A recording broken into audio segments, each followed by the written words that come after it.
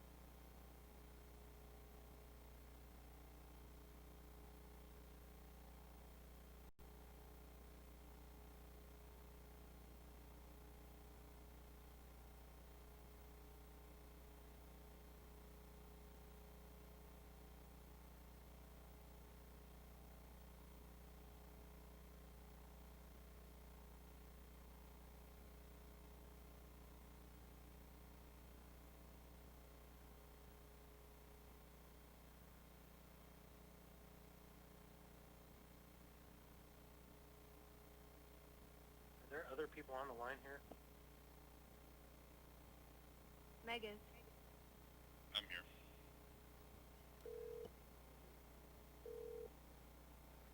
Alright, so I'm going to make that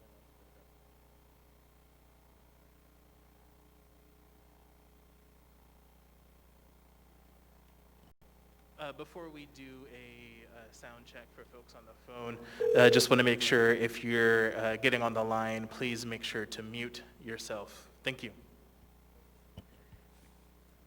So for a sound check on the phone, Mr. Constant,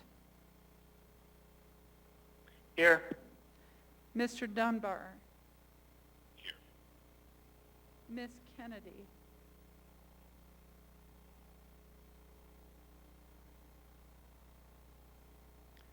Miss Kennedy, we can't hear you right now.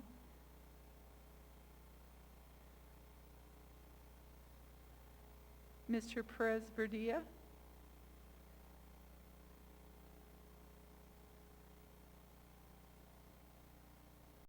Mr. Perez-Verdilla? Mr. Peterson?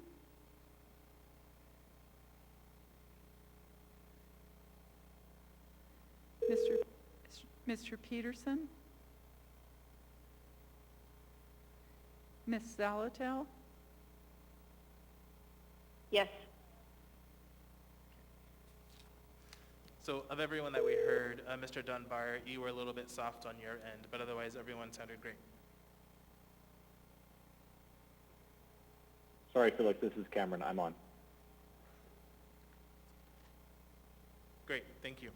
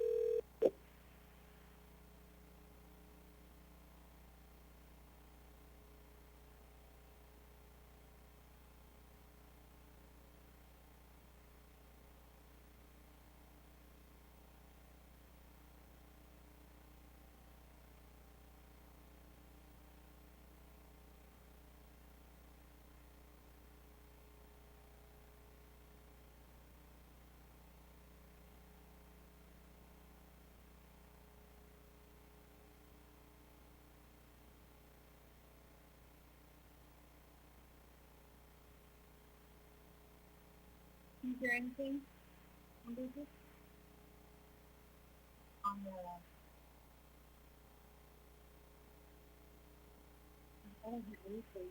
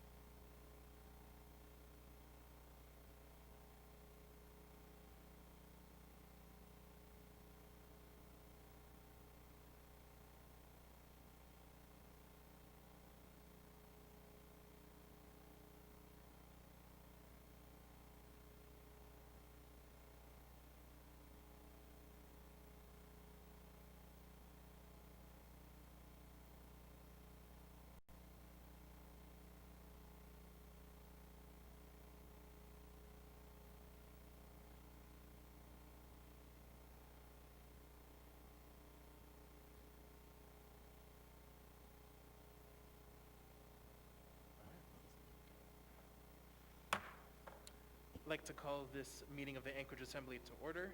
Madam Clerk, can you please call the roll? Yes, Mr. Chair.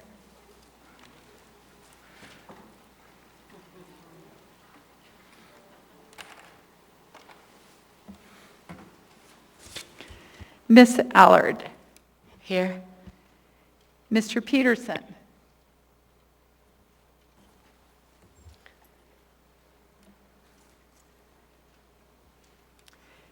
Miss LaFrance. Here. Mr. Dunbar. Here. Mr. Rivera. Present. Mr. Weddleton. Here. Mr. Constant. Here. Miss Kennedy. Here. Mr. Perez Verdilla. Here. Miss Zolotel. Here. Mr. Peterson, are you there?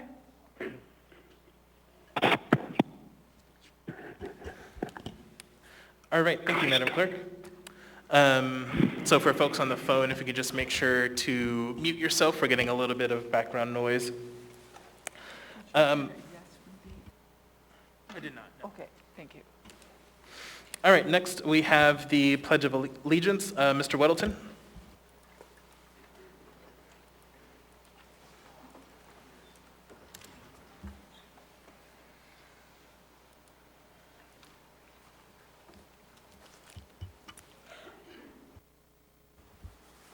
I pledge allegiance to the flag of the United States of America and to the republic for which it stands, one nation, under God, indivisible, with liberty and justice for all. Thank you. Next, we have the land acknowledgement. Mr. Perez Verdilla.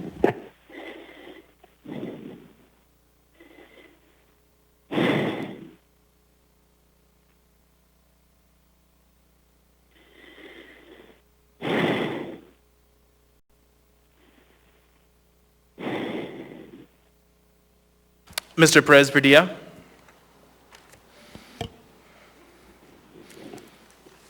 Okay, I'll go ahead and read the land acknowledgement today. A land acknowledgement is a formal statement recognizing the indigenous people of a place. It is a public gesture of appreciation for the past and present indigenous stewardship of the lands that we now occupy. It is an actionable statement that marks our collective movement towards decolonization and equity. The Anchorage Assembly would like to acknowledge that we gather today on the traditional lands of the Dena'ina Athabascans. For thousands of years, the Dena'ina have been and continue to be the stewards of this land. It is with gratefulness and respect that we recognize the contributions, innovations, and contemporary perspectives of the Upper Cook Inlet Dena'ina. Next, we have minutes of previous meetings. Mr. Vice Chair. Move to accept the minutes of the regular meeting of July 28, special meeting of August 31, and the regular meeting of September 15, 2020. Second. Second, Constant. Thank you. And just to clarify, Mr. Weddleton, was that a motion to approve? Motion approved. Thank you. Does the second agree? Yeah, the second agree. Yes. Thank you. Is there any discussion on this motion? Is there any opposition to the motion? Okay, seeing none, the minutes are approved. Thanks to the minutes clerk. Next, we have the mayor's report. Madam Mayor. Good evening, Mr. Chair. Thank you. Today I've invited Dr. Janet Johnston, the AHD epidemiologist, to kick things off and provide an update on where we stand about 3 weeks into the modified hunker down order. Are you on the line, Janet? Yes, I am. Please go ahead. Okay. So there are 3 areas of metrics that I tend to focus on: the cases, testing, and healthcare capacity.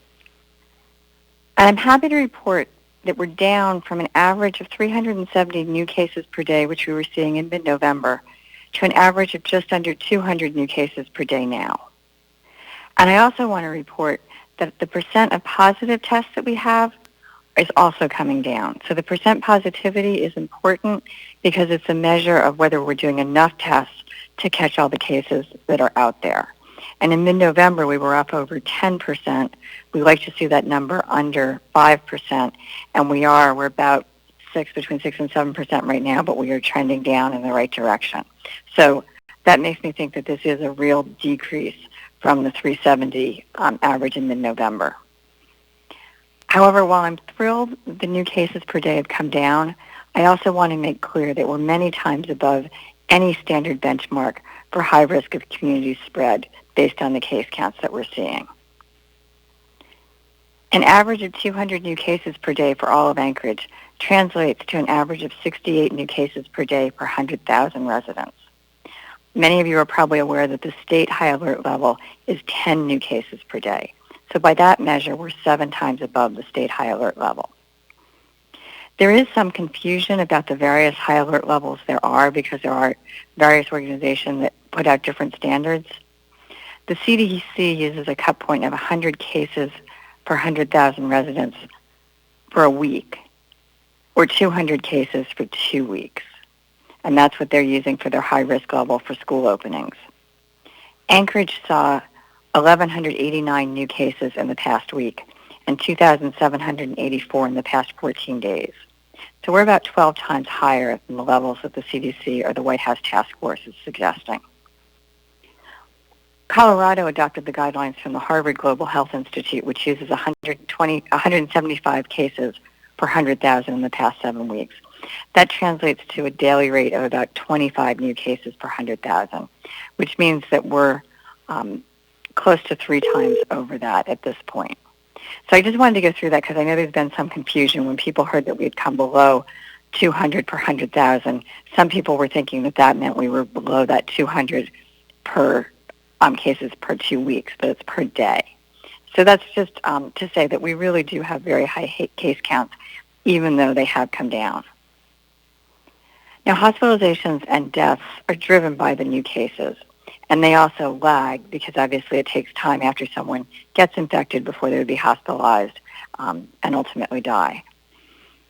Roughly speaking, 200 new cases translates to approximately 1 new death over the next few weeks and approximately 5 new hospitalizations.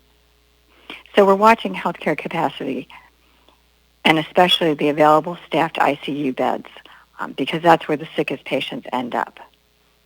Between December 12th and 18th, 3 out of 7 days there were only 3 available ICU beds, and 2 days there were only 4. ICU demand or supply has improved a little bit in the past couple of days, where yesterday we had 11 staffed ICU beds available. But keep in mind, those ICU beds have to serve the full spectrum of patients in Anchorage, not just the COVID patients. As our case counts are starting to decline, we also expect to see a decline in the hospitalized cases. However, for those of you who are watching the muni or state hospital dashboards, I want to make sure that you realize that the hospitalized patients identified as COVID patients are only those who are in their infectious period. We continue to see some patients, more than 20 yesterday, who are no longer infectious but remain in the hospital due to ongoing effects of COVID. We also see patients who were previously infected returning to the hospital or being admitted for the first time due to complications of COVID, even though they're no longer contagious. So our hospitals can handle the load right now, but it's still, the system is strained, and we still need to see the cases come down so the hospitalizations also come down. Now, I'm sure you're interested in how EO16 has affected the incidence of new cases in Anchorage. A month ago, just before we announced EO16, we were in a very scary position from my perspective. Daily case counts were rising rapidly with no end in sight, and healthcare providers were telling us that staffing was tight and they were concerned about being able to continue to provide their patients with the standard of care needed. Since the announcement of EO16, we have seen daily new case counts trending down. And while we came very close to filling all the available staffed ICU beds last week, we're also starting to turn the corner there. Without EO16, I think the COVID story in Anchorage would be more like other communities across the country that are running out of ICU and inpatient capacity. And when that happens, you start to see mortality rates creep up. And we have actually seen our case fatality rates trend up just a little bit from November. And I'm hoping that as the case counts come down, we'll see that also come down. The big thing is that at this point, we can now see the light at the end of the tunnel with vaccines starting to roll out in Anchorage and across the country.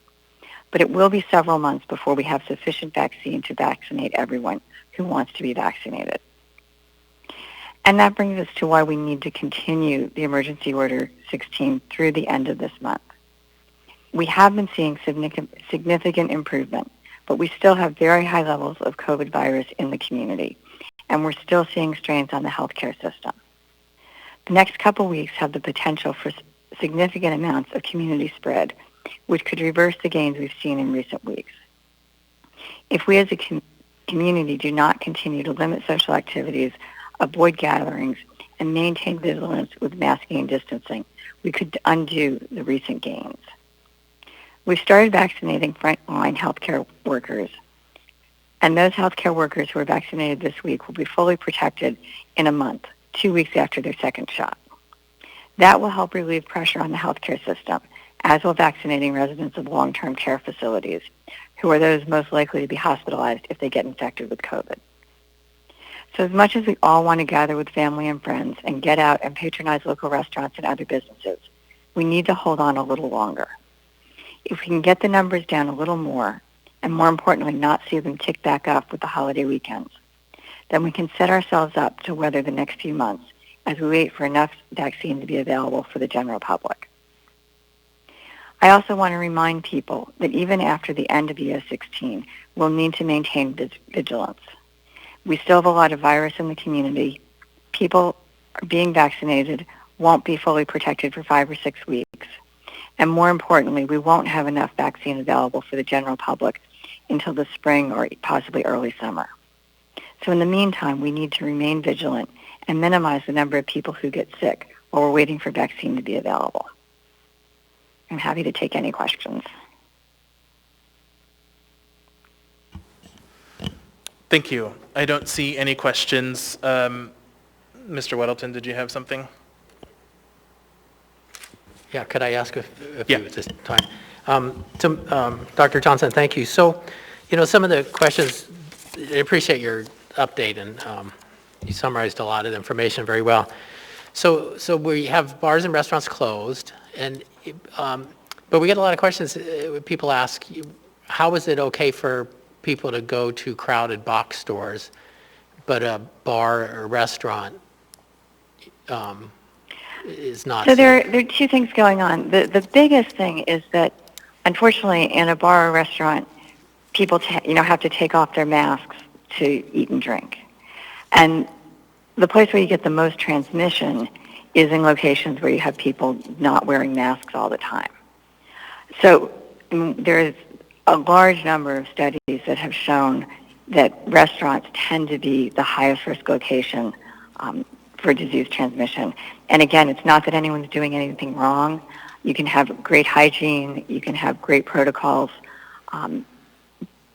but the mask still can't be on all the time. And distancing is also often a challenge. The big box stores are supposed to be limiting capacity to 25%. I hope that's what's happening. They're also supposed to be distancing people. And then more than that, you don't have people staying in the same location relatively close to other people for the same amount of time. So it's the ventilation, the airflow, but really just the shorter period of time that you're being exposed close to other people, and most importantly, the continuous masking. It's continuous masking and continuous distancing are the things that we really focus on, and what most of the people I talk to are tired of hearing me say. Thank you. All right, so I see two other folks in the queue. We're actually going to go ahead and finish up the mayor's report, and then we'll do questions at the end of the report. Is there anything else, Madam Mayor? Yeah, sure. Thank you, Mr. Chair. So as you heard, case counts are dropping, and Emergency Order 16 is working. As Janet described, we came dangerously close to overwhelming our healthcare system, and there were days as recently as last week when we only had so many COVID-19 patients in our hospitals that we were just one car crash or accident away from using up all of the staffed ICU beds in Anchorage. Now cases are coming down, and if we can sustain that trend, we'll have more space at our hospitals, fewer residents dying from COVID-19 before having the chance to get vaccinated, and our economy will function more normally. I wanted to thank all of the Assembly members for making this progress possible. I know what it's like to be on that side of the dais and the challenges that come with your role. Your leadership and constant communication, and I know how constant it can be with residents, are integral to effectively fighting the pandemic. I also wanted to thank Alaskans who've made incredible sacrifices over the past 3 weeks. Our code enforcement officers who are doing daily spot checks across the city, more than 200 this weekend alone, including many of the big box stores, continue to report overwhelming compliance with the emergency order. We know that so much of the success we're seeing is because individuals across municipality are taking this seriously and making the decision every day to maintain distancing, wear masks, and avoid gatherings. Even for some, it meant skipping holiday traditions or precious time with extended family. And Janet, in leading up to the EO, was very concerned about Thanksgiving. I'm happy to report that while other places saw a big bump in cases after Thanksgiving, we didn't really see that here. And that shows how much responsibility this community is taking to protect one another. These decisions will save lives, help us lift restrictions more quickly, position us to keep as many businesses open as possible, and get us to our goal of getting our kids back to in-person school. These decisions will also keep us from having to hunker down again later, which none of us wants to do. We're still working out the details of what comes after EO16, taking all the feedback and data into account, and we will share those when we have them. But no matter what, we know that our success will depend on the continued commitment of residents to take health precautions seriously. In the meantime, we continue to have conversations with our business and other partners who know firsthand the impacts of this pandemic. We speak regularly with the hospitality industry, both as a large group and with individual business owners and trade representatives. And while public health experts point out the challenges that come with this particular industry, with patrons inside without face coverings while eating and drinking, we remain focused on identifying the ways that we can safely reopen this important sector of our economy. Through these meetings, the industry requested that we evaluate alternative ways of meeting ventilation requirements for safe outdoor dining in tents. As a result, we worked with the industry to create a review process and a standard for outdoor tents in our updated Attachment D to EO16. Also in these meetings, the industry requested that businesses that defy public health guidelines be held accountable so that the entire industry doesn't pay the price for a few bad actors. As a result, we hired more code enforcement officers and transitioned from a completely complaint-driven enforcement process to a proactive spot check process. I'm committed to continuing regular and transparent communication with hospitality and other industries, and working with industry and public health experts to do what we can to get these businesses reopened safely. This has been a really hard year.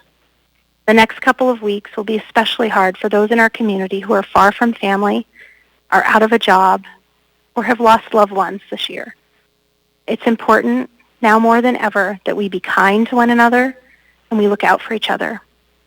And that during the darkest days of winter, we all remember that the light will return. I'm optimistic for what the new year will bring. Congress just passed another stimulus bill, which will provide another round of relief for businesses, more funding for rental assistance, increased unemployment benefits for 11 additional weeks, and more direct payments to individuals. It's not perfect, but it's a great start. And I'm so thankful for Senator Murkowski's leadership in making this happen for Alaskans and Americans across the country. In other good news, as Janet mentioned, vaccinations will bring relief for healthcare workers and eventually more certainty for businesses. We'll get kids back in the classroom, and we regularly collaborate with ASD to work toward that goal. I wanted to give Mr. Dole, if he's on the line, a chance to respond to what we're doing to inspect and ensure compliance at big box stores and other locations. Thank you, Mr. Chair. Through the chair, this is Bob Dole, Development Services Director. We have, using COVID funds, hired and trained a team specially focused on assuring compliance with the emergency orders for COVID and recognizing the good actors and identifying those not so good. They have taken a proactive approach. All of them are very experienced in doing investigations and audits from their past career experience, and they have gone forth and embraced working with different the different companies to do it. As the mayor mentioned, they did 212 inspections this weekend alone. They take an approach of inform, educate, enforce as they're dealing with businesses, to inform those that aren't aware of the standard, help those who are having trouble figuring out how to make it, and initiating enforcement with those who are choosing to ignore the safety mandates. I am ready for any questions on the enforcement side. Thank you. All right, so we're going to go ahead. I'll add you to the end of the queue. Okay. Can't remember how to use this thing. Mr. Perez-Verdia. Thank you, Mr. Chair. I have a few questions, and I would they're all aimed at or for the first two speakers that we had, so I'll just let them decide who wants to answer them. So let me just lay out three quick questions. The first one is related to expanding our sort of capability and capacity in healthcare, and that we are using sort of stagnant numbers to determine how many beds we have. And the question there is really about what are we doing to expand our ability to respond to this and our capacity. And so rather than having one stagnant number, are we doing something to increase our ability to serve more people in ICU and ventilators and those kinds of things? So that's the first question. The second question is about what I'm hearing from a number of my constituents is this concern that we are disproportionately focusing our attention towards those that are vulnerable towards COVID and focusing primarily only on reducing the spread, but not focusing on the economic impact, the mental health impact, the long-term impacts that this is going to have to our community. So I guess I want to hear about are we in the data that we're using and the numbers that we're reviewing, both looking at the cases, the testing, the healthcare capacity, and the very real impact that this is having on the majority of the people who live in Anchorage. So that's my second question. And my third is really around the standards that are being used. And I guess I've received a lot of pushback on whether we're using the right numbers to determine this. So, and whether the metrics that we're using are really, we feel comfortable that those are telling us the right story here. And I just want to get a response from the administration on that. So those are my three. If you could respond to those, I'd appreciate it. Thank you. Thank you, Assemblymember Perez-Verdia. I'd be happy to get it started and then pass it along either to Dr. Johnston or to Heather Harris, the Director of the Health Department. In terms of staffing, it's a really good question. It's one that we've talked with hospitals about and with doctors on the front lines. One of the challenges is there are a limited amount of trained professionals to do this technical work. And so while they have tried to recruit additional professionals, the problem is that normally we would recruit travel nurses or folks from in the lower 48 who are looking for an opportunity to come up here. We're at the point now that everyone across the country is trying to recruit staff. And there's such high demand that it's really hard to get folks to come up here. And so, we have the alternative care site. Should we try to open that? We don't have the staff to man it at this point or to staff it at this point. And that will get better with the vaccine, and this is a really positive thing that's happened in our community. We won't see staff numbers dwindling as we were before, and so I think that's a really positive note. I'll let Heather and Dr. Johnston decide how they want to answer the rest of the questions and if they have anything to add for number one. This is Heather Harris, Director of the Health Department. I would like to just add a little bit before I turn it to Dr. Johnston about the aspect around mental health concerns and really taking a holistic view of the decisions that are being made. And we do talk about that quite a bit and analyze that and look at the data and what we're seeing across the nation. And what we do know is that as our community has widespread transmission of COVID, that directly impacts our economy, not necessarily always attributed with our emergency orders, but just the level of transmission happening throughout the community impacts the economy and also impacts another factor that's really important to mental health, which is around schooling for children. And we are really focused on a goal of trying to reduce the level of transmission along with ensuring healthcare capacity is available. But the transmission component, the more we can reduce that, the more possible it is that our students will be able to get back into in-person learning. And we recognize that that makes a huge impact, especially for our youngest population here in our community. And it directly impacts families if they're trying to navigate how to juggle in person or how to juggle online schooling along with jobs and other stressors that they have in their lives. And so we really see that if we can reduce overall community transmission, that is going to directly impact in a positive way people's mental health and those other factors as well. And I just want to add one thing related to the hospital capacity. I don't know how many people are aware, but last month the FDA authorized monoclonal antibody treatment. This is for people who have mild to moderate COVID, who would be at high risk for hospitalization.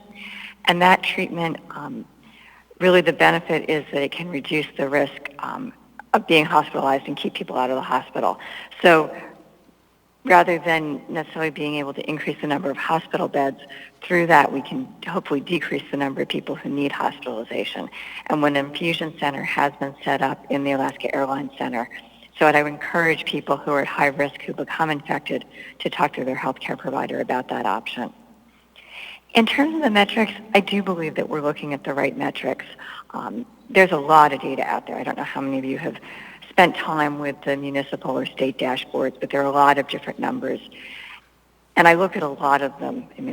So the ones that I reported here are the ones that we think are the most important. They're also the ones where there have been standards developed by various organizations.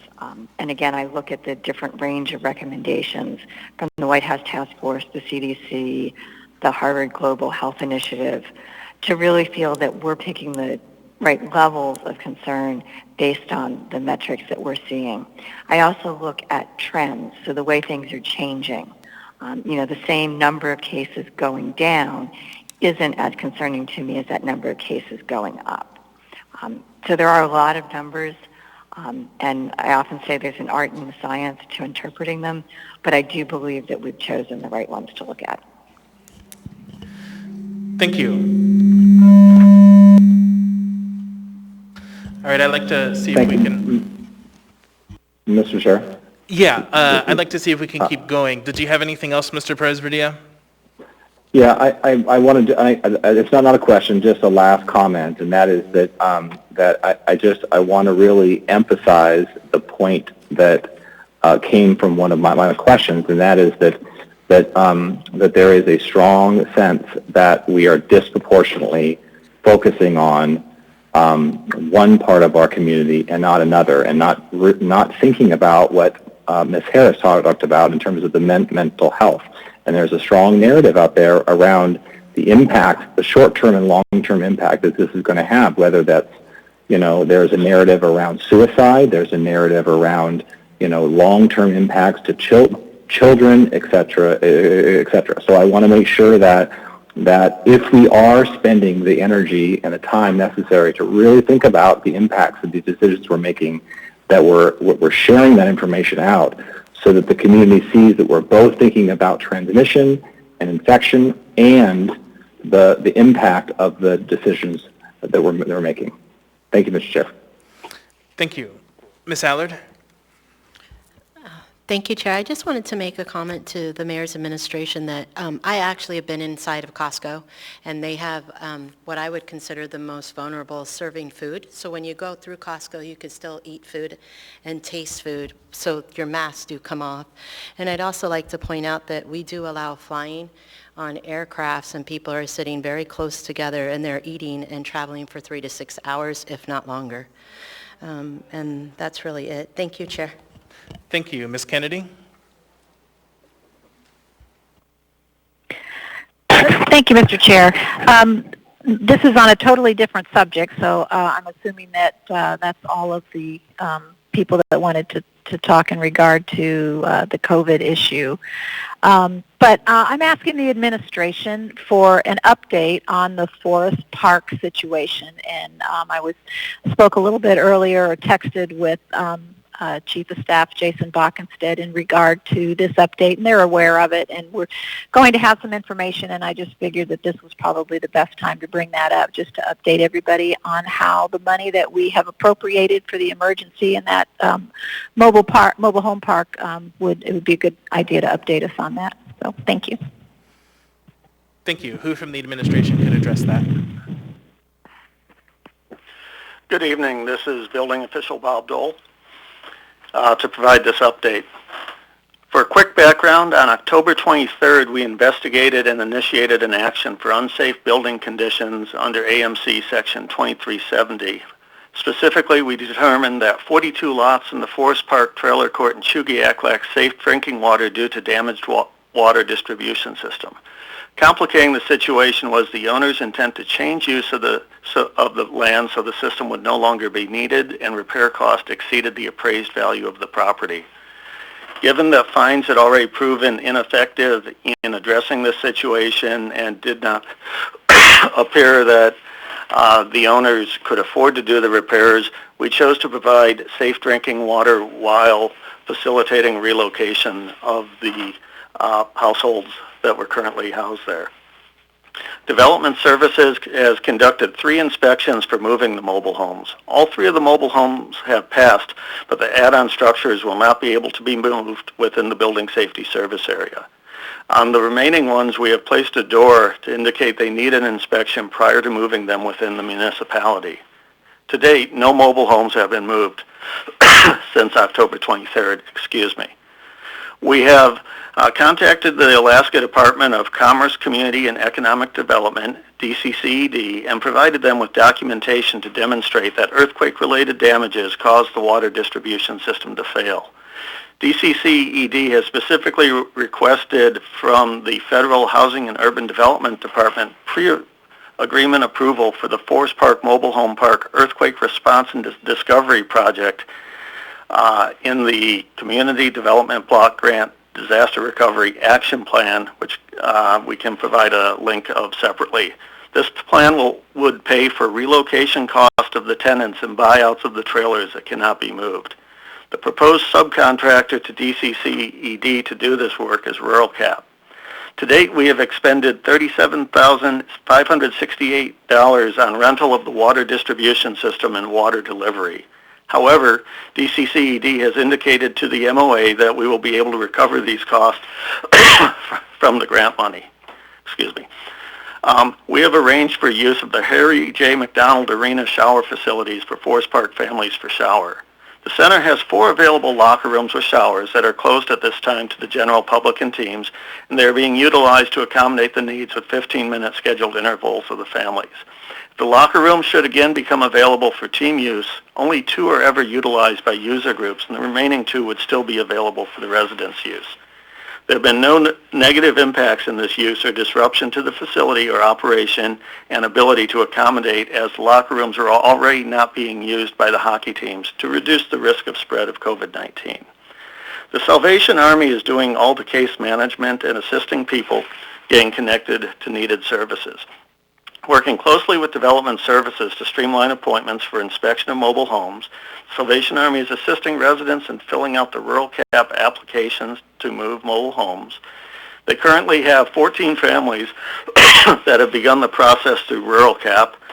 The Salvation Army has distributed Christmas food and gifts that were provided by the Church of Latter-day Saints. They've connected with the ACF Eagle River Church to assist families in continued water access and other services as needed. They are continuing phone and in-person interviews to begin and complete the Rural Cap applications. Some additional information. Due to the complications with well certification, the municipality of Anchorage Development Services is not pursuing well repairs due to it not being cost effective. The engineer with whom we consulted donated his time to this effort and his time to certifying the water distribution point. Due to the extensive deterioration of the 45-year-old buried galvanized steel water distribution system, achieving safe drinking water at each manufactured home would require total replacement of the system. The similarly deteriorated wastewater removal lines were installed above the water distribution lines and would also need to be replaced. The probable cost of the water system repairs exceeds the appraised value of the property. We have heard complaints of icy conditions inside the park. However, these are not the responsibility of the MOA, as this is private property. Our vendor does carry salt with him to sprinkle in the event any water is spilled while refilling the water distribution point. We understand that the tenants are challenging the eviction notices issued by the landowners in an ongoing lawsuit. The MOA is not a party to this litigation and cannot speak for the judge as to the date by which the tenants must vacate. We understand that there are currently 2 dates that have been provided in eviction notices. End of report. Thank you. Did you have anything else, Ms. Kennedy? Well, thank you. First of all, I want to thank Mr. Dole for getting all that information. And can he? I might have missed it in the whole report, but can I get just an update on the amount of funding that the water hauling has actually cost at this point? And then I have a comment. Thank you. Through the chair, the amount spent on the rental, the develop and rental of the water distribution point plus water hauling is $37,568. We spend $100 per 500 gallons to be hauled, which is part of that amount. Great, thank you. I appreciate that. And then I guess just my final comment is, yeah, I do kind of have concerns. I don't know if risk management has really taken a look at that, but because the municipality has inserted itself in the situation, which I'm glad it did, and I think it had every right to do that, but I am concerned that there is potential liability for the ice. I know at least one person has fallen up there, and just the fact that we're actually supplying that water source, which is actually causing the icing. Anyway, I just really want to make sure that we don't have any real concerns from a legal aspect on the liability of that at this point. So otherwise, thank you very much, Mr. Chair. Thank you. All right. Thank you, Madam Mayor and others.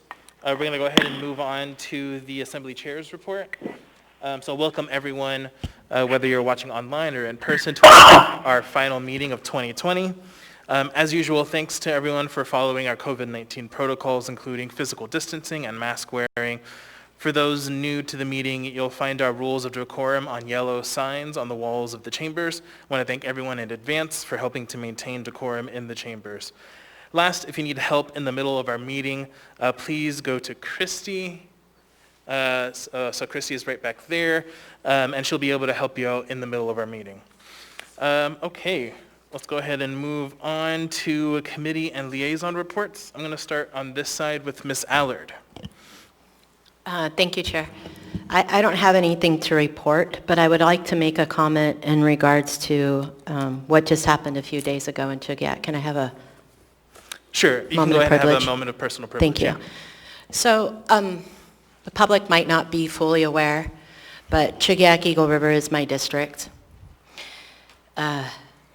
Yesterday I received a phone call, and it took place about 11:15. And we had a military veteran, younger than me, who took his own life. He belonged to the American Legion, and he was a fine man. And I say that he was a young man because he was younger than me.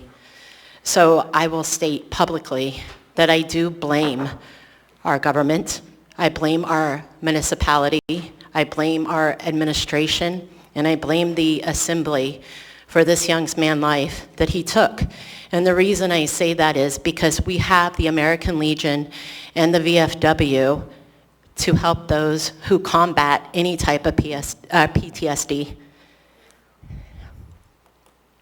And it is my belief that had he had his brothers and sisters in arms to speak to, he wouldn't have taken his own life. Thank you, Chair. Thank you.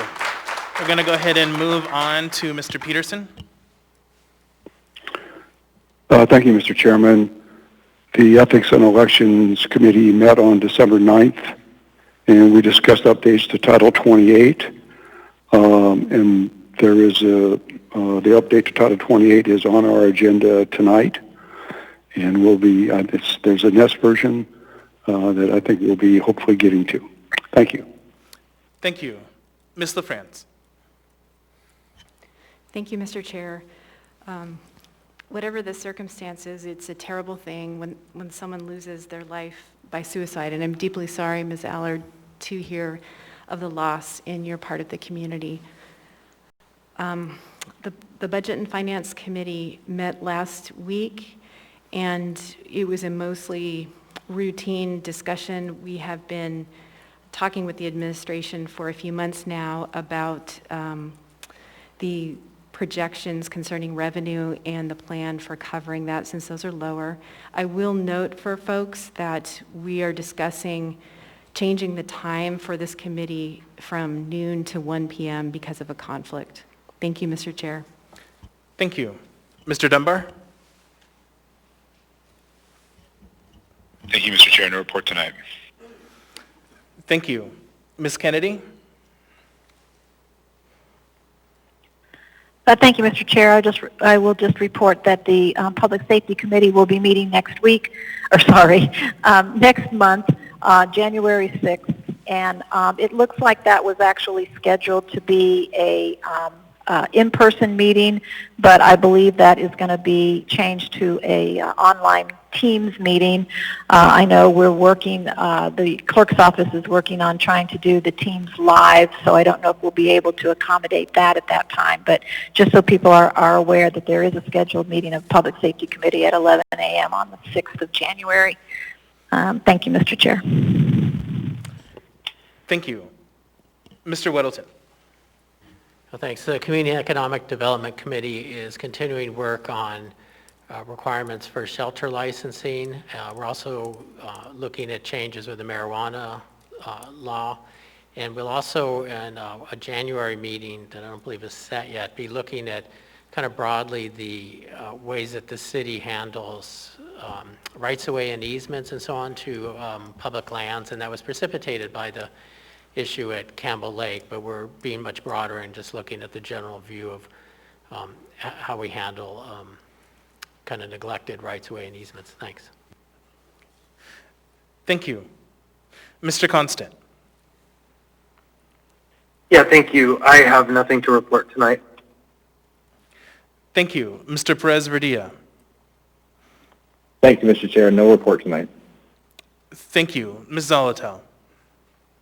Thank you, Mr. Chair. The Health Policy Committee, which I co-chair with Ms. LaFrance, will meet on January 6th from 10 to 11. That will be a Teams meeting.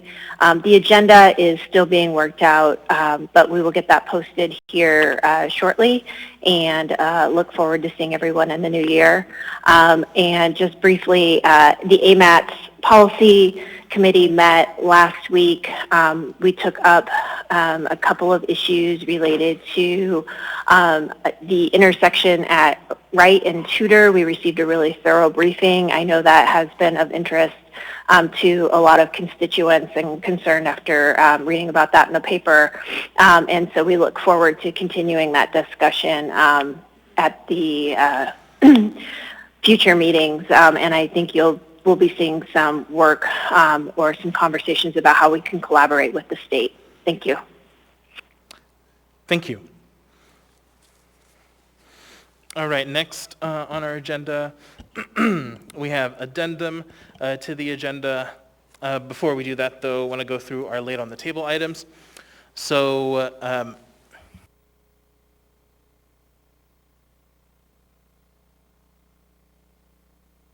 right, just confirming with the clerk the items that we have. So we have two items. One of them we don't need to take a vote on. It'll just be a supplemental item.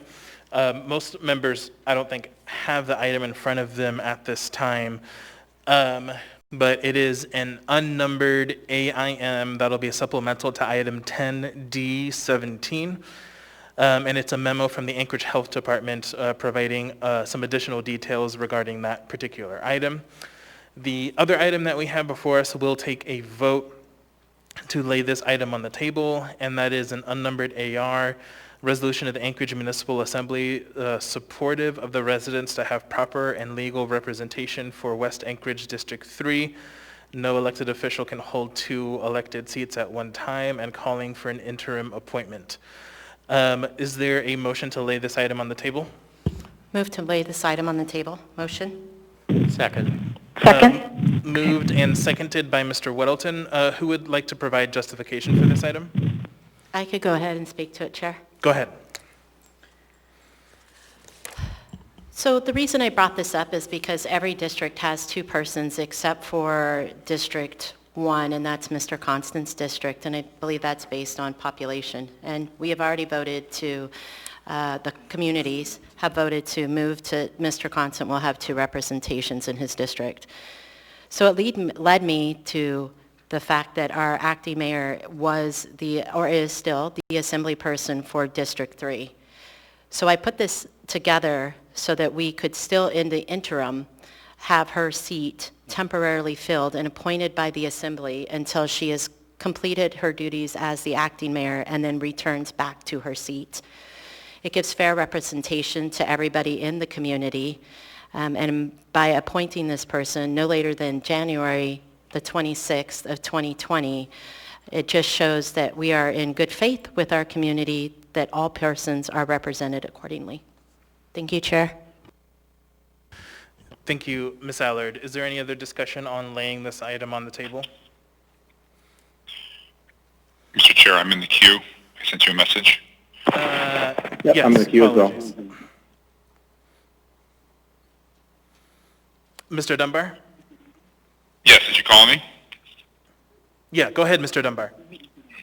Thank you, Mr. Chair. I'm opposed to this action to lay this item on the table for two reasons. One, because there is a clearly defined charter procedure for vacancies, and I believe this resolution calls for us to deviate from and violate the charter, and I'm never in a rush to violate the charter. Second, on its face, it's not something that needs to be laid on the table. They are asking. Hold on, for Mr. Dunbar. in. Mr. Dunbar, if I Yep. could pause you. So, ladies and gentlemen, we are not going to be able to operate like this. So we are going to be getting pretty soon to initial audience participation, and we're happy to hear what folks in the audience have to say. But while assembly members are speaking, please do not interrupt. Thank you. Please keep going, Mr. Dunbar. Thank you, Mr. Chair. So that's one point, is I'm not in favor of resolution to violate the charter. Second, on its face, this does not have to happen at this meeting. They have identified what they think as a long-term issue. Again, the charter doesn't see it that way, but they do. They want us to perhaps take action by the 26th of January. Therefore, it doesn't need to be laid on the table tonight. It could be put on the regular agenda at our next meeting. So I'm opposed to this motion to lay it on the table. Thank you. Thank you. Mr. Perez-Verdia. Thank you, Mr. Chair. I'm also opposed to laying this on the table, and I guess I want to say that I am actually, I would love to work with the two members that brought this forward to develop something that we can bring forward that's well thought out and comprehensive that really addresses this issue. And I was surprised by this. As the person who represents this area, I guess I was surprised that I wasn't consulted and involved in it. So I'm opposed to bringing it forward at this time because I just don't think it's very well thought out. As Mr. Dunbar said, it requires a charter amendment, and I think that there's more work to be done. So I would offer to the two members who brought it forward that I'm available and willing to work with them to develop something that really addresses what I think is a problem. But at this point, I don't think it's developed to the point that I think we need to be discussing it. So I'm opposed to laying on the table, but offer to be a part of developing something later. Thank you. Thank you. Ms. Zolotel? Thank you, Mr. Chair. I think we just need to be reminded of the laid on the table standard, or for those who weren't around when we adopted the new standard. And it's for those items that require immediate assembly action for things such as financial necessity, natural disasters, or when time is of the essence for assembly action on an item. And we've interpreted that to mean that you can't wait until the next meeting. So for the reasons Mr. Dunbar stated, this can wait until the next meeting, especially given the timing and the item as currently drafted. So I would urge a no vote. Thank you. Thank you. Mr. Constant? Yeah, this one slipped by me today. I received it after I had a chance to review it. And so for my part, I can't support it because I haven't even had a chance to read it or study it. I have it now. I found it, but I can't support it. Thank you. Ms. Allard, did you want to speak again on the motion to lay this on the table? Yes, I would like to respond that the District 3 doesn't have adequate representation. As I have sat on the community council meetings and have heard it for myself, that questions that were asked have been postponed. That's why I brought this up now. They need to be represented. They need their answers or their questions answered in a timely manner, not put off and say, call me or email me. Questions you might have. Community councils are for those members to be able to address their assembly members in a timely manner. I think further delaying this is irresponsible. The failure of the assembly to hold a special election has created a de facto ago, vacancy on the Assembly. When the Assembly member Austin Quinn Davidson took the oath of office as acting mayor, this has subsequently created a vacancy on an Assembly seat for almost 9 months, which is unprecedented in the municipality of Anchorage, and there is nothing in code that allows this Point of order, extended Mr. time Chair. vacancy. I would like to also add... Hold on, Ms. Allard. Go ahead. What is your point of order, Ms. Alatel? Thank you, Mr. Chair. This seems to be debating the merits of the motion and not the laid on the table standard. I would like us to just move forward, call the question on the laid on the table question. Thank you. I second the motion to call the question. Okay, so we have 3 folks in the queue, but we can go ahead and deal with this motion. Can you remind me, call the question, is it debatable or not? Chair, I wasn't finished speaking, and it had direct relevance of this being laid on the table. Thank you, Ms. Allard, but there was a point of order and a motion made, so we're just... So then I'm going to do a point of order that I'm able to continue to read and say what I wanted to say. No, you are not.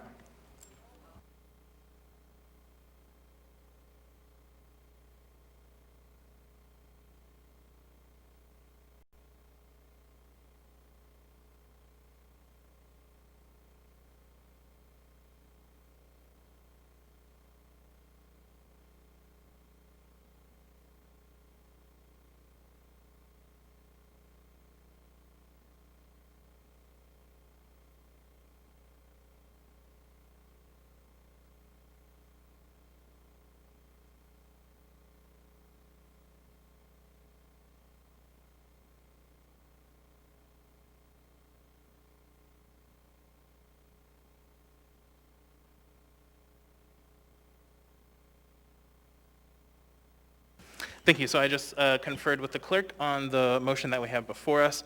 So it is not a debatable motion. So members, that was moved by Ms. Salatel, seconded by Mr. Dunbar to call the question on this motion, which the motion we have before us is to lay this item on the table. So with that, members may proceed to vote on the call to question.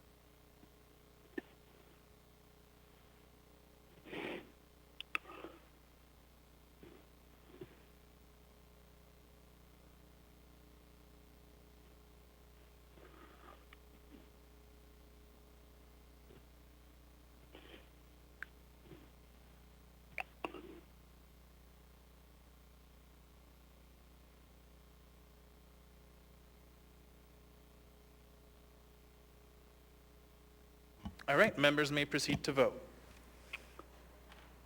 And again, this is to call the question, which ends debate. Mr. Peterson? No.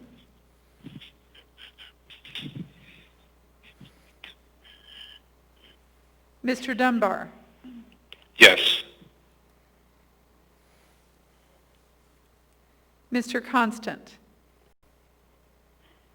Yes. Ms. Kennedy? No. Shoot. Mr. Perez-Verdia? Yes. Ms. Solotel? Yes.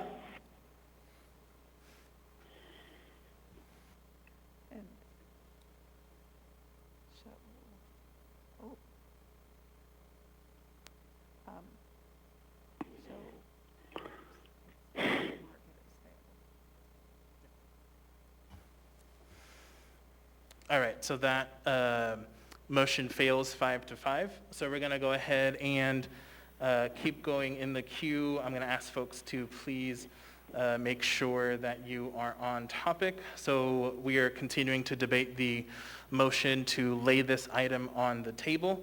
So Ms. Allard, did you want to go ahead and finish?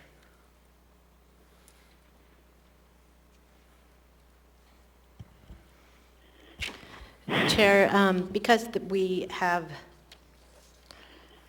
in my belief, broken the charter and the faith of the community, there is nothing wrong with continuing to be able to have representation for that district.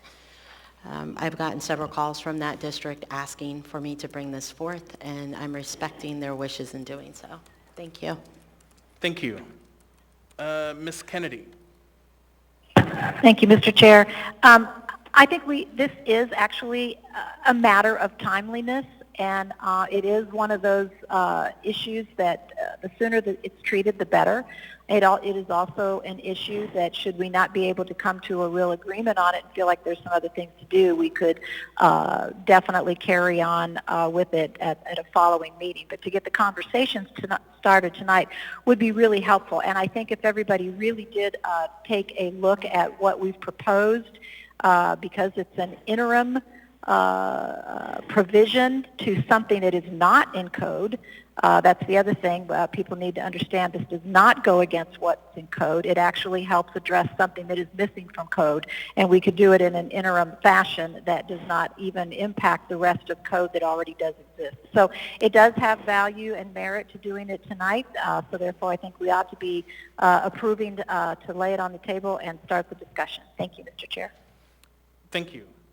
Ms. LaFrance, on the motion to lay this on the table. Thank you, Mr. Chair.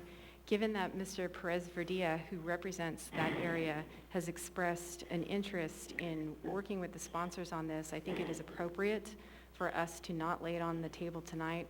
Further, I would say that since the community councils have not been involved, for example, the Spenard Community Council, the Turnagain Community Council, they had no idea about this.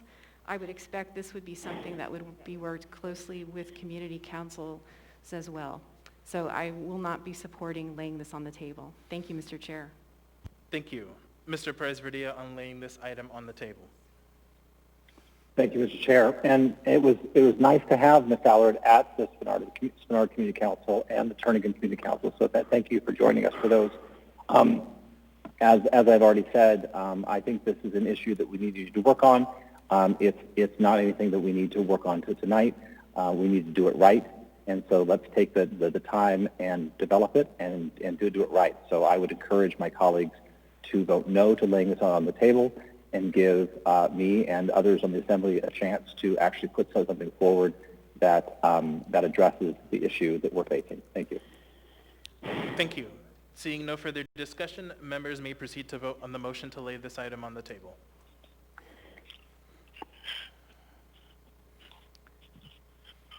Mr. Peterson? That's a no. Mr. Dunbar? No. Mr. Constant? No. Ms. Kennedy? Yes. Mr. Perez-Verdia? No. Ms. Zolotel?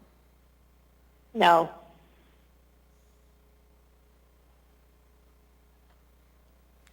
That motion fails 8-2.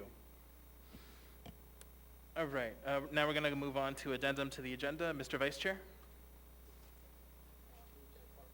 I'd move to incorporate the addendum to the agenda.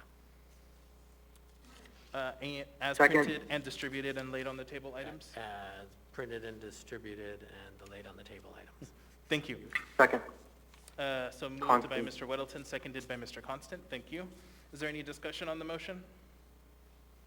Is there any opposition to the motion? Okay, seeing none, those items are incorporated. All right, so we're going to go ahead and move on to appearance requests.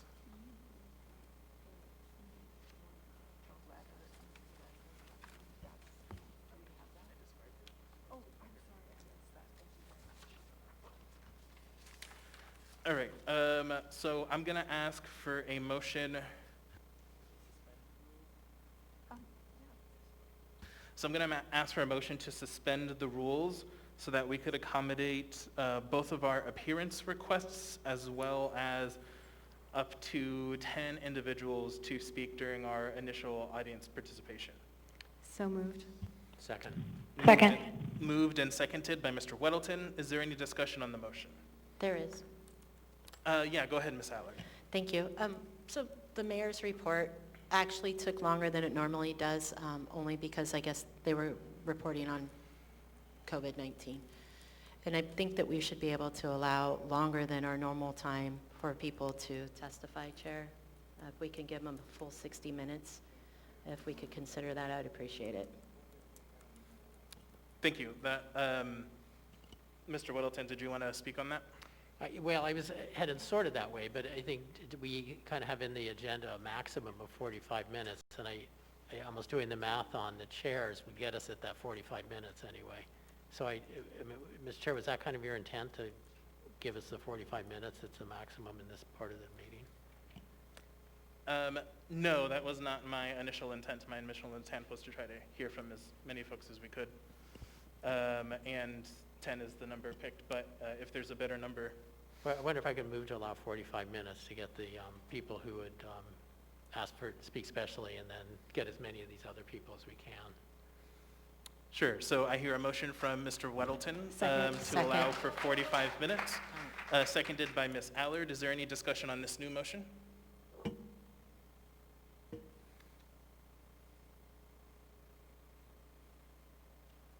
Okay, seeing no discussion, members may proceed to vote. And again, it's a motion to suspend the rules to allow for 45 minutes of initial appearance requests and initial audience participation.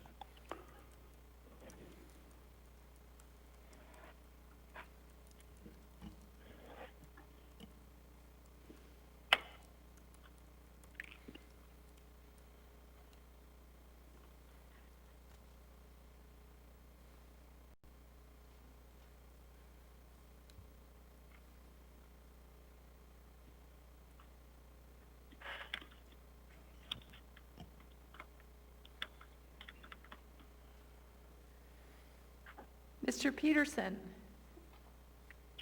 Yes. Mr. Dunbar? Yes. Mr. Constant?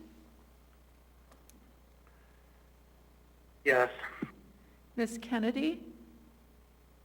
Yes. Mr. Perez-Verdilla? Yes. Ms. Zolotel? Yes. That motion is approved 10-0. Okay, so we're going to go ahead and move on to appearance requests and initial audience participation. We will do our first two appearance requests, and just for the record, we are going to be doing this until 6:56. So with that, I'll start with Mr. Williams.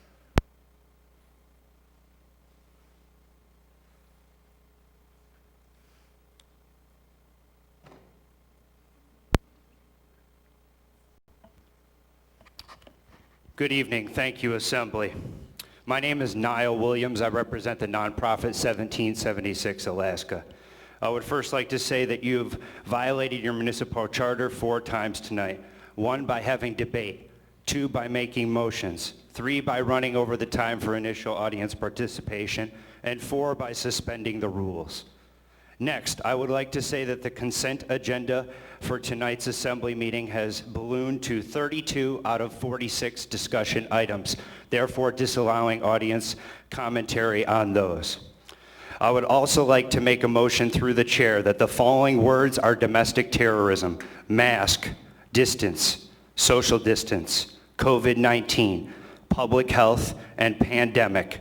Lists are being made of violators of this domestic terrorism statute, and we will keep them for the new republic. Next, I would like to move that there have been 5 unlawful arrests in the municipality of Anchorage for persons accessing public meetings for the week ending December 12th, 2020. One of them resulted in an injury. You can see I'm wearing a back brace because I shattered my back. The other resulted in a threat against human life that was executed by, through the chair, Mr. Pete Patterson in last time's assembly meeting, the regular assembly meeting. Finally, I would like to say that law enforcement agencies locally, statewide, and on the federal level are gearing up for arrests. The hammer will come down soon. All of the assembly members and the acting mayor are guilty of 8 municipal code violations, including 4 of the Bill of Rights, 7 state violations, including 5 from the Bill of Rights, 8 federal violations, including 4 from the Bill of Rights, and 20 international violations, including 18 human rights violations. Consider, assembly members, whether you want your careers ruined, you want to spend up to life in a federal prison, and whether you would like fines upwards of $1 million. Finally, how can we trust public health officials that are running Planned Parenthood murder and slaughter clinics on Lake Otis Boulevard, where over 25,000 unborn babies have been killed so far this year? Forced vaccinations through the COVID-19 vaccine are assault, rape, and premeditated murder. It violates international, federal, state, and local laws. The vaccine contains 14-week Caucasian unborn baby cells. It contains an mRNA strand, which changes your genetic structure from a double helix to a triple helix. Therefore, you are no longer human. Discrimination for those who will not vaccinate is domestic terrorism. You will all be prosecuted to the fullest extent of the law. Finally, the following members of the assembly body are AWOL. Thank you, Chairperson, and the assembly. Thank you. We're going to go ahead and move on to Mr. Eric Huffman.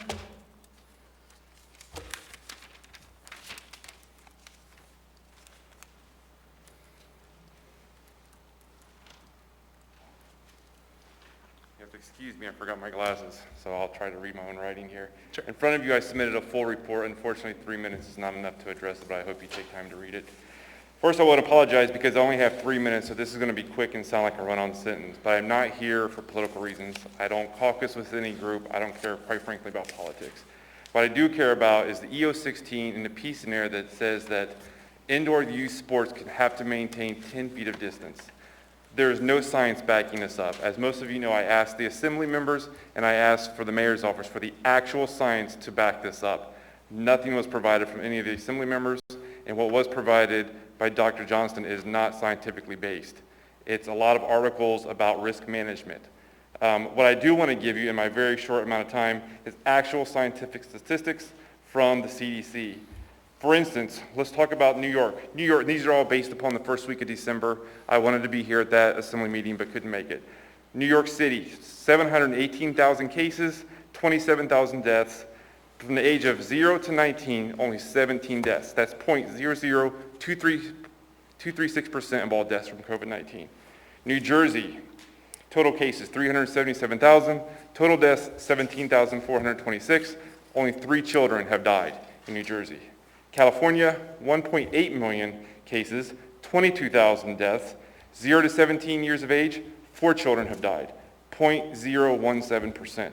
The United States alone has somewhere around 130 children that have died from COVID-19.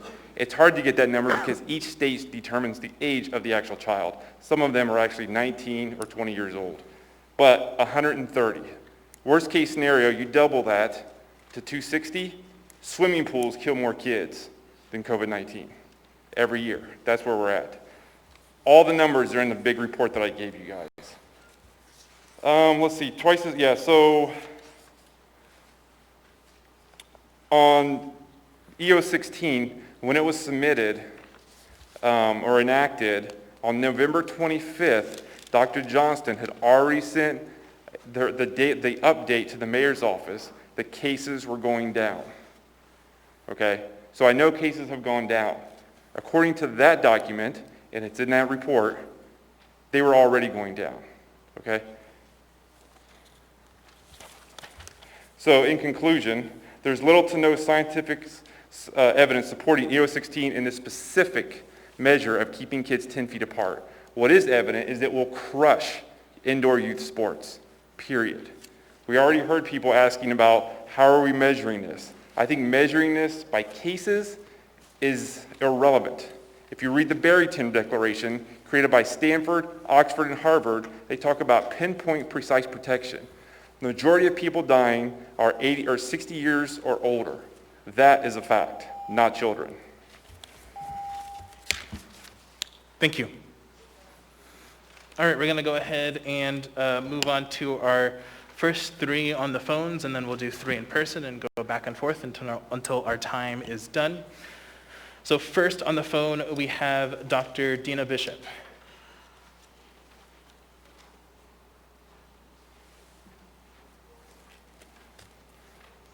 Your call cannot be...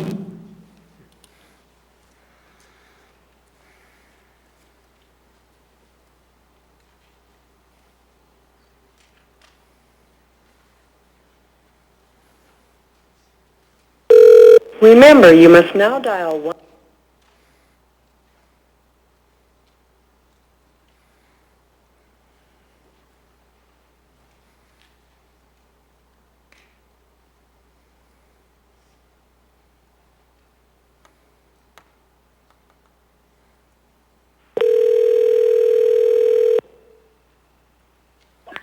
This is Dina Bishop.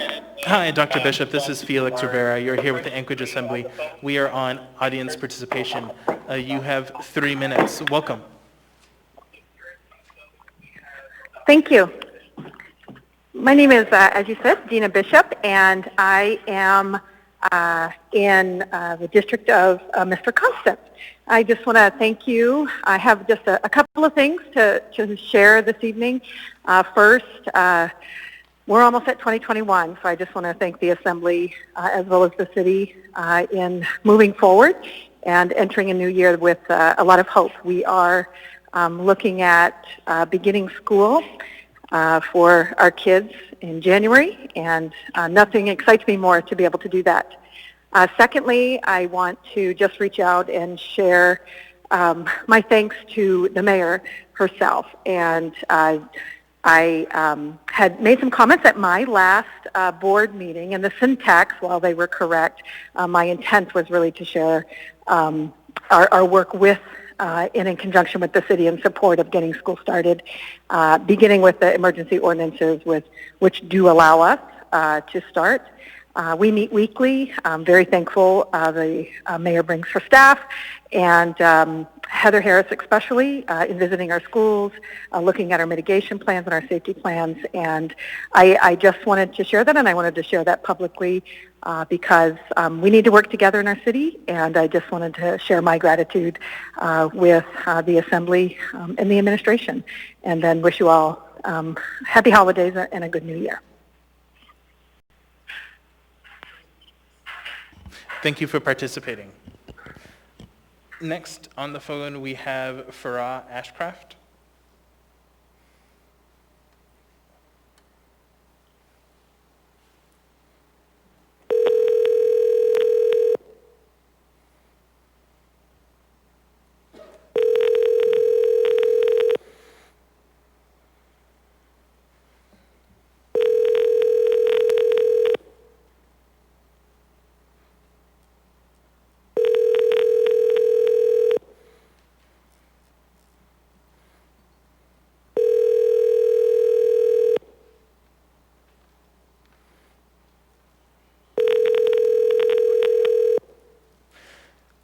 And then third on the phone, we have Ms. Rosa Mealy.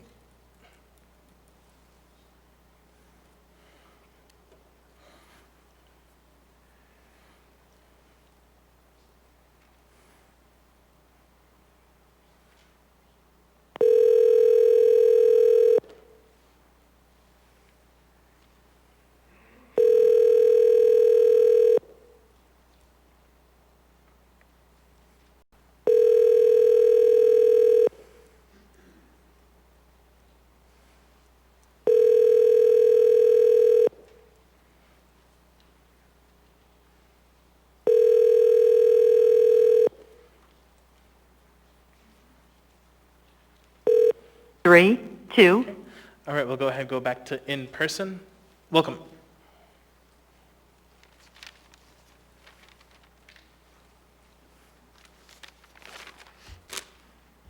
Good evening. My name is James Wojciechowski, W-O-J-C-I-E-H-O-W-S-K-I. I live on the East Hillside, represented by Dunbar and Peterson. I am licensed to practice medicine in the state of Alaska as a physician assistant. When managing a complex patient and family practice, you learn a specialist is only a phone call away. When you refer a patient with metabolic disease, such as diabetes, for a cardiac consultation, it's important to keep a close eye on the specialist's treatment plan. Sometimes they are so focused on the heart, they forget it's attached to a patient with underlying issues. This myopic view can lead to unintended harm. I do not envy the complexity of the COVID situation the acting mayor and members of this assembly have been trying to deal with. In a way, you are like that cardiologist I mentioned. You're trying to institute mandates as a treatment plan to slow the spread of a virus, but you've forgotten about not harming the patient you're trying to treat. In my attempt to help, I've written a speech for the acting mayor to consider delivering to the people of Anchorage. It goes like this. My fellow citizens of Anchorage, I've given long thought to some assumptions we made about how to stem the spread of this virus that is now a part of our community. After contracting COVID myself, I've come to realize we are making a mistake. I did everything right in regard to our mandates. I wore a mask, I socially distanced, I stayed well within my bubble, and I only went to stores for necessary food and supplies. Yet I still ended up positive, and my wife has not. The mandate failed me. California has now learned the supermarkets are our greatest vector of spread and recommended shopping for supplies no more frequently than once every 2 weeks. Studies out of Italy confirmed that their initial COVID spread resulted from office buildings with antiquated HVAC systems and no air filtration. After speaking with Muni engineering experts, I learned the HVAC systems in our large stores are not adequate to trap the circulation of a virus. Yet these stores are packed with shoppers. Our new tact is this. I'm rescinding all hunker down orders and mandates.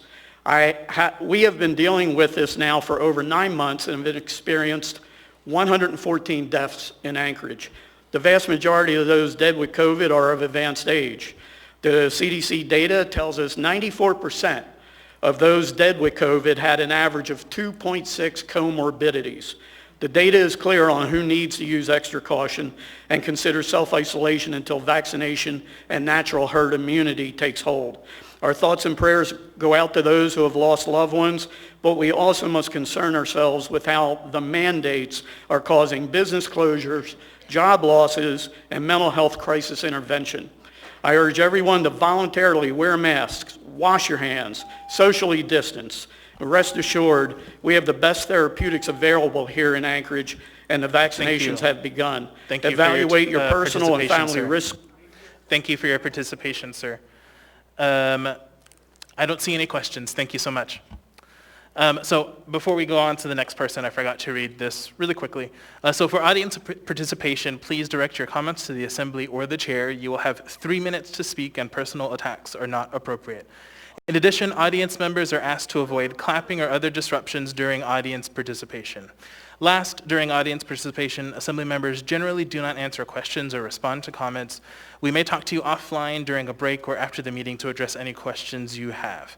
I will, as chair, work to maintain decorum at this meeting and ask for your assistance. Welcome. My name is Kimberly Stevenson. Equity. I've heard that word dozens of times from the members of this assembly, so I'm going to shine a spotlight on the equity you have doled out. As many of you have heard, Table 6 in Midtown permanently closed their doors last week. The owner, Alex Perez, grew up in Floresville, Texas, 30 minutes outside of San Antonio. He started out in government housing, being raised by a single mother with 3 kids. He told me once the reason he works so hard is his mother got a flat tire when he was a kid, and it derailed their family's whole life. She couldn't afford to fix it. She couldn't get to her job. After high school, he moved to Alaska and worked in Prudhoe Bay, cooking in camps. Took many years and long hours working in kitchens all over Anchorage before he was able to open his own place.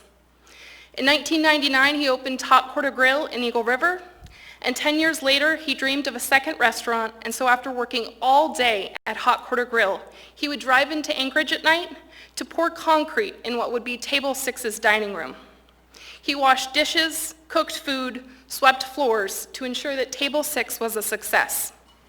That same man just announced 2 weeks before Christmas, after an already very difficult financial year for our employees, that come January 2021, they will no longer have a job. People have said restaurants are putting profits before people. Well, I'll have you know the 50 people we've had to let go of this year are filled with single moms and families struggling to pay rent. His employees struggling are what kept him awake at night, not profits.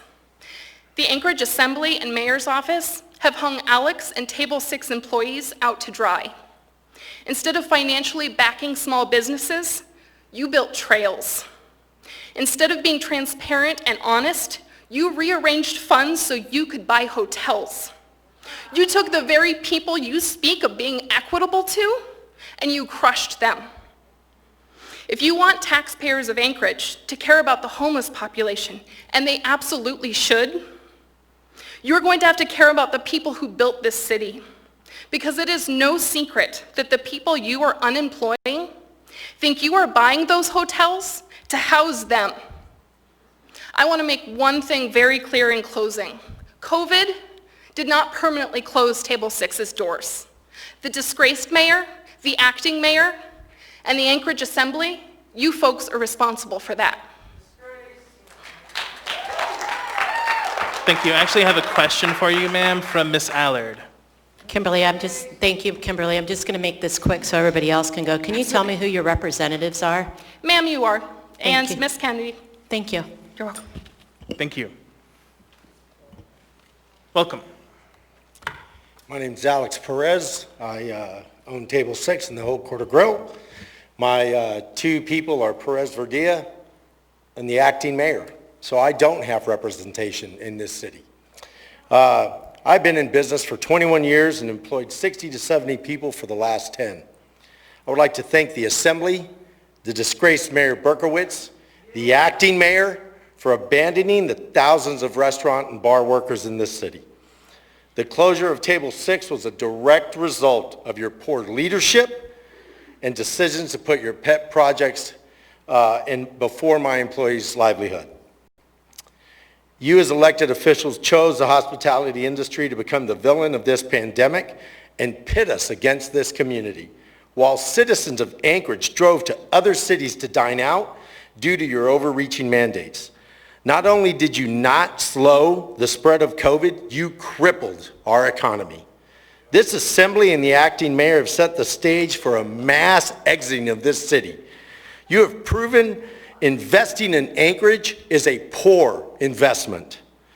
If drastic changes are not made immediately, I'll be closing 2 restaurants inside of 12 months. You've asked how this has personally affected people. Alessandra Hernandez, Giovanna Corena Dispic, Ashley McKenzie, Kathleen Derlin, Bailey Powers, Katie Rhodes, Chris White, Kimberly Stevenson, Christian Cortez Nanez, Kinsey Denton, Christine Simonson, Lacey Curbs, Corinne Early Stanky, Lori Hamill, Ernest Vidal, Matthew Shakely, Eric Dufloth, Mel Hilborn, Aaron Dunlop, Melanie DeBolt, Aaron Gales, Michael Foster, Ethan Perez, Michelle DePriest, Jeffrey Reed, Natalie Ossip, Jessica Holcomb, Nick Owen, Joel Bekovic, Patty Mullins, Jordan Swan, Peggy Weiser, Pete Zuniga, Reese Perez, Shelley Saline, Ignacio Mangubat, Caitlin Fletcher, Sonia Paradis, James Jewell, Sophia Fast, Tanya Faddis, Sydney O'Reilly, Travis Travers, Nico Contreras, Tyler Messer, Ryan Babian, Tyler Russell, Zachary Lucci, Walter Thompson, Josh Meister, Winston Javier, Carlos Ulia, Jamie Meister, Mark Combs, Eric Wakeshire, Iris Curry, Simeon Jacoy, Nicola Tomic, Christopher Rosenfeld. This is the list of some of my employees who were forced out of work by your actions. Meanwhile, the box stores are packed full and none of you have missed a paycheck, and the mayor just gave 8 hours to each of you. Disgraceful. One day you will no longer be able to hide behind those masks. You will have to walk the streets of Anchorage and be held accountable for your actions. Thank you for participating. I have a question from Ms. Kennedy. Thank you, Mr. Chair. Thank you, Mr. Chair. Thank you, Mr. Perez, as well. And you're hearing me on the phone, obviously. So this is Crystal Kennedy. But my question to you is, well, first I have to say thank you for reading those names. I mean, that so hits home. And if people aren't able to put a face with those names, maybe some of the names will really still resonate with them and they'll remember that for a while. So thank you so much for reading off the names of those employees that have lost their jobs. But can you tell me a little bit about some of the stories, I mean, not the stories, but what are these people doing? If somebody is losing their job today in the restaurant industry, what options do they have? What are they planning? What's their future look like? Well, what do they tell you? Some of them, ma'am, have tried to find other jobs. Some of them, this is what they do for a living. So they're out of work. I will also like to say that when the original mayor shut us down in March, I took it upon myself to pay every staff member of mine an additional week of wages, including the tips that my servers would have made on average from January until the middle of March, because I felt it was the right thing to do, because you take care of the people who take care of you. And this assembly, we are who you should be taking care of. And you have failed on every ladder, on every step. Our acting mayor this job is above her head, and she should be removed, and we should have an election. Follow your charter, for God's sake. Thank you. We're going to go ahead and move on to the phones. Next, we have Brett Behringer.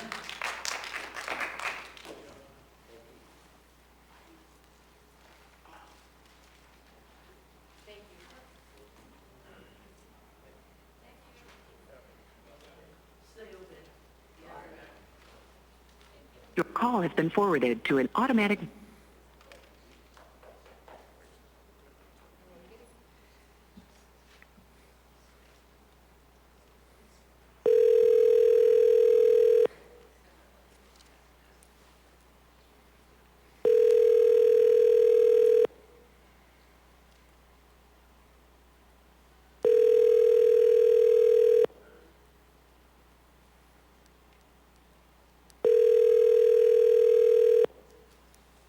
Your call has been forwarded. Next, we have Kristen Bush.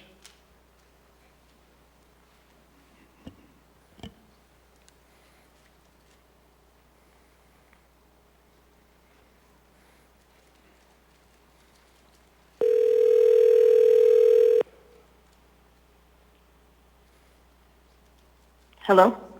Hi, Ms. Bush. This is Felix Rivera. You're here with the Anchorage Assembly. We're on initial audience participation. I see here specifically you wanted to speak to item 10B1 on our consent agenda. You have 3 minutes. Welcome. Thank you.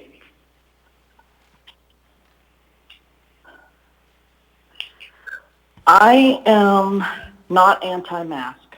I am pro-personal freedom to choose my medical decisions.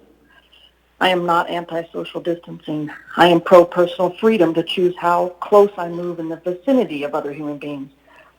I am not anti-vaccine. I am pro-personal freedom to choose my own medical decisions. My body, my choice. I am not anti-remote education. I am pro-personal freedom to choose how my child receives the education my tax dollars pay for. I am in support of eliminating the mayor's emergency powers effective immediately.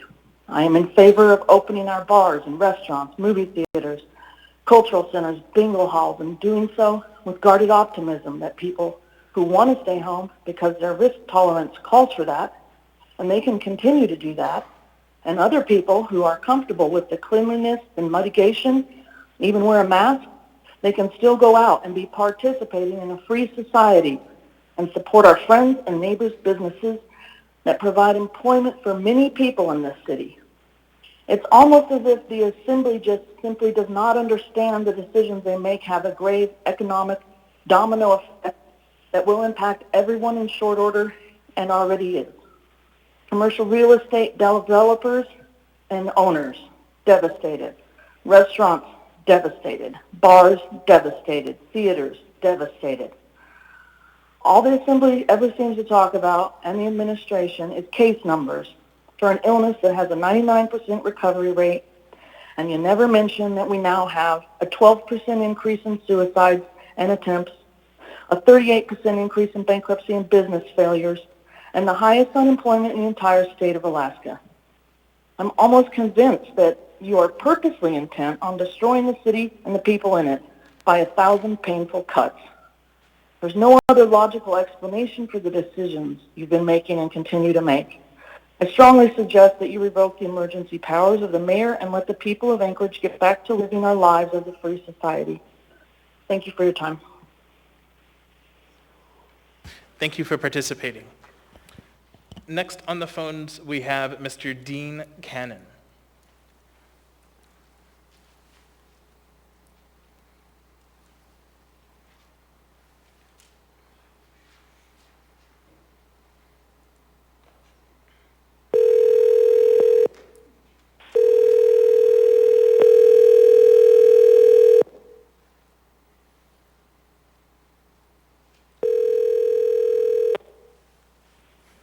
Hello, this is Dean.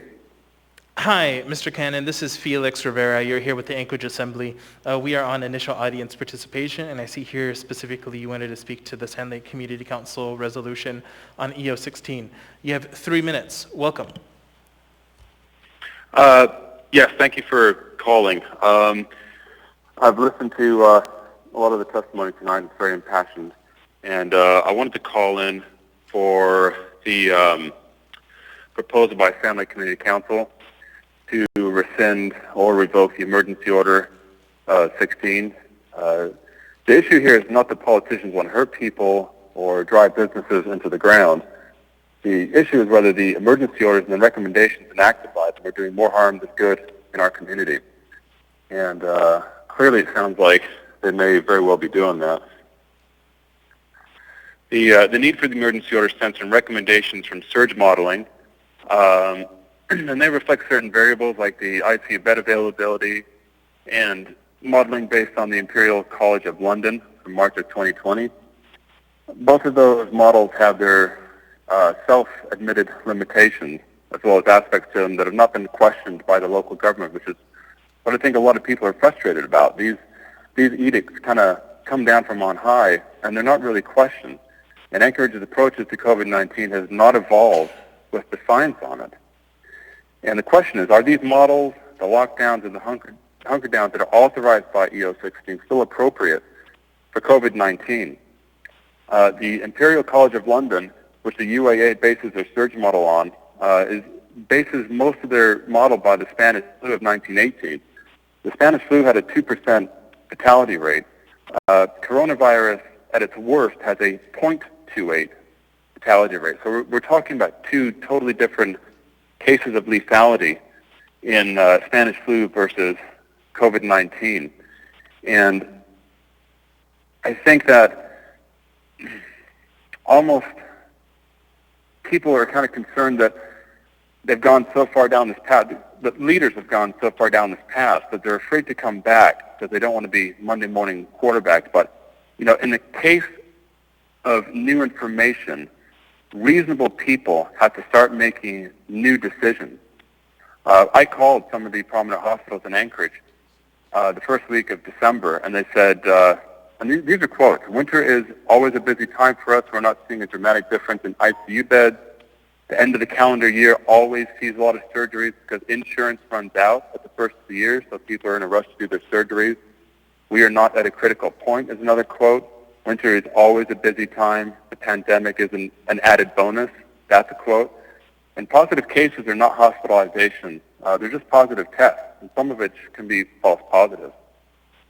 And I want to say that in the end of October, beginning of November, the cases kind of surged, and then they tapered off as they normally do. And actually, the R value, the reproduction rate, was actually below 1 towards the end of November, which means that the virus was receding. Your time is up.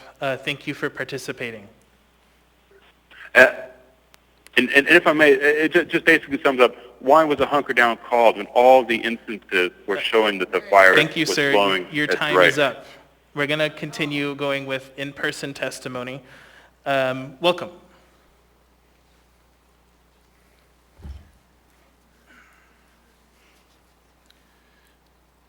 My name is Charles Mckee. I'm the beneficiary of the Mckee Trust. And as I indicated in my last presentation here, the originator of the credit based on our birth certificate is God Almighty and Lord Jesus Christ and the Holy Spirit that transcends down to the individual, male or female, that wishes to accept the Holy Spirit.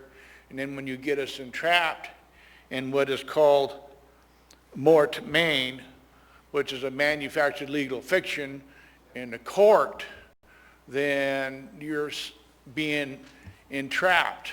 You don't know when they ask you your name, when you speak it, it comes out all capitalized, a mort main. It's a dead name. It's in the dictionary under mort main, and I'll read it to you. It means to die. It also means a transfer of lands or house to a corporation, body, such as a school, church, or other charitable organization, a perpetual ownership. So what happens is I consent to Channel 2 broadcasting because they have an archives. If you simply look at 1963, when the proposal from the Bar Association was submitted to the legislature, Alaska legislature, they incorporated the state of Alaska in 1963, refiled it, and the notification was there. They're not advertising it every hour, 15 minutes on every hour, like on a TV program. They simply, that's the legal parameter. You're notified. 1963, that's it. And everybody else forgets about it. So it becomes a state of Alaska incorporation managed and operated by the Bar Association, consequently the court system too. So it's all incorporated, and thereafter your transfer. Let me say that in 1967, I was in Fairbanks. I became subjected to the sewage from that Golden Heart City flood. I was admitted to Army Bassett Hospital.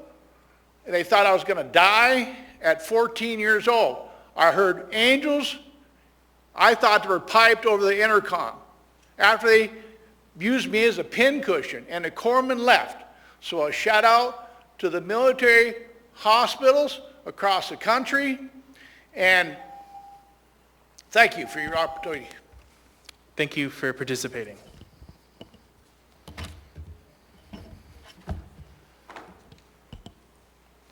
Welcome.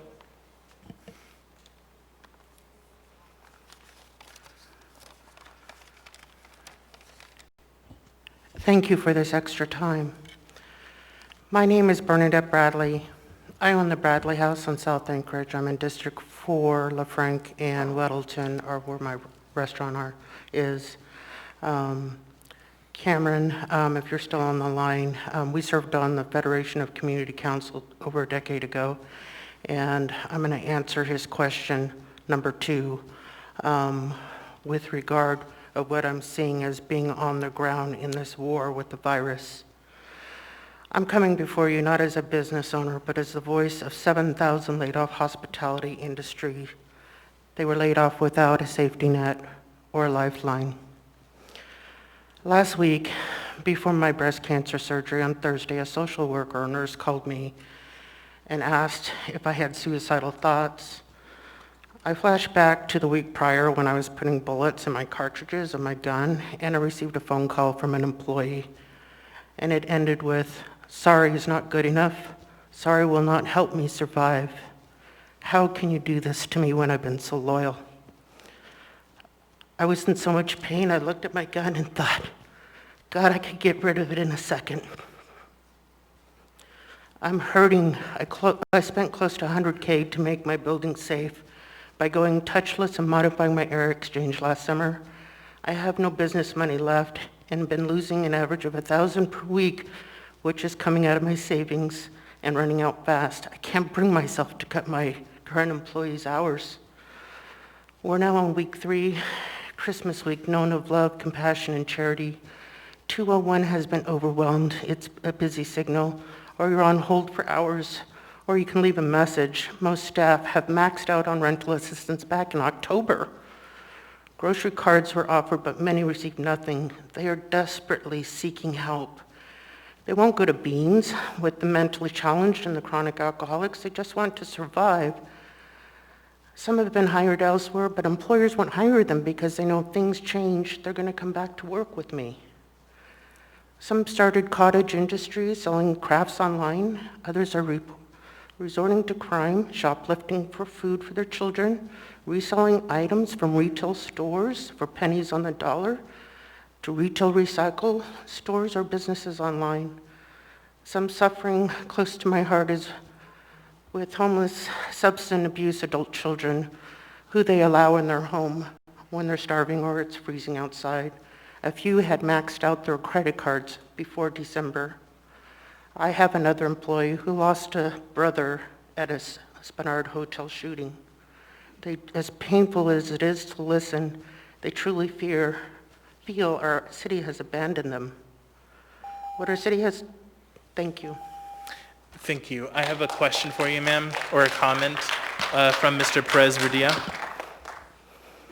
Yeah, I just wanted to thank Bernadette for coming forward. I'm so sorry about all of the things you're experiencing, and I actually I want to talk with you at some point. If you would send me an email, I would really appreciate it because I'd like to hear more about your experience. So if you wouldn't mind sending me an email, I'd love to be in contact with you. Appreciate it. After I have couple more people in the queue, Ms. Bradley. But if you come over here, you can get Mr. Perez Verdia's card. But I have a couple more people for you. Ms. Allard.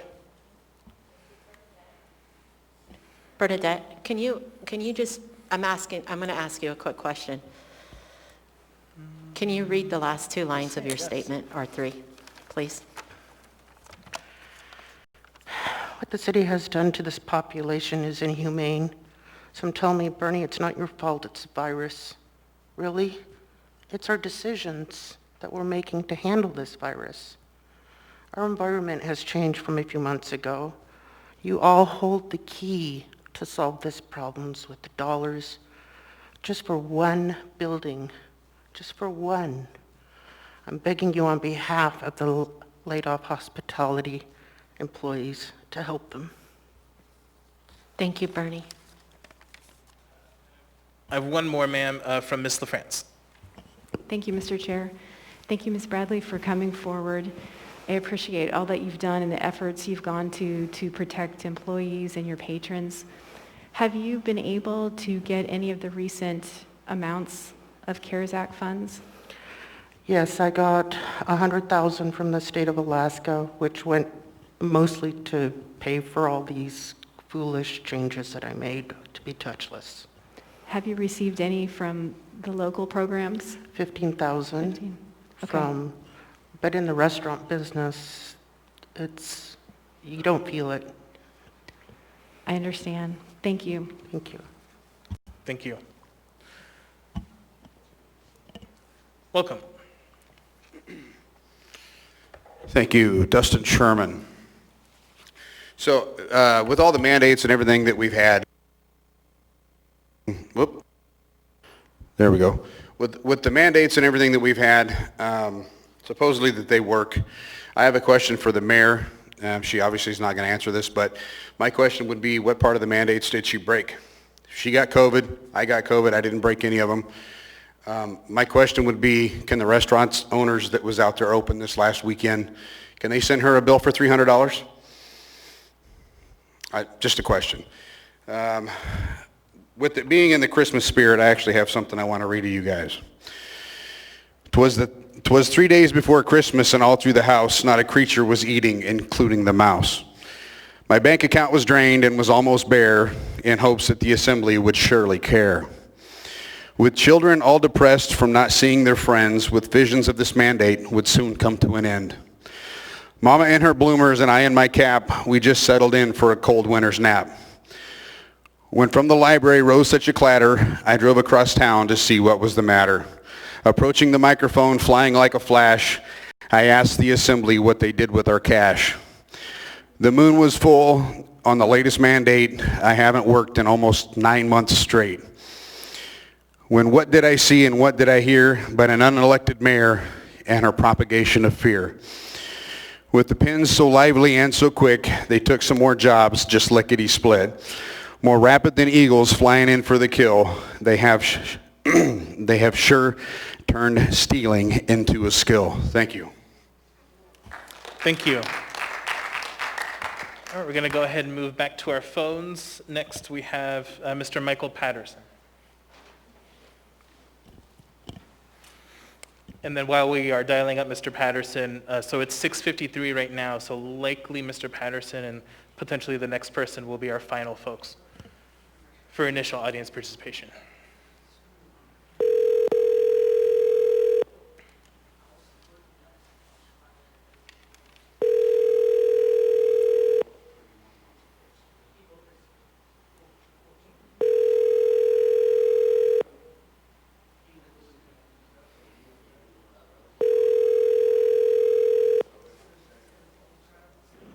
Hello, you've reached Michael Patterson.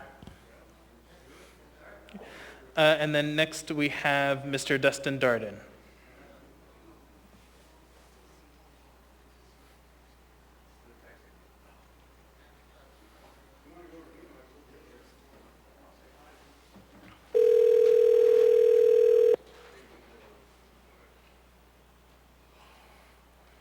Dustin.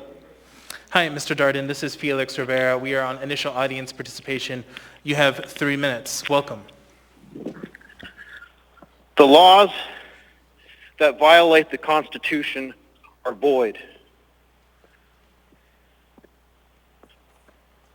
Jesus Christ walked this earth we're on right now. Am I being persecuted? Yes. Is Niall Williams being persecuted? Yes. Is Sister Kathy being persecuted and arrested? Yes. We're going to a school board meeting posted on the ASD website. Was I asked to leave the assembly meeting by Officer Bakken? Yes. Did I ever refuse? No. Did I ask him to arrest the assembly for making unconstitutional executive orders? Yes. Did they arrest you? No. Does the Constitution stand? Yes. Are there specific Alaska statutes that enforce the Constitution of the United States of America and furthermore the Alaska State Constitution? Absolutely yes.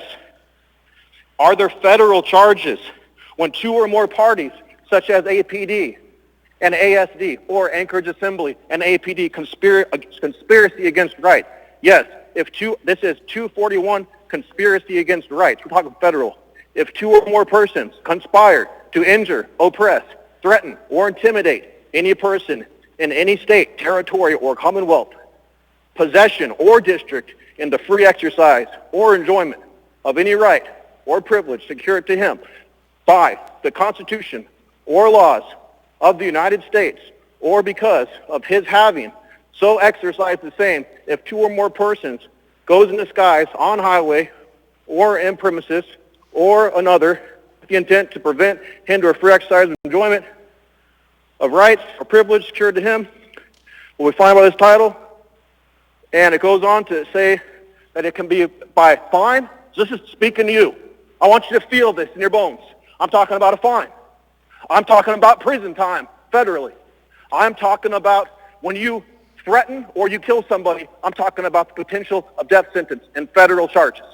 Because what you did to those two homeless people at that ice rink that you locked up, that you probed them in the nose by force when they wanted to leave, and you would not give them due process, and you issued an illegal warrant like you did against me, Niall, and Cassie, Dustin Darden right here speaking, D-U-S-T-I-N, D-A-R-D-E-N, you violated not only Alaska Statute 11.76.110, interference with constitutional rights, which is a Class A misdemeanor. I want you to feel that in your bones right now, because the people have a form that's provided at the Anchorage Police Department called a private party citizen arrest form. You got any questions? I don't see any. Thank you. Mr. Chair, I'd like to suspend the rules and move to extend this for another 20 minutes, but with a caveat that people would have 2 minutes each. And if that's not enough, they could speak at the end of the meeting for our regular open audience. Second. Moved and seconded. Is there any discussion on that motion? I Mr. would Dunbar? like to speak to that briefly. Yeah, thank you, Mr. Chair. So I will support this extension, but I want us to be more thoughtful in the future about this. I think we're getting to the point where we are disrupting not only our own ability to do our business, but also the rights of the public to have public comment on the normal agenda. This is going to push us past 11 almost every time we do it. And when you do that, there are people who want to comment on things that aren't going to be able to.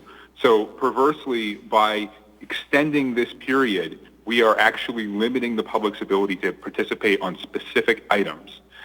So I hope that in the future we can be more thoughtful about this and get to our actual business with more alacrity. Thank you, Mr. Chair.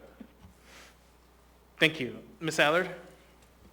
Thank you, Chair. I have a suggestion. If we could ask the public who actually has an item number they would like to testify on, to allow those members or those community members that don't have a specific item number to testify on, if they could speak first. Thank you, Ms. Allard. I believe that's likely what most people are in the queue for, to testify on initial audience participation. And I'm seeing a bunch of heads nodding on that. Okay, seeing no further discussion, members may, so the motion that we have is to suspend the rules to allow for 20 additional minutes of audience participation, and that would limit the time to 2 minutes per person. And then after those 20 minutes are up, we will continue our meeting.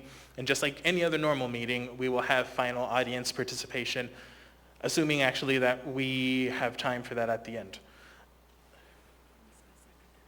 Kennedy. Yeah. With that, members may proceed to vote.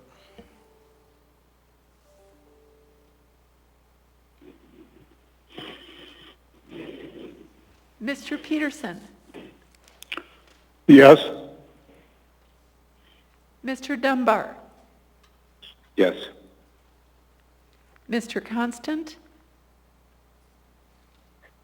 Yes. Mr. Perez-Verdilla? Yes. Ms. Kennedy? Yes. Ms. Zolotel? Yes. That motion is approved 10-0. So we're going to be continuing public hearing until 7:21. With that, welcome.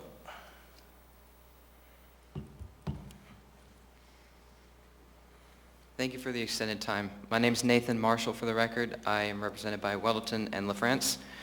I'm a law student at UAA, going to be continuing to study criminal law and work to be a prosecuting attorney. I have never seen such a disgusting display of childish behavior from this assembly, with the exception of a few, and you know who you are, than I have tonight, every other night, and throughout this whole virus that you all are saying is so dangerous. Dr. Russell Baylock, a former neurosurgeon, has said in an article, quote, "Those who aren't sick shouldn't be wearing face masks." He goes on to say, "Those people who wear the N95, which by the way is the one that the CDC recommends, which have been found to be the most effective, are at risk of negative effects of having their oxygen intake limited for an extended period of time." Everybody's going out and wearing masks. Everybody's following your orders, the things you voted on to keep this city safe. What has it done? It's ruined businesses. It has ruined restaurants, as Mr. Perez with Table 6. I planned on going to dine there. I'd never been there before. But that's not going to happen. People have lost their jobs. People have lost paychecks. They've lost their livelihoods. Some, I bet, have lost their homes too. You guys continue to sit here and rake in the money. What's wrong with that? You hear us, but you don't acknowledge us. Wake up. You're there because we voted you in. You work for us. Remember that. Thank you. Thank you. I have a question for you from Ms. LaFrance. Thank you, Mr. Chair. Thank you for your testimony. May I ask what you mean by rake in the money? You haven't missed a paycheck since this whole thing started, yet thousands have. May I just point out that most of us have full-time day Chair, jobs. can I give a point of order? We're not here to debate with testimony. Yeah, thank you. I think this will go more smoothly if we can just limit it to clarifying questions. Thank you. Thank you. Welcome. All right, good evening. Thank you, Mr. Weddleton, for making that point so I can have an opportunity to speak. I wanted to speak on item 10B1 that's not open for public participation. I'm represented by Mr. Dunbar and Mr. Peterson. They already got my email, so they pretty much know what I'm going to say. There's been a lot of polarization between full lockdown, full open, and I think a lot of the conversation needs to come to be Sir, right. Could you state your name for the record, please? Sorry, my name is Louis Imbriani. And I think the conversation needs to start in the middle and then work our way to one end or the other. The modified hunker down did cause a more restrictive stance in the municipality, specifically on AR 2020-447, Section 2. I think that the Assembly should vote down a couple of the ordinances or the items because you are the checks and balances to the mayor. You are allowing the mayor to run free rein. There is no discussion. There's no real debate. You guys have the opportunity to say, yes, that works. No, this doesn't work for the community. You guys have that option, and this AR is allowing you to do that. By having AR or having EO 3v3 come out, you give the people the choice. We're still wearing masks. We're still taking that personal responsibility. In EO 16, 4, 5, 6, 7, and 8 should be taken out. Number 9 should be, and number 10 should just follow suit because they're already not doing it at number 9. I mean, nobody is keeping track of people going in and out of Costco, Fred Meyer. I've never been in and out of Costco in 15 minutes. So I'm not signing in, but I'm there for 15 minutes. That's already against the EO. That's all I have. Thank you. Thank you for participating. Welcome. Hello, my name is Tim Cole. I'm in District 4, Rivera in Zolotel. Recently, a federal district court judge named William S. Stickman IV from Pennsylvania issued a decision striking down the lockdown orders of the governor as unconstitutional because they violated the rights in the U.S. Constitution. Stickman required a full trial and wanted the evidence tested. He wanted to see evidence in support of the lockdown provisions as well as counter evidence. What he found was there was almost no evidence at all. He found that the rules put on the population defied not only common sense but constitutional sense. Walmart safe, mom and pop shops not safe? He said the evidence provided by the state was weak to non-existent, and there was no evidence that any public gatherings had caused any super-spreading event that led to any mass deaths of any kind. The state admitted in the proceedings that it could not meet the definition statutorily or constitutionally as permitted of a quarantine, and instead came to a different defense. Their defense was that there was no fundamental right to make a living. That was their argument. No Pennsylvanian or American had the right to make a living, support their family, or support themselves. They admitted that their definition of life-sustaining businesses, which were exempt from these provisions, had no definition at all. There was no standard or policy behind it, and it changed day to day. It failed to meet even the most basic constitutional standards of governmental action. So for those reasons, the court rejected the governor's orders and said there is indeed a right to make a living. There is indeed a right to assemble, and these rights cannot be suspended in the name of an emergency. Here's William Stickman's final quote. The liberties protected by the Constitution are not fair weather freedoms. The Constitution cannot accept a, quote, new normal where the basic liberties of the people can be subordinated to open-ended emergency mitigation measures. The Constitution sets lines, and these actions cross those lines, end quote. We demand that you cease the unjustified hold on our liberties and return our right to life, liberty, and the pursuit of happiness. Thank you for participating. Welcome. Thank you. I'm going to have to talk fast. My name is Trina Johnson. I own Mckee Restaurant on the south side of Anchorage. My parents opened Mckee in 1969 in a small log cabin that had 12 seats. This was the original menu from 1969. In 1990, my parents retired and I took over. I've had the business for myself for over 30 years. I want to share some numbers with you that I've collected from documents and boxes that I've spent hours upon hours digging up out of storage units.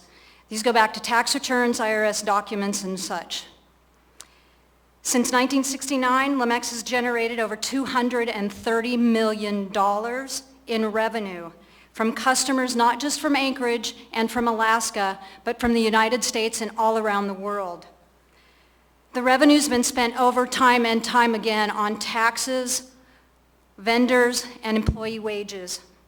Since 1969, Mckee has paid wages to employees in excess of $80 million. Employees that buy Christmas presents for their children, they buy diapers for their children,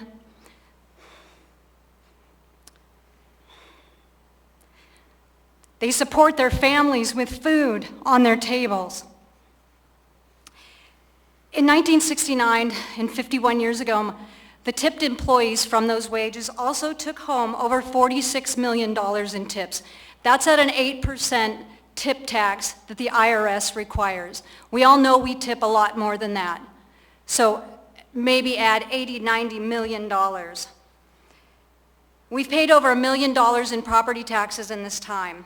We've funded police, fire, schools, roads, utility lines, parks, trails, dog parks, just to name a few. We've donated over $500,000, probably closer to $1 million. This was all I could find. I can list things: Boys Club, Girls Club, Women's Run, Anchorage Museum. I have over 700 nonprofits that we've donated to. We've survived 6 recessions, a stock market crash. Thank you for your testimony. Yeah. Your time is up. Thank you so much for your testimony. If you'd like to email your testimony, the minutes clerk over here can get you our email. We were open when the first man on the moon walked. Thank you. And you're shutting us down. Thank you. Thank you, ma'am. All right. Welcome.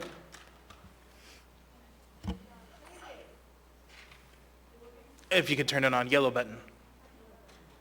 There you go. Okay. Thank you. My name's Jacqueline Goforth. I spend time in Palmer. I have a P.O. box in Spenard, and 3 days a week I'm up in John Whittleton's area.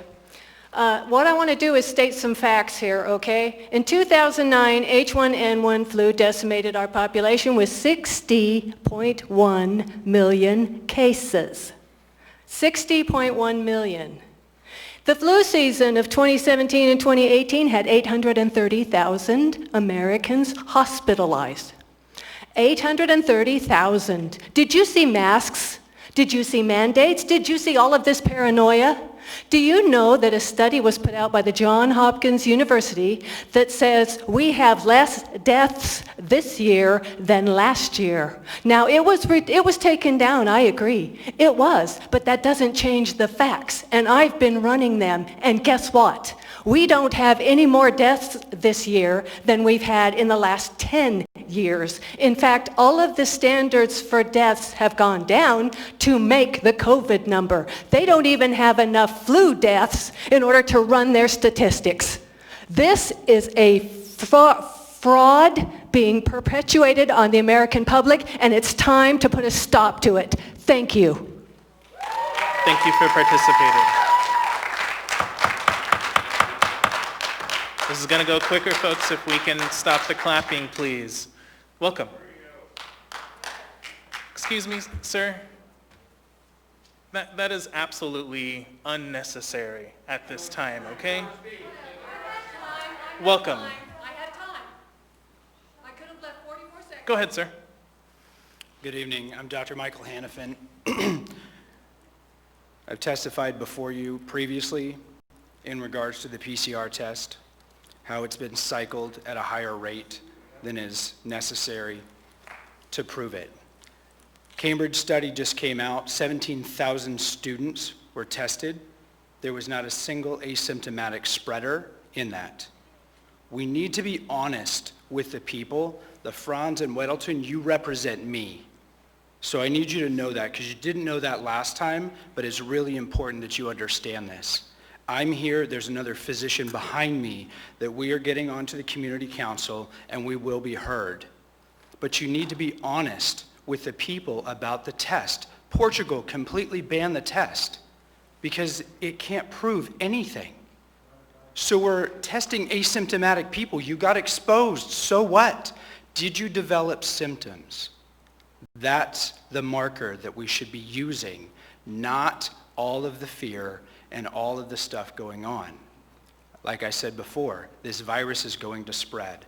All you did by trying to flatten the curve, the whole nation fell for this. A bell curve spikes and then comes back down. The SARS-CoV-1 spiked in 6 months and came back down, and we lost thousands of people. I understand that. I lost a patient, 79 years old, just 2 weeks ago. Very dear to my heart. Not once did she think that we should lock the whole city down because she could get sick. It's not appropriate to lock those down. Herd immunity works. People are testing positive twice, again, because it tests for a coronavirus protein, not the COVID-19 protein. That's an improper test. Thank you. Thank you for participating. Welcome.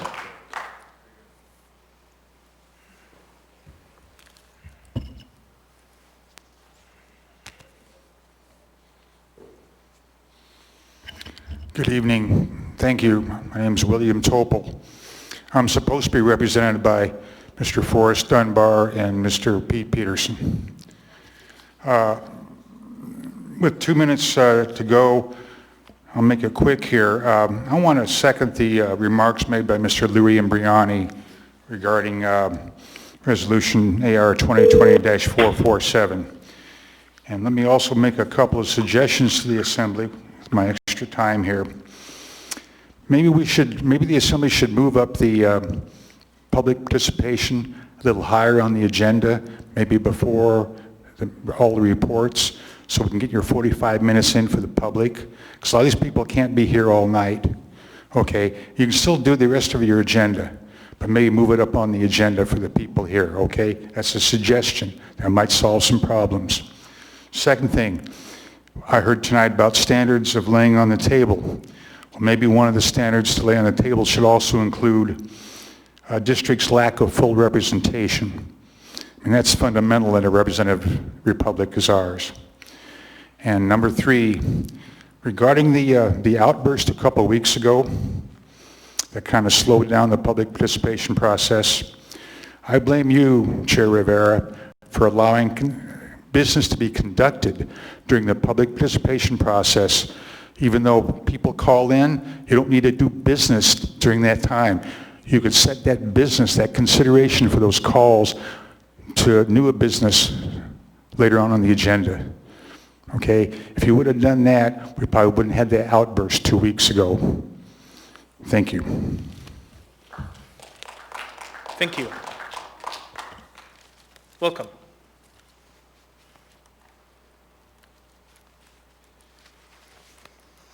Hi, my name is Russell Biggs. I'm a 16-year resident of Anchorage and District 4 voter.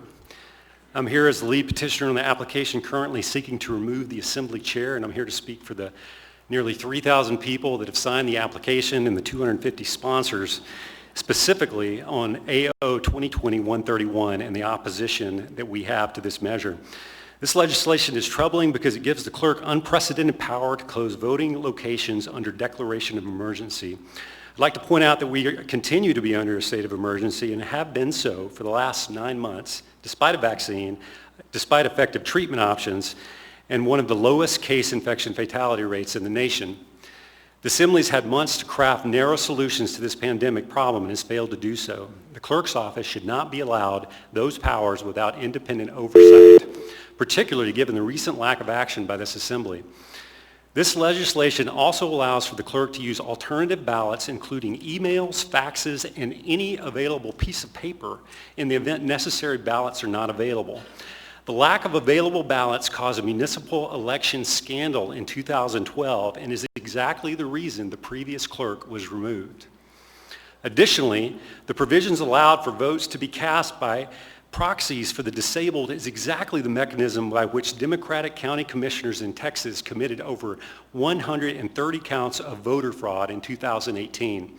This is a well-documented case. It's been an open invitation for the same election interference to occur in Alaska. I'm frankly surprised that the resolution's authors have made an attempt to replicate the same fraudulent system in Alaska. Finally, our recall campaign has had multiple recall sponsors, valid forms rejected due to the clerk's interpretation of their signature matches and voting information. These were registered voters that in some cases also provided their IDs, voter registration, and the addition of the signature were still denied on the basis of the signature match. This is... Thank you.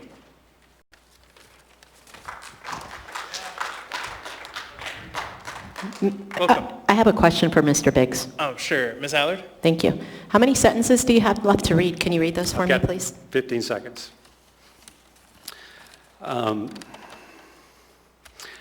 We feel that many of our signatures will be declared invalid based on the behavior and question what safeguards would be applied in a general election. In addition, the clerk's office, which is not an investigative agency, has also requested copies of our private mailings regarding the recall campaign in what appears to be an attempt to monitor our correspondence, which is exactly what this legislation is attempting to make legal. It's not legal. It's ironic, though, especially since our public records request requesting AO66 information submitted to the clerk's office over 6 months ago has still not been fulfilled. How about investigating that? Thank you, Mr. Biggs. Thank you.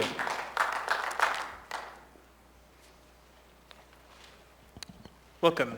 You will be our last speaker. My name is Irene Quednow, Quednow. I'm in the Sand Lake district and I'm represented by Felix Rivera, and I have an empty seat where nobody is voting, and you told me tonight that that is unimportant and not urgent to be filled. Mrs. Mayor, I hope you're listening. You said that your emergency orders are saving lives. I'm going to show you they're not.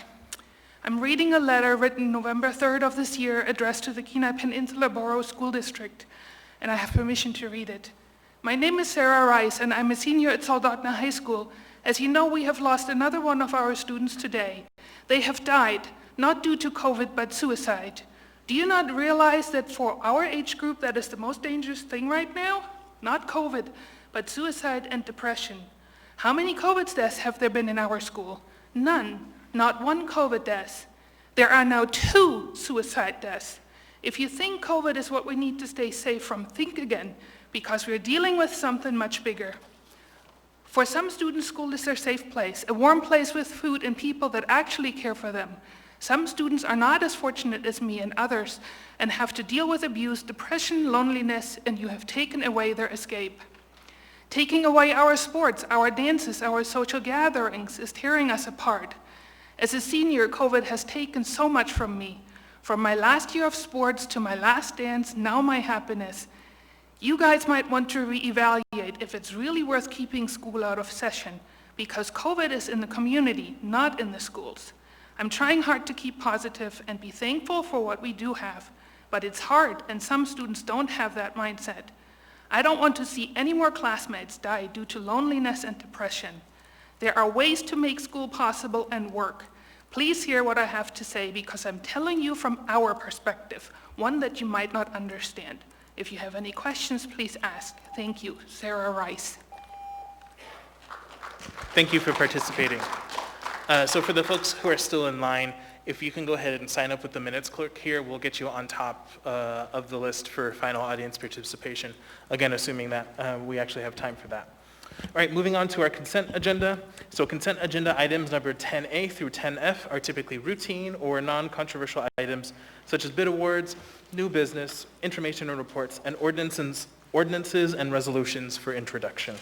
The items on the consent agenda may be approved by the Assembly by a single vote on a motion to approve the consent agenda.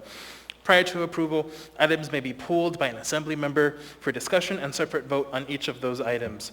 Under the Assembly Rules of Procedure, all ordinances and some resolutions will have an opportunity for public hearing on a future date. With that, I'm going to go down the dice and see what items members would like to pull. I'll start with Ms. Zolotel. Thank you, Mr. Chair. I would have 2 items to pull this evening. Item 10A2 for reading and item 10F as in Frank 2. Thank you. Thank you. Mr. Perez-Verdia.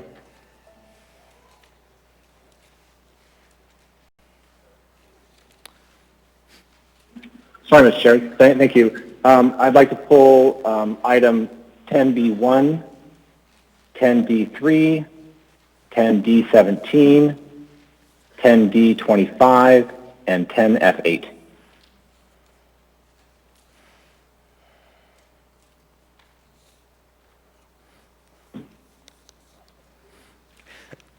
Thank you. Mr. Constant. No items tonight. Thank you. Mr. Weddleton. I'd like to pull 10A1 and 10 Delta 20. Thank you. Ms. Kennedy. Thank you, Mr. Chair. Item 10F7. And that's it. Thank you. Thank you. Mr. Dunbar. Thank you, Mr. Chair. My item has already been pulled. Thank you. Ms. LaFrance. Thank you, Mr. Chair. No items. Thank you. Mr. Peterson. Thank you, Mr. Chair. No items this evening. Thank you. Ms. Allard. Can we pull 10B1? And I think 10F8 was already pulled by Mr. Perez-Verdia, and 10G6, please. Thank you. All right, let me go through the list one more time. So we have items 10A1 and 2, 10B1, 10D1, 3, 17, 20, and 25, 10F2, 7, and 8, and 10G6. Are there any other items? Hearing none, Mr. Vice Chair. Move to approve the consent agenda items that have not been pulled. Second. Moved and seconded. Is there any discussion? Is there any opposition? Hearing none, that motion is approved. For the public's information, the Assembly has now passed or accepted all items in 10A through 10F, other than the items that were just pulled, which we will take up next, or that have been introduced for a future public hearing, which are all the items in 10G. So if you're here to see action on an item listed on the consent agenda that was not pulled, those items have been passed or accepted. Let's go ahead and start going through the pooled items, starting with item 10A1, AR number 2020-434, a resolution of the Anchorage Municipal Assembly recognizing and honoring Jack Roderick for his public and community service to the people of Anchorage and the state of Alaska. What is the will of the body? Move to approve. Second. Moved and seconded. Is there any opposition? Seeing none, that item is approved. Who's reading, who's presenting? There's someone here to present. Mr. Chair, I believe I'm reading. Go ahead, Ms. Kennedy. Thank you. A resolution of the Anchorage Municipal Assembly recognizing and honoring Jack Actually, Roderick Ms. for Kennedy, his... if you could, go ahead. if you could hold for a second, please. Who do we Sure. have here to accept in person? All right, if you can come up, please. And then if we can go ahead and call, Ms. Roderick, please.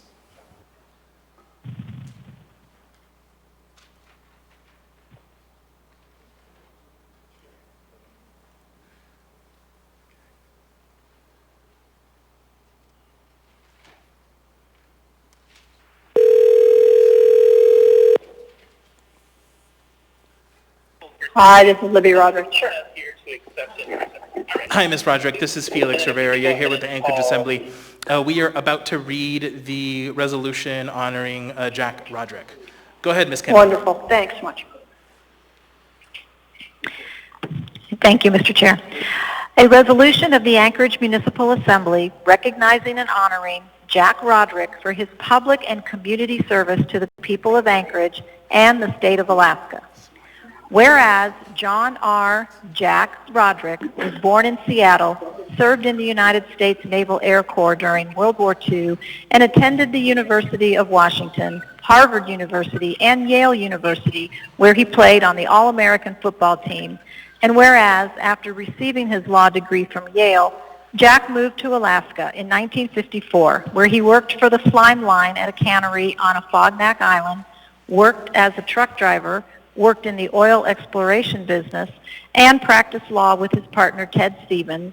And whereas, after moving to Alaska, Jack met and married the love of his life, Martha Martin, and together they raised their daughters Libby and Selah while living full adventurous lives until Martha's passing in 2008.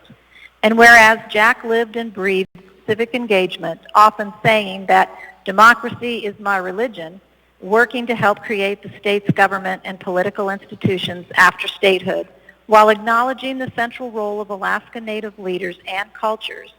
And whereas Jack's sense of adventure and passion for service led him to India, where he served as the regional director of the Peace Corps in 1967 and 1968, before returning to Anchorage, where he was elected mayor of the Greater Anchorage Area Borough in 1972. And whereas, as borough mayor from 1972 to 1975, Jack prioritized and led community-centric, people-focused efforts to preserve green spaces and to establish our trail system and the People Mover public bus system. And whereas, as borough mayor, Jack worked tirelessly to establish community councils in Anchorage, which he envisioned as a grassroots civic engagement opportunity for residents, with the community council system over the past 45 years playing a pivotal role in neighborhood and community development and becoming the nexus for local politics and an incubator for elected leaders. And whereas, as borough mayor, Jack advocated for the unification of the Greater Anchorage Area Borough and the city of Anchorage, bringing adversarial parties to the table and helping to guide the public process that led to unification and the establishment of the municipality of Anchorage in 1975. And whereas Jack's contributions to the enduring features of Anchorage, including parks, trails, the public bus system, and community councils, his passionate commitment to community and democracy, his welcoming and inclusive nature, and his commitment to truth and justice are an enduring legacy to the people of Anchorage. And whereas Jack squeezed 3 lifetimes of adventure and living into 94 years as a teacher, mentor, friend, mayor, community activist, veteran, attorney, volunteer, author, husband, father, and grandfather. After performing his civic duty and participating in one final election, John R. Jack Roderick passed from this life on October 19, 2020, surrounded by loving family and friends, leaving our community and state a better place for his having been part of our civic life. Now, therefore, the Anchorage Assembly honors and recognizes Jack Roderick for his public and community service to the people of Anchorage and the state of Alaska. Passed and approved by the Anchorage Assembly this 22nd day of December, 2020.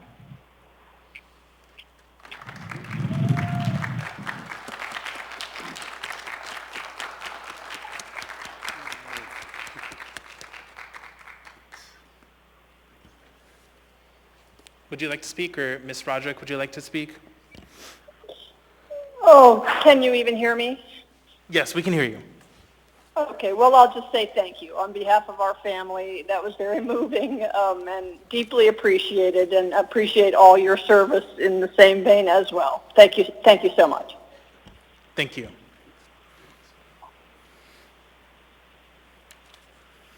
Next, we have item 10A2, AR number 2020-446.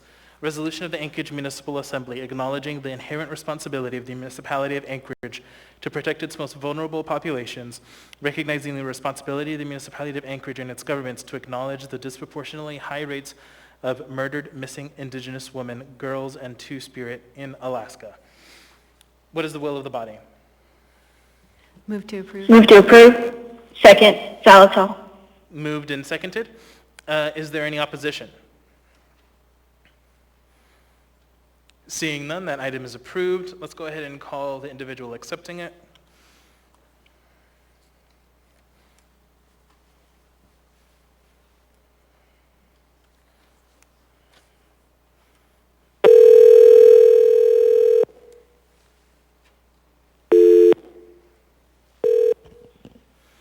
This is Charlene.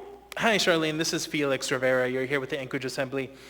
We are about to read the resolution regarding murdered, missing Indigenous women, girls, and Two-Spirit in Alaska. Who's reading? I am, Mr. Chair. This is Ms. Zalatal. Go ahead. Fix my volume real fast. A resolution of the Anchorage Municipal Assembly acknowledging the inherent responsibility of the municipality of Anchorage to protect its most vulnerable populations, recognizing the responsibility of the municipality of Anchorage and its governments to acknowledge the disproportionately high rates of murdered, missing Indigenous women, girls, and Two-Spirit MMIWG2S in Alaska. Whereas there are 229 federally recognized tribes in the state of Alaska, and nearly 1 in every 13 people in Anchorage identify as Alaska Native, the indigenous people of the land, since time immemorial. And whereas the shared goal of public safety in the municipality of Anchorage, Police Department, Fire Department, Health Department, and the Office of Emergency Management is to protect life. And whereas, according to the Urban Indian Health Institute report, Alaska has the 4th highest number of missing and murdered Indigenous women in the nation, despite the state's small population. And whereas, the Urban Indian Health Institute report found that Anchorage ranks 3rd highest in the nation for the number of cases involving missing and murdered Indigenous women that are not included in law enforcement records. And whereas, continued partnership among local, state, federal, tribal, and nonprofit agencies can come together to address disproportionately high rates of MMIWG2S in Alaska. Now, therefore, the Anchorage Assembly resolves the municipality of Anchorage acknowledges the disproportionately high rates of murdered, missing Indigenous women and girls in Alaska, and the Anchorage Municipal Assembly, its departments, and its mayor will work together to make sustainable investments in creating racially appropriate approaches that hold the municipality accountable and work in cooperation with the Alaska Native communities to build trust and engagement for stronger government-to-government relations. Passed and approved by the Anchorage Assembly this 22nd day of December, 2020.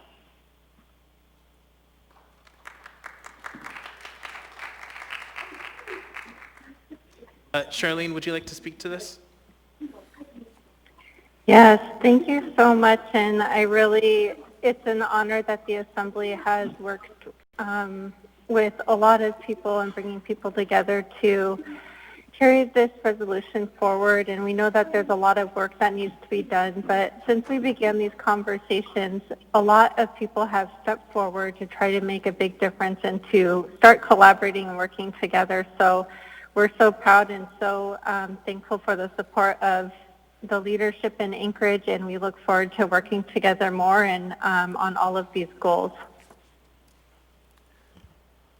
Thank you. Ms. Kennedy? Thank you, Mr. Chair. I just thought this was a very timely resolution and gives me the opportunity to say that on January 6th, the Public Safety Committee will be getting an update on the progress of the Department of Justice with this project by the project coordinator, Ingrid Cumberledge. So I would just encourage everyone to, we'll get that information out as much as we can, but just encourage people to listen in to that. I think it will be an opportunity for us all to learn a lot and maybe ask more questions and then figure out if there are other ways that we can move forward in this effort. So thank you, Mr. Chair. Thank you. All right, seeing no further discussion, thank you so much. The next item... Thank you very much, Koyana. Thank you. Have a good night. The next item we have on our agenda is item 10B1, resolution number AR 2020-447, resolution of the Anchorage Assembly regarding the mayor's proclamation of emergency and the mayor's and acting mayor's orders and regulations issued thereunder. What is the will of the body? Chair, I'd like to motion to approve, please. Okay, I have a move to approve. Is there a second? Second. Second by Ms. Kennedy. Ms. Allard, you pulled this item? Yes, please. I'd like to read 1A to go on public record and in the minutes. This amendment terminates paragraph 3 of EO 16, the gathering limitation. Actually, Ms. Allard, just before, so can I get a motion to approve the amendment before we start this? Yeah, it's in the... Mr. Chair. Who is speaking? Kennedy. Go ahead, Ms. Kennedy. Thank you, Mr. Chair. I just move amendment number 1. Okay, is there a second? Second. Okay, go ahead, Ms. Allard. Thank you. This amendment terminates paragraph 3 of EO 16, the gathering limitations, regulations, one setting that this does not make sense is for funerals, which should have no limit so long as the social distancing and mask mandates are followed and no food or drinks is provided. The limitations, especially for outdoor gatherings, is irrational anyway, especially if the outdoor area is something like a football field, a parking lot, or an entire stadium. The other limitations based on capacity in the EO should suffice. So number 3 is unnecessary, especially since number 1 outlines the basic requirements of keeping the 6-foot distancing and wearing of a mask. For the most part, number 3 only confuses people with the rules where the indoor numbers apply and when it doesn't, like the stores, crafts, and bazaars, and classrooms. I don't know if Ms. Kennedy wants to have any input on that one, or did you want me to go on to 1B? Yeah, go ahead, do 1B, and then I'll let Ms. Kennedy speak after. Okay. 1B, the amendment promotes the North Star COVID-19 Operation Agreement to replace Regulation Number 4, a EO 16 and Attachment D. A group of responsible restaurant business owners worked together to develop the North Star plan that would allow dine-in service under the most rigorous sanitation and COVID-19 mitigations measures ever proposed. The sponsors support this plan as the most fair, reasonable, and safe for everyone who decides for themselves to visit the restaurant and dine-in service. The North Star plan is attached in AIM, which I'd like to add to the minutes, please, 192-2020 under the item 10.F8 on the regular meeting agenda tonight, incorporated by the reference with the text amendments below. Thank you. Ms. Kennedy, did you want to add anything to this? Thank you, Mr. Chair. Yes, what I'd like to point out are just some of the ways that the emergency order is kind of complicated and confusing. And really, by taking away section number 3, we don't lose anything because most of the ordinance already outlines exactly what we're requiring of people in section 1 in terms of limiting the outdoor or limiting outings and physical contact, telling people to wear masks and keeping the physical distance and practicing good hygiene. So interestingly enough, in section number 3, most of what is in there are the different exemptions and the ways that the limitations do not apply. So it has a lot of confusion in there. Obviously, we've already got situations where indoor we have gatherings that are not limited to 6 people in terms of like where you are right now. If you look around, I'm pretty sure there's more than 6 people in that room. And then in terms of outdoor, just if you look at the line outside of Costco yesterday, there was definitely more than 10 people standing outside of Costco waiting to get in. So there's just a lot of complication and confusion, and if we eliminate 6, we actually do allow for things as personal and as important as funerals and weddings to have a little more flexibility, and then we just clarify it in terms of the other information that basically talks about the limitations otherwise. So anyway, getting rid of number 3 actually just clarifies the entire ordinance and provides this flexibility more clearly that's already being allowed for and doesn't confuse people. So, but it also then, again, the other part of the amendment would be to recommend substituting for purposes of allowing businesses to function. I mean, I think we all recognize that there is a great deal of damage being done to our economy, to personal businesses, to the livelihood of thousands of our people in this community, and we need to figure out how to best mitigate that damage. And one of the ways to do that is through a very prescriptive health measure plan that would help allow businesses that are being completely closed down right now to function at a level that would not only allow them to function, but allows them to function with appropriate health provisions. So this is kind of a package deal, and I would recommend that we pass it and try to begin to move out of some of these really draconian measures that are probably inadvertently doing so much damage. Thank you, Mr. Chair. Thank you. Mr. Perez-Verdia, did you want to speak on the amendment? Let's see. I think I will. I think this is probably the most appropriate place. Well, first I'd like I think it relates directly to this amendment. I wanted to make sure that people are aware that the Sand Lake Community Council voted and approved a resolution essentially requesting that EO16 be revoked. And so I wanted to make sure that people are aware of that, and I will make sure that all Assembly members and the administration get a copy of that. The second thing, I guess I have a question about this amendment. I'm trying to follow it, and it says the paragraph 3 of EO16, but the item that we pulled is the AR, correct? I mean, the item 10B1 is the emergency proclamation, and so I guess I'm confused in terms of what we're amending.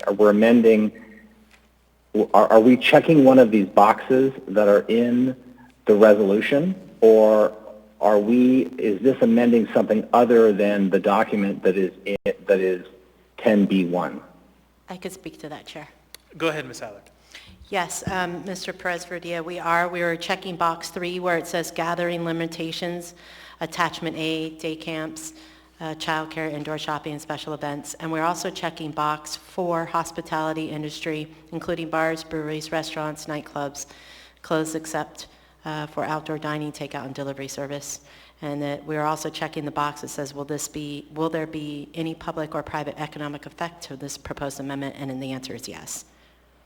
I see. So that's why I'm confused about the amendment. So you've checked 3 boxes on this AR. Is that correct? Yes, it is. Okay. Thank you. Thank you, Mr. Chair. I appreciate it. Mr. Chair, I'd like to... Thank you. Yeah, go ahead, Ms. Alec. Thank you. I'd also like to bring up that I did receive an email a couple days ago, and in that email there was a woman who had a friend of 70 plus years, and she had been a friend of a couple that had been married. And this couple, the woman and the husband, were both well into their 90s. And they've met a lot of friends, a lot of family mothers, great-grandchildren, grandchildren, and children. Out of that lifetime, they were only allowed to have 20 people attend the woman's funeral service. She died, and the husband is now alone. He has nobody there to support him. 20 people. I don't know about you, but my immediate family, to include just my cousins or my siblings, we would take up more than 20. Can you imagine just sitting there and you can't have your loved ones there? This is a very cruel thing to do as far as closure for individuals who want to bury their loved ones. Thank you, Chair. Thank you. Mr. Weddleton. Sorry. I have a question and then I'd like to offer an amendment. But so Ms. Allard, you said you were checking 3 boxes. I see number 3 and number 4 checked. What was the third? Thank you, Mr. Weddleton. It says will there be any public or private economic effect to proposed amendment when we check box? Okay, yes. Missed that one. Thank you. Thank you. When you, in this second part of your amendment, it is the intent of the Assembly that immediately following the termination of this regulation, the mayor, consistent with the restrictions and requirements of the North Star COVID Operation Agreement. I would like to do a couple things. One is move to not include the last 2 pages, which are, I don't think they're necessary, but they kind of propose a resolution that's not really kind of the way we do things, and I don't believe it's necessary. So I guess that's a motion. I guess we have to, I should do that now. Yeah, so I move, so I'd like a break so I can talk with the clerk about that. Sure.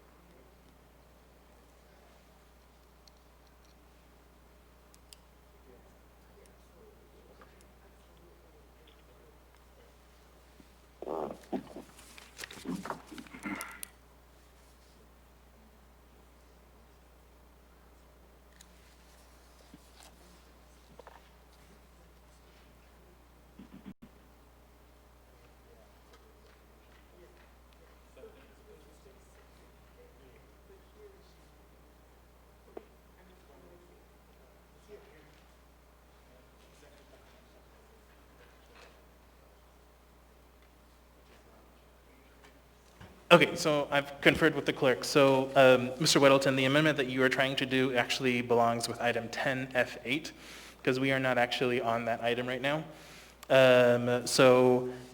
Secondly, it is not normal practice for the Assembly to amend an AIM that we are just accepting, especially if it's something that another body has produced and is bringing forward to us. So it's a little bit out of the norm. Okay, let me rephrase it then. Then what I would do is not touch this. This is what it is. But the amendment would be looking at Part 1B of the Allard and Kennedy amendment is amended so it reads, in the North Star COVID-19 operation agreement, not including the last 2 pages, period. Because I think it's implied that it's all of this packet. Okay, so just to clarify, your amendment is to add the following after the quote, North Star COVID-19 operation agreement, end quote, you would add except for the final 2 pages, comma, and then finish the rest of the sentence? Yes. Okay. Okay, so is there a second to that amendment? Can you repeat it really quick, please? Yeah, so the amendment is to add the following, except for the last 2 pages, comma, after, quote, North Star COVID-19 operation agreement, end quote. And this is in Amendment 1B. Second. Okay, moved and seconded. Mr. Weddleton, did you want to speak to it? Those 2 pages have kind of a mock-up of a resolution, which would be, it's not the kind of resolution we would do. I don't think it's necessary. It's not really part of the operating plan. And I think it would just confuse things. It's like we're accepting that as a resolution, and we're really not. Ms. Kennedy, did you want to speak to the amendment to the amendment? Yes, thank you, Mr. Chair. Actually, I'm just looking for clarification on exactly what Mr. Weddleton is referring to as being the last 2 pages of the agreement. Go ahead, yeah. Because what I see is the tracing form and the compliance certification, or sorry, the CDC cleaning protocol and the compliance certificate. So are you talking about those last 2 pages? Right, following those, in the packet that we have is item 10F8, AM 192-2020. Following those pages is a sort of a draft of a resolution. And it doesn't really work for us. And it's not necessary, I think, for the intent of this amendment. Okay, I have that as a separate document anyway, so that's what I was trying to get clarification on. So I take that as support. Yeah, well, again, then I don't really know how to vote for this amendment. If it's telling me if I'm taking the last 2 pages off of the agreement, then that I don't agree to that, because that really is part of having the protocols, and that is part of the plan. But if it's talking about the piece that is a actual resolution, then yeah, I don't have a problem with that. Again, what I'm looking at has 2 separate documents. Okay, it's presented. That's the way it's on the agenda to go. So, Mr. Weddleton, can you state very clearly your legislative intent, please, with the amendment to the amendment? Okay, the intent is to remove the 2 pages that are, say at the top, Resolution ROAV01, establishing standards, in parentheses, the Anchorage North Star Program, and parentheses, to secure opening of REPL licensee holders, restaurant eating place licensees in the municipality of Anchorage to allow restaurants to open on December 15th, 2020. We've also passed that date, so it's irrelevant. That's a legislative intent. Does that work? That does work. Does that work for you, Ms. Kennedy? I think so. Thank you. Thank you. Is there any other discussion on this amendment to the amendment? Seeing none, members may proceed to vote on the amendment to the amendment. Oh, sure.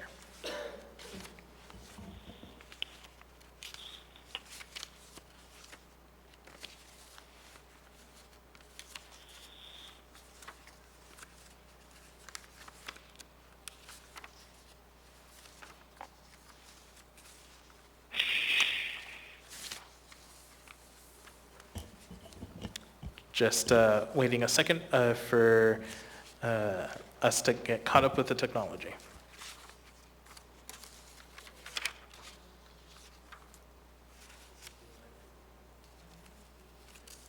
Okay.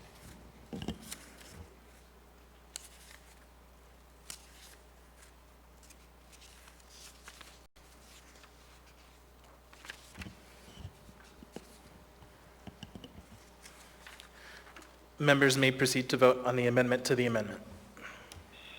Mr. Peterson? Yes. Mr. Dunbar? Yes. Mr. Constant? Yes. Ms. Kennedy?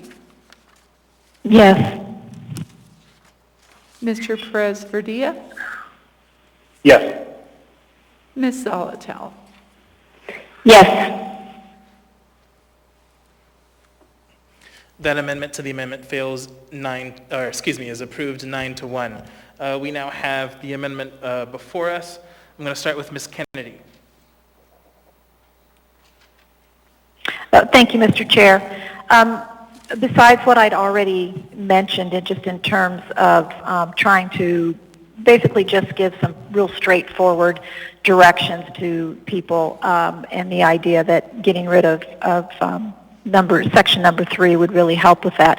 And then the idea of helping our businesses start to recover from what's been happening to them through this pandemic. I think we have to also go with encouraging the North Star plan.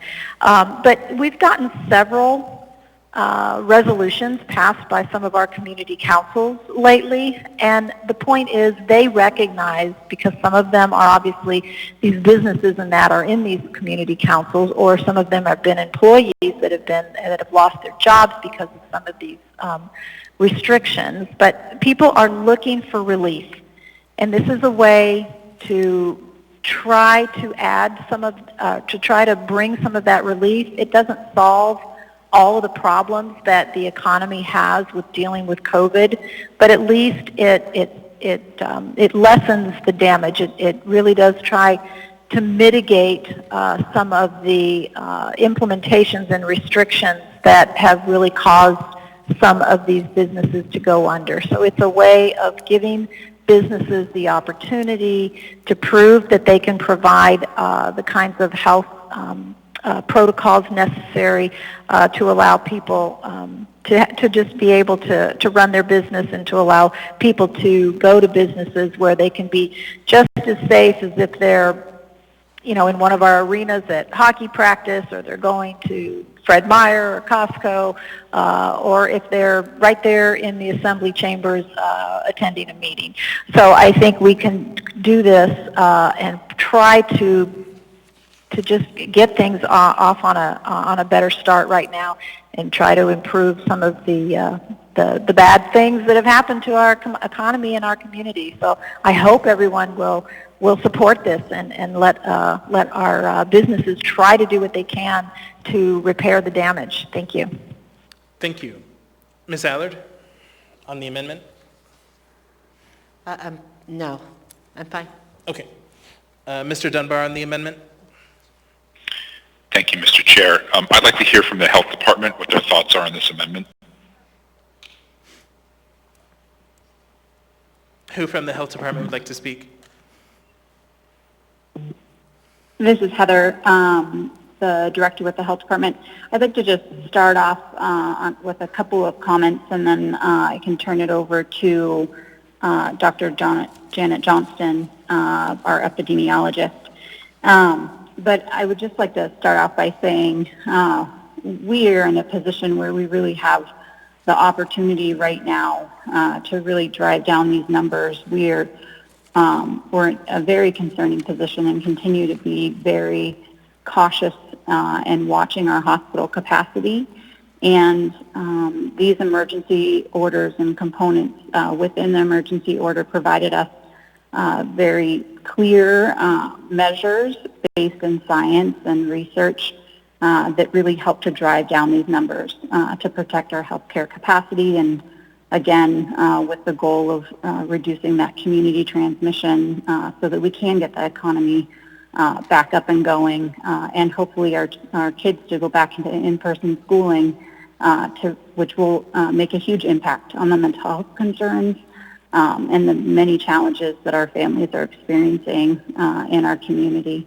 And I recognize that this is incredibly hard, and that the challenges and the choices that people are making to have to stay away from family and friends during normal times, and as people lose their loved ones. And so I just encourage the Assembly to really consider that and the challenges that we're experiencing, again, within our healthcare capacity that directly impact our economy. And I'll turn it over to Dr. Johnston. Thanks, Heather. So I just want to start by saying that we really focused on the science behind how COVID is transmitted in drafting this emergency order. So it's a respiratory virus, and so it spreads when somebody who's infected breathes and exhales the respiratory particles, and then that virus gets inhaled by someone else. So that's where the the masking and the distancing are really important.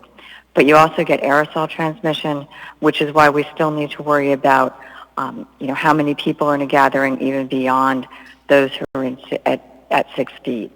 And then the hospitality industry, unfortunately, when there's eating and drinking going on, people have their masks off. They have them off for an extended period of time, and you have people together who are from different households. So it's just the perfect storm for disease transmission.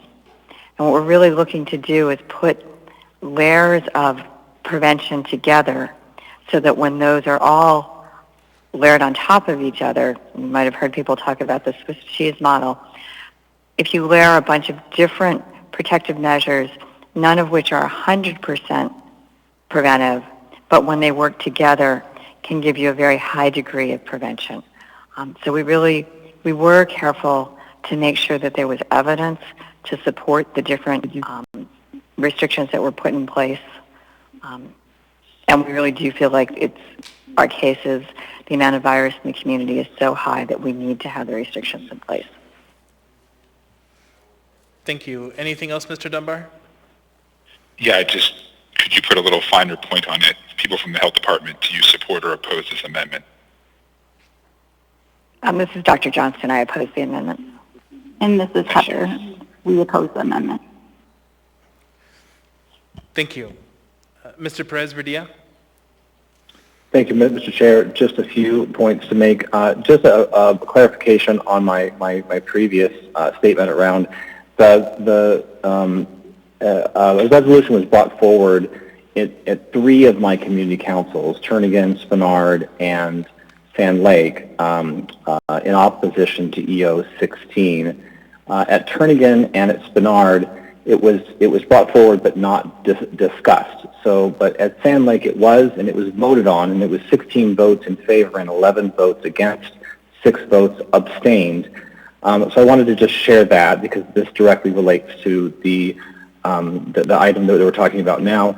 The other thing I wanted to say, I guess, just a couple of things. One is that we've heard a lot tonight about the science, and I want to continue to sort of push back on those that are saying that we're not looking at the science. Clearly, I believe the administration is looking at the science and making decisions based on the most relevant and the most current data. And second, everything that we've seen has said that we need to continue to limit the transmission of this in an extreme way over the next few weeks if we're going to reduce transmission. And so I am trying to do my best to represent the people that live in my district, and I would say that I'm hearing both. I'm hearing that people are suffering because of what is these orders, and we've heard a lot of that tonight. But I've also heard a number of folks from my district talk about the fact that this is necessary and it is important in order for us to get through this in a safe way and get us back to normal. So I will be voting in opposition of this amendment because I want to make sure that I'm following the science and following the data and believe that that the decisions that we're making now are ultimately being done because they want to keep the people of Anchorage safe, even though it is having such an incredibly detrimental impact on all of us. Thank you, Mr. Chair. Thank you. Mr. Weddleton. Well, thanks. So I will support this, and I'll tell you why.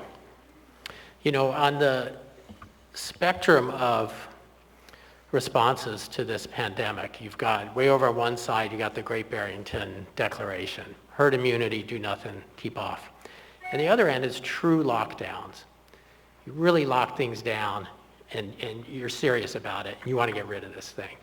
Anchorage has never been on either end.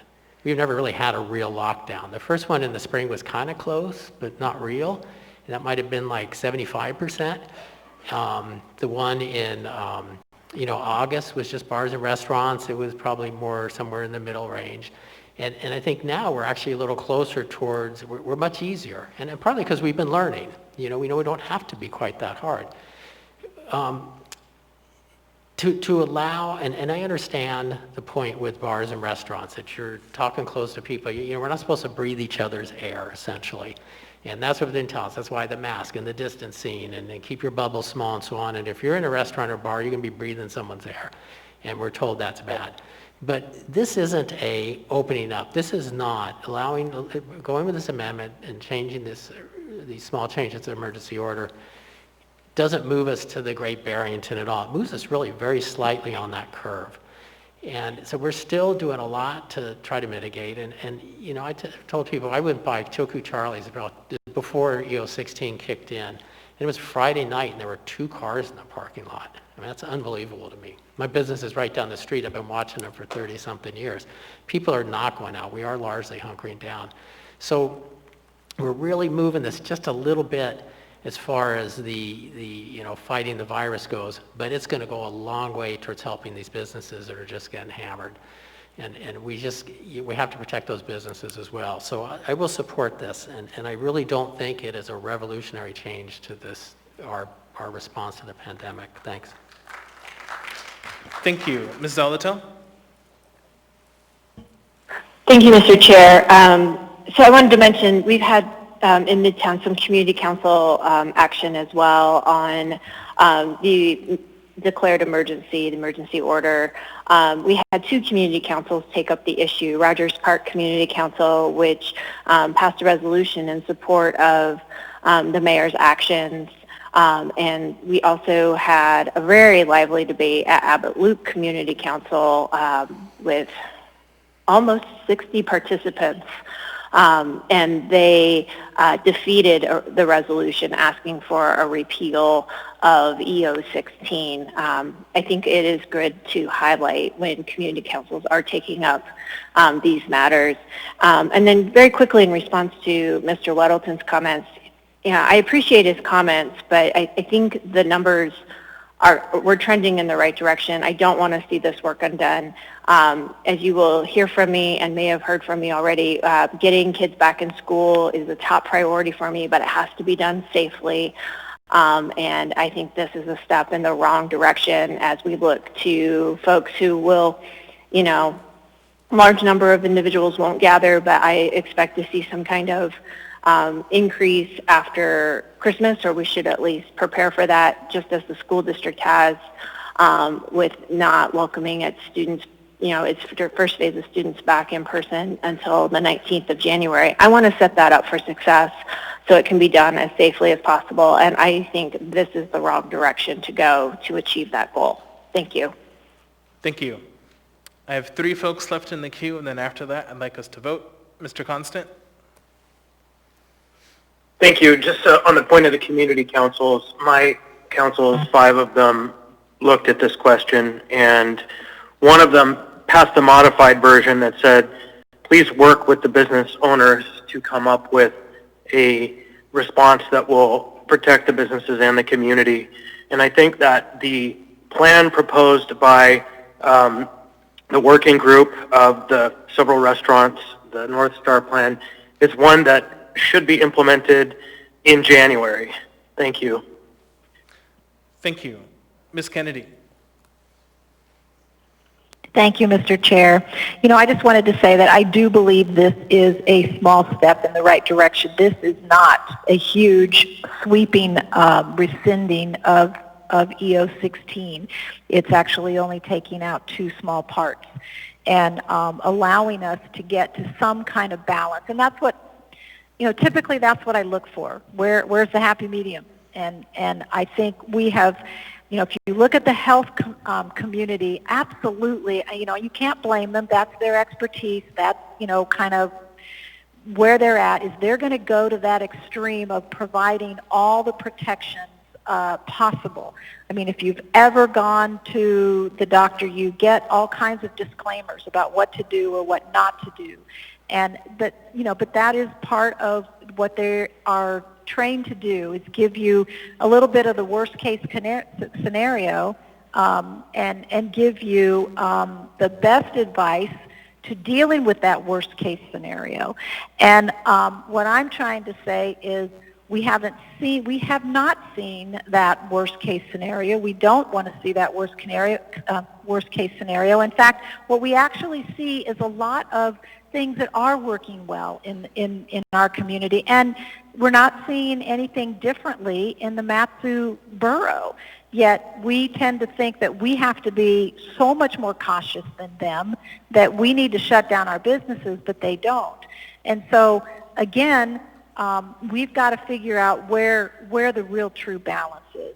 And I think that this actually gets us a step in the direction that allows some balance. It doesn't stop everything. It doesn't keep people from practicing social distancing. That's still important. It doesn't say anything about stopping anything with the mask mandate. It just says that this gives our businesses who are willing to do these extra precautions, and some businesses won't even really actually be able to comply with this because they already don't have, if they don't have some of the HVAC system requirements that are in that North Star plan, they wouldn't even be allowed to open anyway.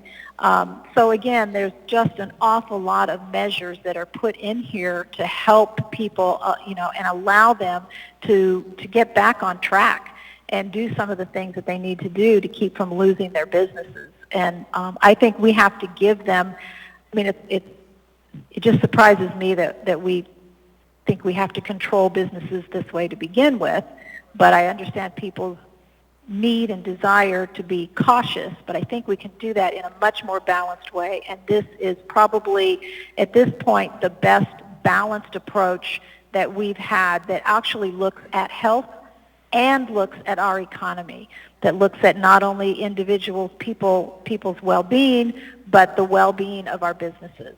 So I would hope that people who already decided that they're not going to support this would change their minds and support it and give it a chance. Thank you, Mr. Chair. Thank you. Ms. Allard. Thank you, Chair. I also wanted to bring up that Midtown and South Fork both approved to resend EO 16 in their community council meetings.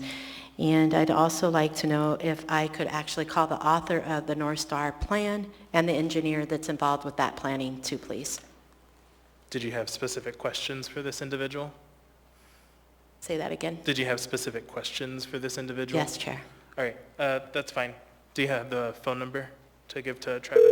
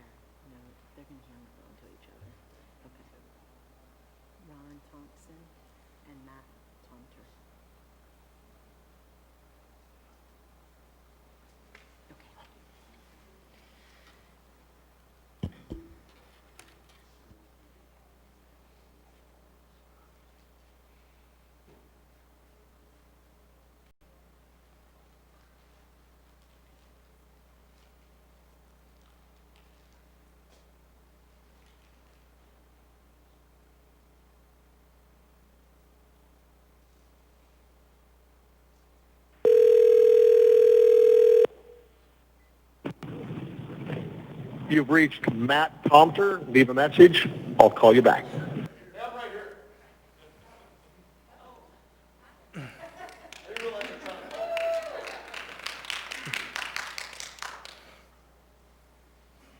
Go ahead, Ms. Allard.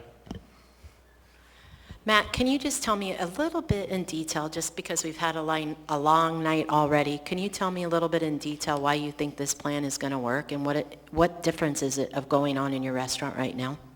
Sure, absolutely. After the emergency order on 16 happened December 1, we got together, a handful of us that own restaurants, and said, well, what do we got to do to come up with a plan that would provide an equitable level of safety in a restaurant that you would expect to get at any other business in the city of Anchorage. And so we sat down and we went through all the mitigation stuff that we could put together operationally, and we met with engineers to talk about mechanical engineering and how to get proper airflow and what that meant. And I think the two combined, what's really unique about Alaska is we're kind of like the premier cold weather engineered building location on the planet. We've got buildings that are designed to operate with doors closed and people inside for long periods of time, meaning months on end, and keeping it safe. I'm not an expert in airflow, but one of the things that keeps coming up as we discuss mitigating restaurant operations is that once we get to the table, now we can mitigate everything. You know, when you walk in the building, you're immediately told that you can't come in if you're suffering from the effects. You're told you have to sanitize your hands. You're told you have to have a mask on. You fill out a contact tracing form. Your temperature can be taken. You're escorted to your table with masks on, with sanitized menus, to a table and chairs that are sanitized. And then you sit down at a table, and this is where things go, where the health department doesn't have an answer for. I think we've already reduced by the time you get to the table, we've already really reduced the amount of potential infected persons that could even be sitting at that table based on the mitigation in this plan. The real key to figuring out, if you look at the studies that we've used to show that spread happens in restaurants, there's really two of them. One of them was in China, in a restaurant shortly after the whole pandemic started. And at that location, they had a air conditioning unit operating at head level in a horizontal direction. Okay? So somebody with COVID, they don't know, none of this has any real absolute for sure stuff behind it. They think that someone with COVID got it and it pushed it, it accelerated out around the restaurant and other people caught it, okay? There's another study in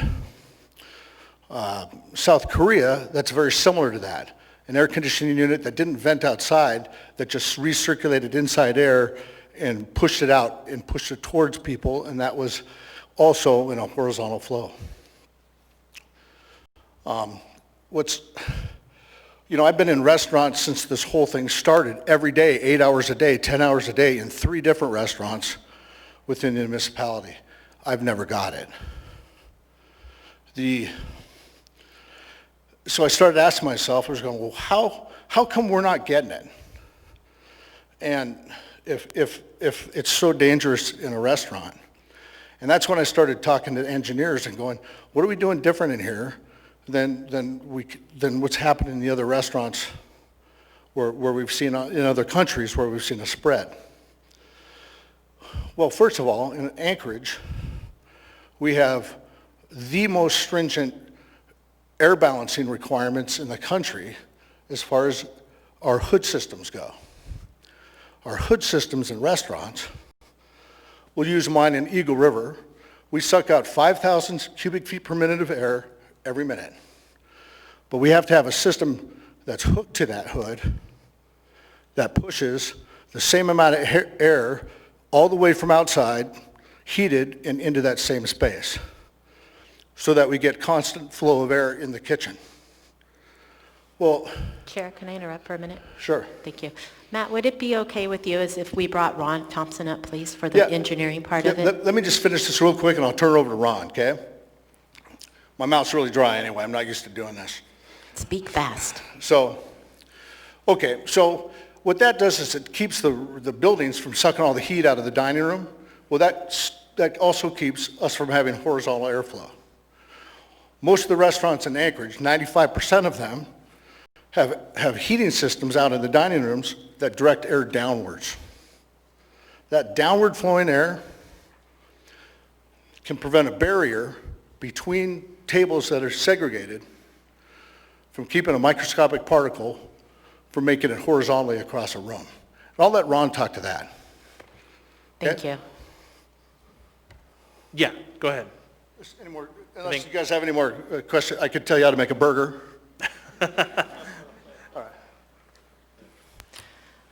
Hi, Ron. Hi, my name's Ron Thompson. Can you go ahead and talk to the expertise on that? Thank you, Matt. Can you just kind of fine tune it, but make it quick and short? Sure. Let me preface by a little bit of my background. So I have worked for Martin Marietta and NASA. I've also worked for the municipality for 22 years. I was in the Development Services Director position for over 10 years, Public Works Director for over 6 years. So I've been in that quite a bit. So I know the municipal side and I know the private side now. I'm a mechanical licensed engineer, and Matt called me, and I do many restaurants in town. Mechanical engineers design spacecraft, they design engineering systems, they do TB rooms, they do engines, they do ventilation flow. We know where the air goes. That's why we do diffusers. That's why you have a heated room in here with the diffusers up top. We can direct air in many different ways. A lot of these diffusers are all adjustable. So I did send a video to several people because we submitted, and we've been working with the municipality trying to put both the mechanical as well as the health conditions together and propose.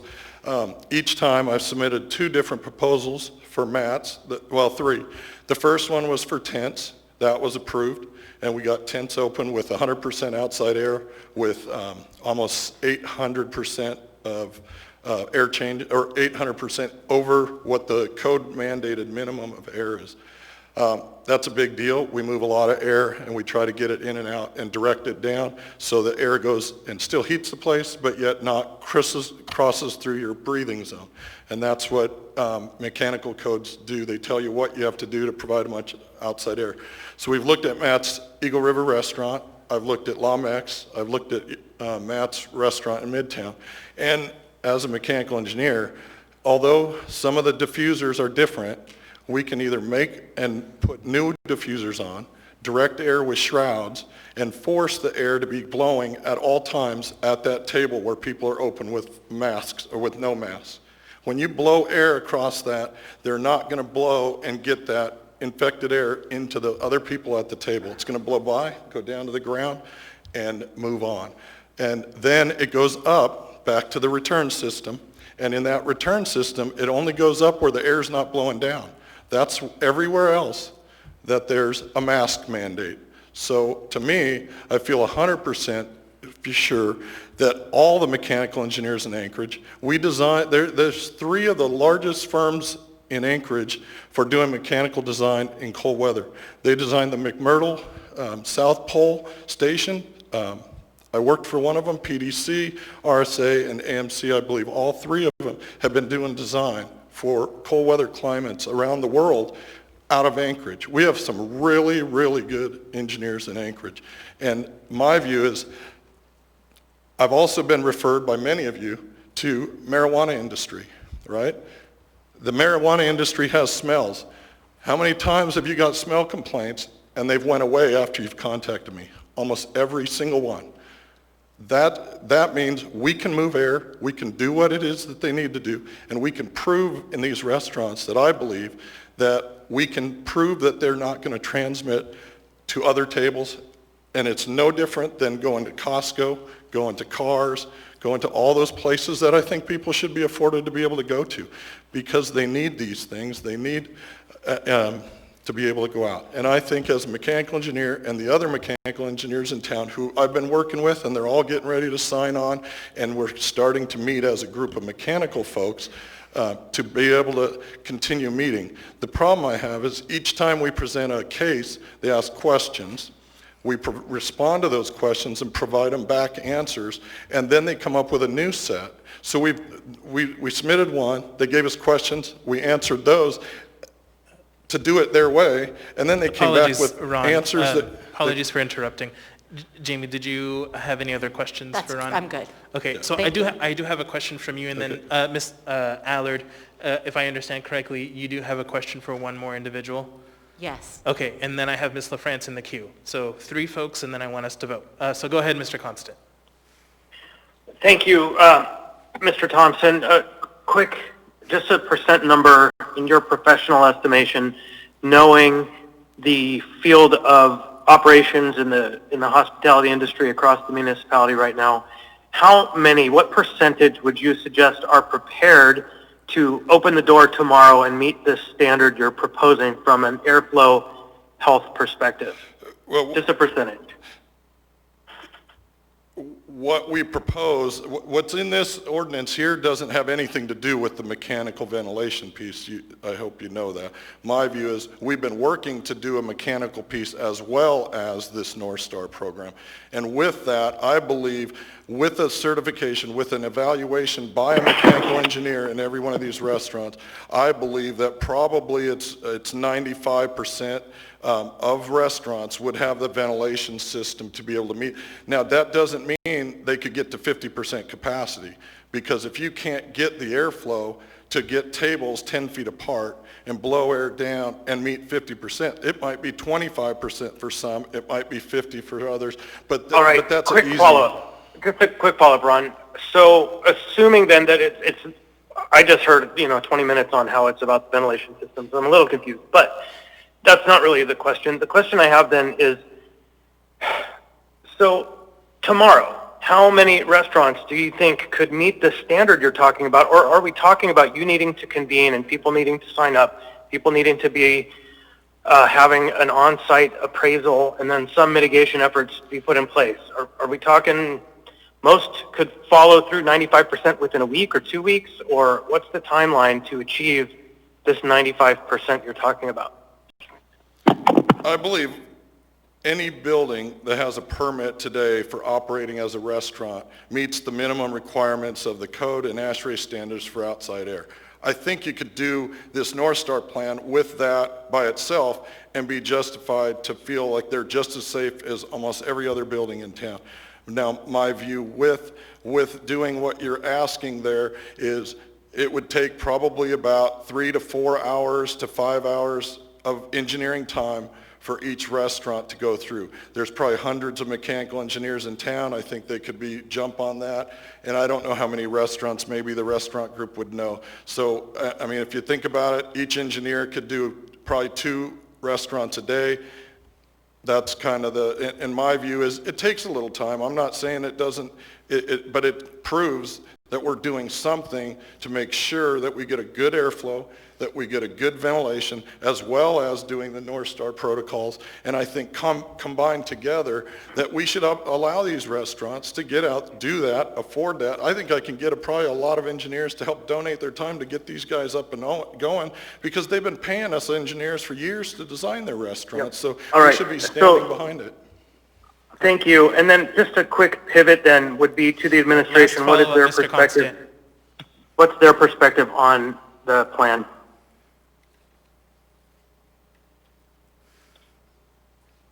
Bob Dole, did you want to weigh in?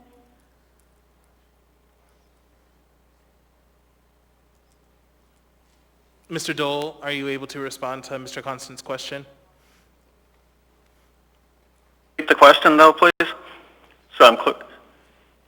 Yeah, just a simple response to this question of this plan and how the municipality might implement it. And brief response, if possible, Mr. Dole. Okay, as to the ventilation piece, we think it is a red herring. We adopted a national, not a local standard, although there's different studies out there.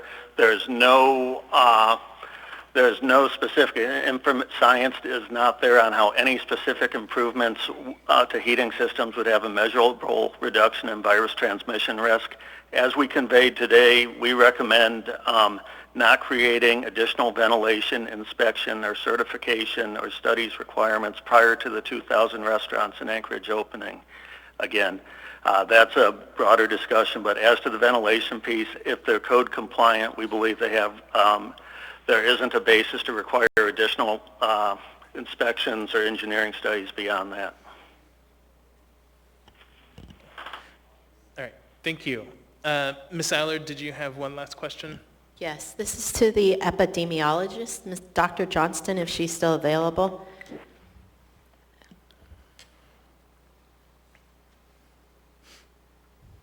Chair, is she Sorry, yes, still? I'm here. Oh, there I was she on is. mute.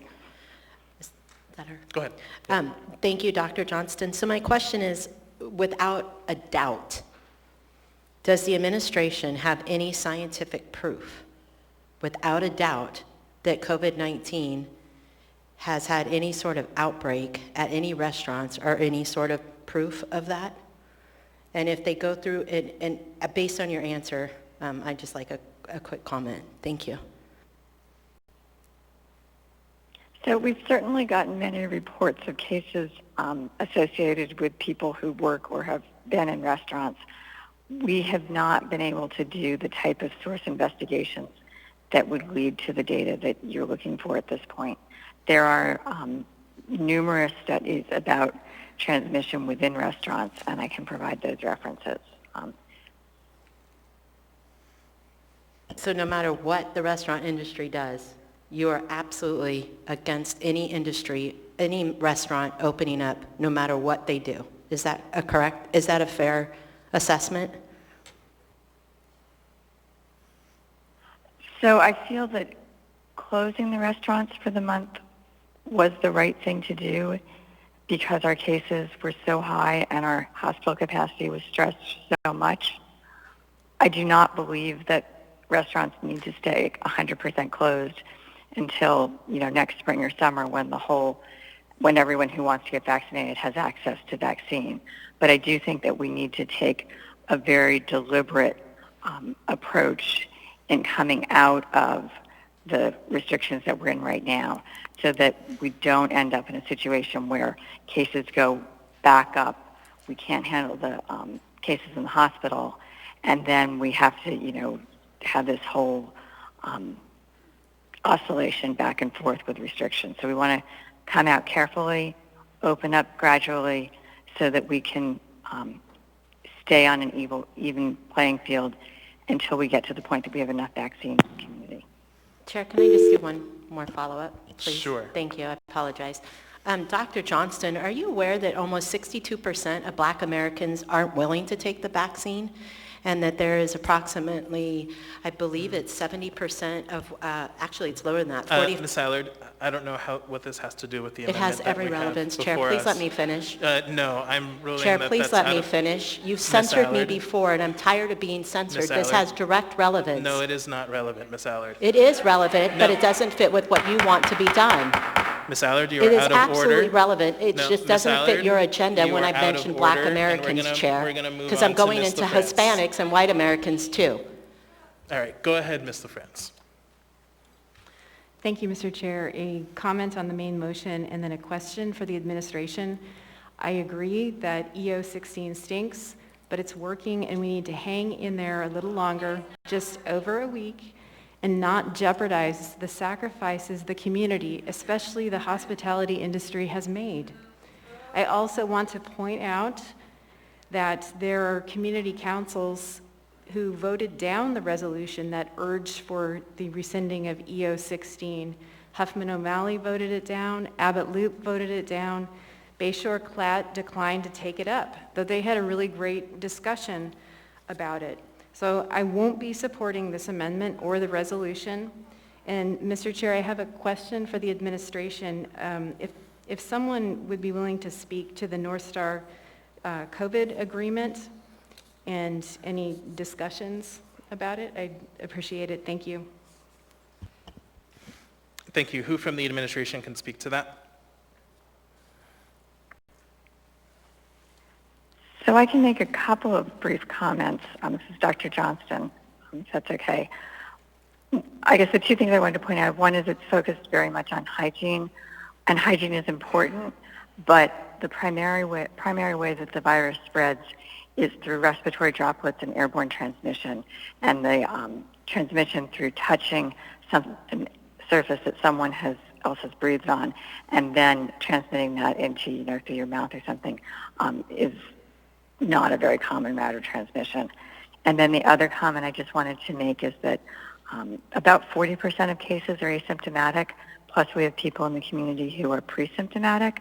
So even when you take temperatures and, make sure that people without symptoms are not in the restaurant, there still could be many people who are infectious and just don't know it. And this is through the chair. This is Heather with the Health Department. I'd just like to share that we are very interested in exploring the elements of the North Star Plan with the hospitality industry, and have been in continued community conversations with them about what elements we could agree upon and potentially implement. And we'll continue to see if there's a way forward. And we appreciate the hospitality's work to develop this plan and figure out how we can move forward together. So looking forward to those continued conversations. Thank you. Seeing no further discussion, members may proceed to vote on the amendment.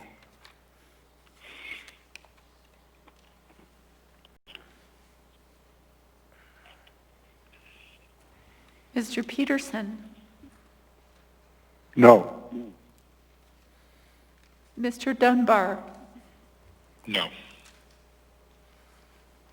Mr. Constant? No. Ms. Kennedy? Yes. Mr. Perez-Verdia? No. Ms. Zalatel? No. That amendment fails 7-3. We now have the main motion before us. Mr. Dunbar. I move to postpone indefinitely. Second. Perez-Verdia. Moved and seconded, so we have a motion to postpone indefinitely before us. Is there any discussion on the motion?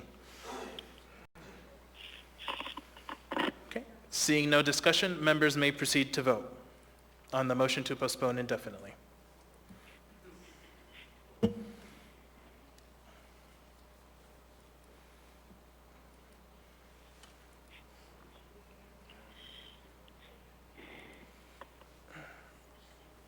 Mr. Peterson? Yes. Mr. Dunbar? Yes. Mr. Constant? Yes. Ms. Kennedy? No. Mr. Perez-Verdia? Yes. Ms. Zalatel? Yes. That motion is approved 8-2, so that item is postponed indefinitely. With that, we're going to take... Mr. Chair, Mr. Constant here, very just brief point of order. Go ahead, Mr. Constant. Thank you. For the moment that happened previously with the member who disagreed with the chair's ruling, the proper procedure isn't to argue, but is instead to say, I appeal the ruling of the chair. Point of order. No, Miss Allard. Oh, I see. So you can go ahead and blame me if I want to speak freely, but you want to cut me off when anybody else speaks freely.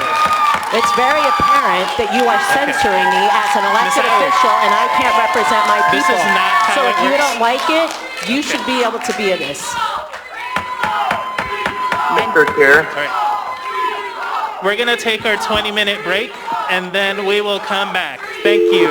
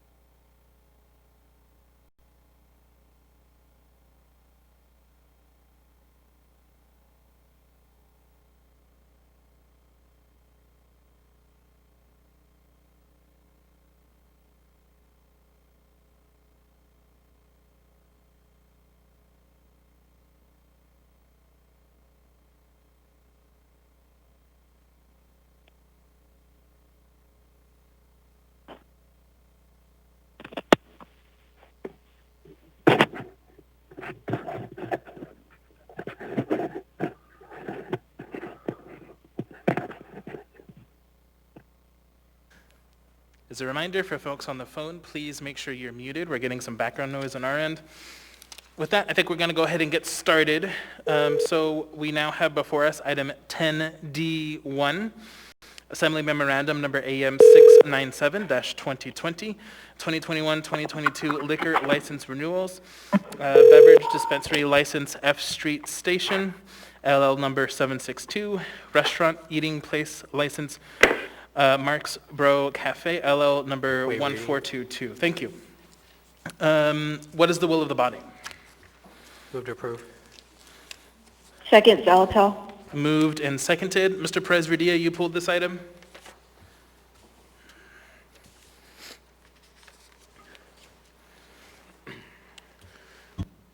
Mr. Perez-Verdia?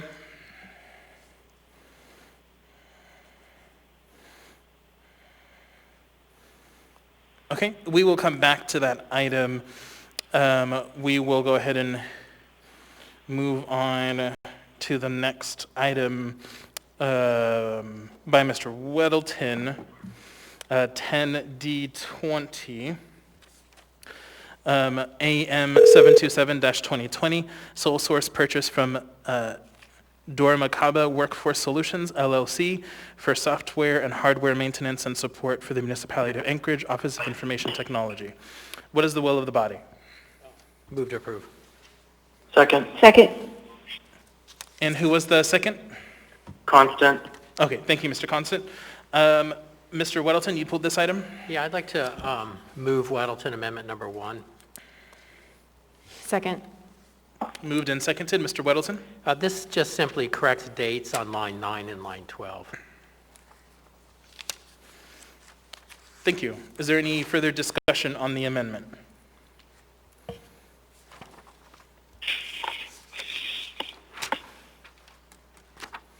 Hearing none, members may proceed to vote on amendment number 1.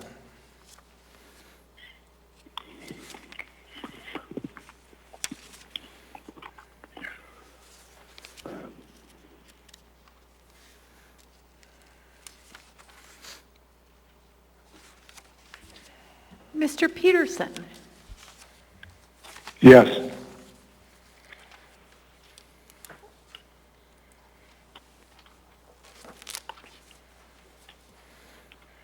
Mr. Dunbar? Yes. Mr. Constant? Yes. Ms. Kennedy? Yes. Mr. Perez-Verdia? Yeah. Ms. Salatel? Yes. That amendment is approved 10-0.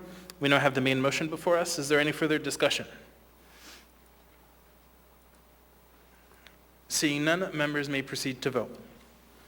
And this is on the main motion to approve. Mr. Peterson? Yes. Mr. Dunbar? Yes. Mr. Constant? Yes. Ms. Kennedy? Yes. Mr. Perez-Verdia? Yes. Ms. Salatel? Yes. That item is approved 10-0. All right, we're going to go ahead and go back to item 10D1. We have a motion to approve on the floor. Mr. Perez-Verdia, you pulled this item? Are we on 10B1? Correct. No, that's not on my list. So I pulled 10B1. But Yeah, this is 10 Delta 1. Did you pull that item? I don't see it on my list. There must be a miscommunication. Sorry. Okay, thank you. So seeing no further discussion, members may proceed to vote on this item.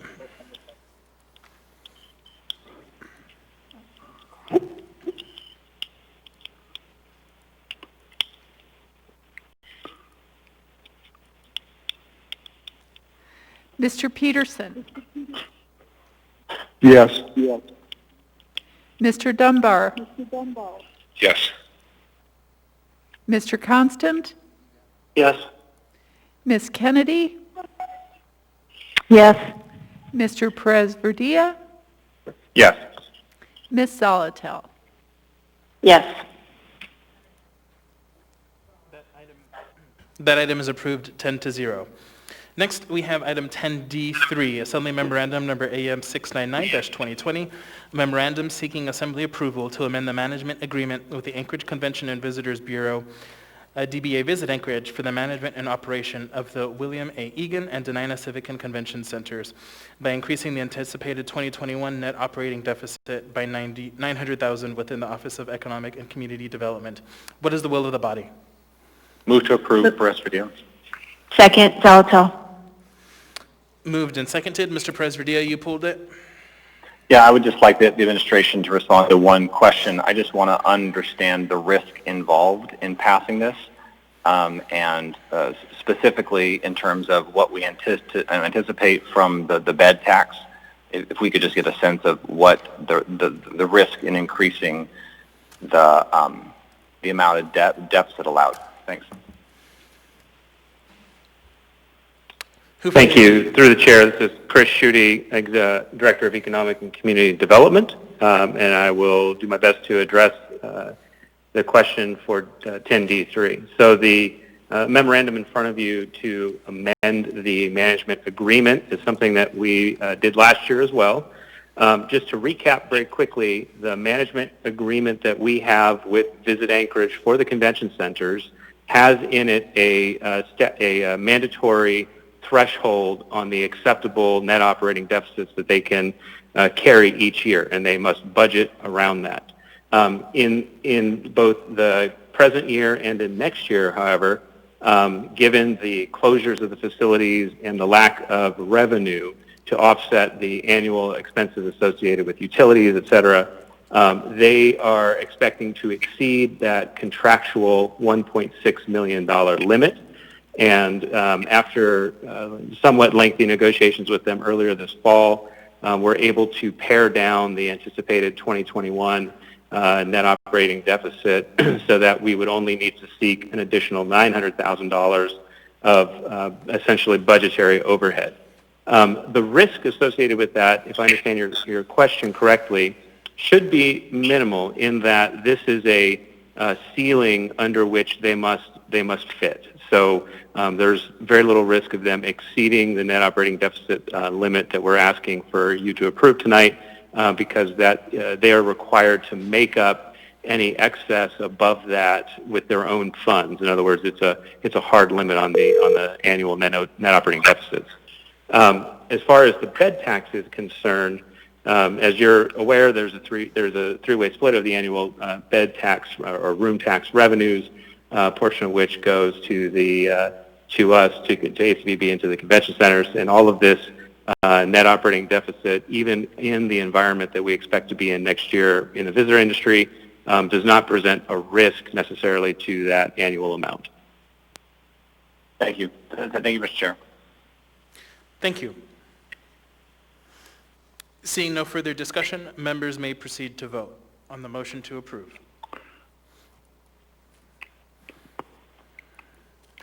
Mr. Peterson, Yes. Mr. Dunbar, Yes. Mr. Constant, Yes. Ms. Kennedy, Yes. Mr. Perez-Verdia, Yes. Ms. Zolotel. Yes. That item is approved 10-0.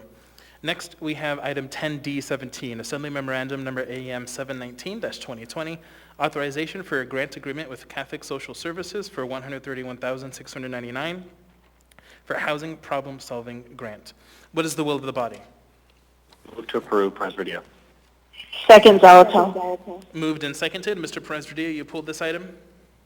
Yes, I just have one clarification. The term of the grant agreement will be between December 23rd, 2020 and December 31st, 2020. Is that correct, that this grant agreement is for 8 days?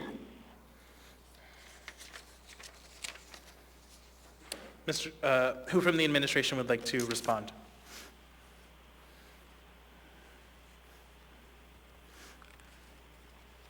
This Sure, is Heather. Thank you, Heather. Go ahead. I was going to Okay. Perfect. Yes, that is correct. It is for 8 days and then with an extension after the new year. It's my understanding that this is at times common with it being the end of our calendar year to allow us into 2021 and then have that extension continue at that point. Mr. Chair, follow up. So we're going to expend $131,699 in 8 days? No, that's just the to start the grant agreement so that the work can start in 2020, and then it allows for us to then continue that conversation in 2021 where they will extend the majority of that grant. But it allows us to start the work in 2020. I see. So the actual intention of this is not just for that short period, but through the full 4 months following that. Correct. Okay. Thank you. That was a clarification I needed. Thank you, Mr. Chair. Thank you. Seeing no further discussion, members may proceed to vote.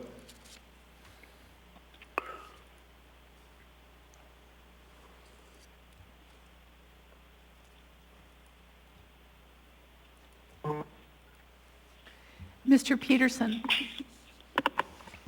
Yes. Mr. Dunbar? Yes. Mr. Constant? Yes. Ms. Kennedy? Yes. Mr. Perez-Verdia? Yes. Ms. Solotel? Yes. That item is approved 10-0. Next, we have item 10D25, AM 734-2020, recommendation of award to Brownstein Hyatt Farber Schreck LLP for professional lobbying services for the municipality of Anchorage. What is the will of the body? Move to approve, Perez-Verdia. Second, Constant. Moved and seconded. Mr. Perez-Verdia, you pulled this item? Thank you. I think I'm going to address this to Mr. Bockenstedt. I just want to make sure that that we're going to see a return on this investment. So I want to just have him speak to what we intend on benefiting from this investment, specifically for the port and other benefits to the city. Is this a smart investment? Yes, through the chair, this is Jason Bockenstedt, Chief of Staff.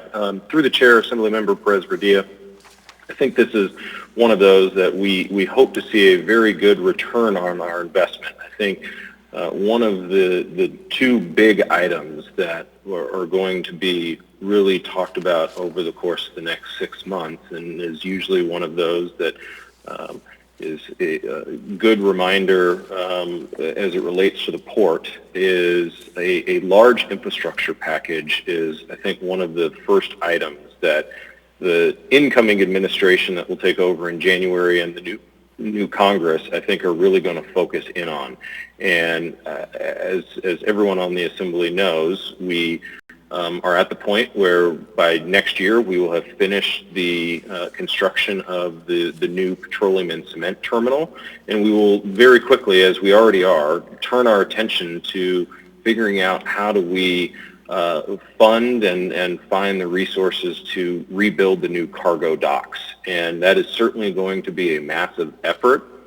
And I think getting into both this new administration and also additional members of Congress, explaining to them the importance of the port. It is a defense strategic seaport, and just letting them know how important this is to the defense of the nation and how important it is to JBER is certainly going to be, I think, incredibly valuable to us as we move through the next 6 months to a year.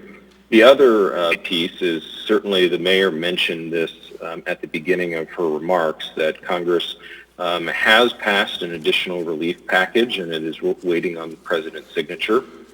But I don't think this is going to be the last one. I think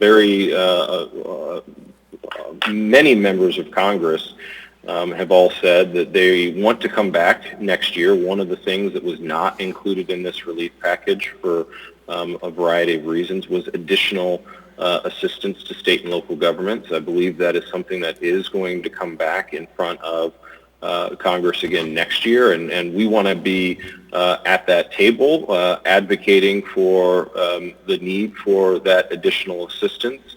And again, I think if either of those two things bear any fruit at all, it will be a huge return on the investment.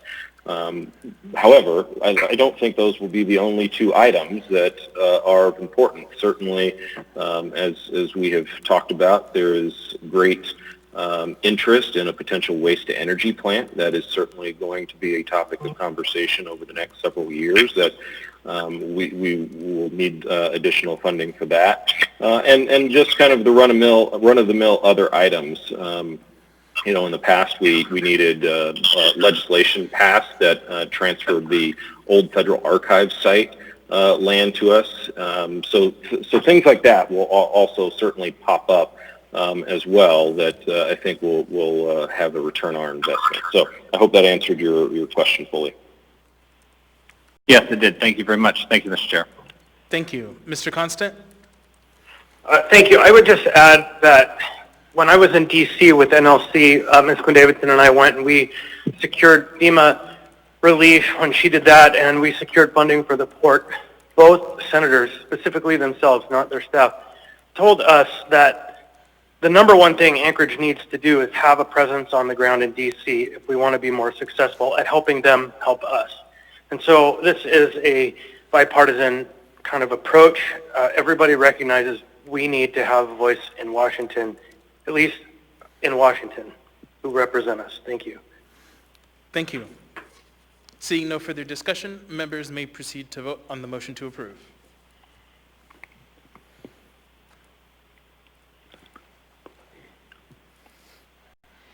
Mr. Peterson?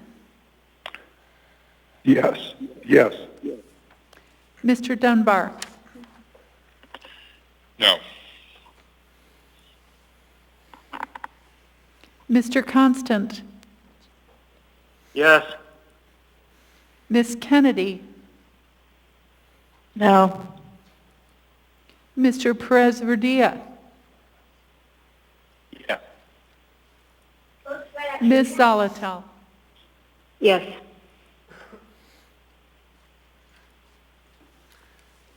That item is approved 8-2. Next, we have item 10F2, Information Memorandum Number AIM 186-2020, Internal Audit Report 2020-11, Mountain View Community Center Parks and Recreation Department. What is the will of the body? Move to approve, Perez-Verdia. And just to clarify, that's a move to accept? Move to accept, sorry, yeah. Second, Zolotel. Moved and seconded. Ms. Zolotel, you pulled this item?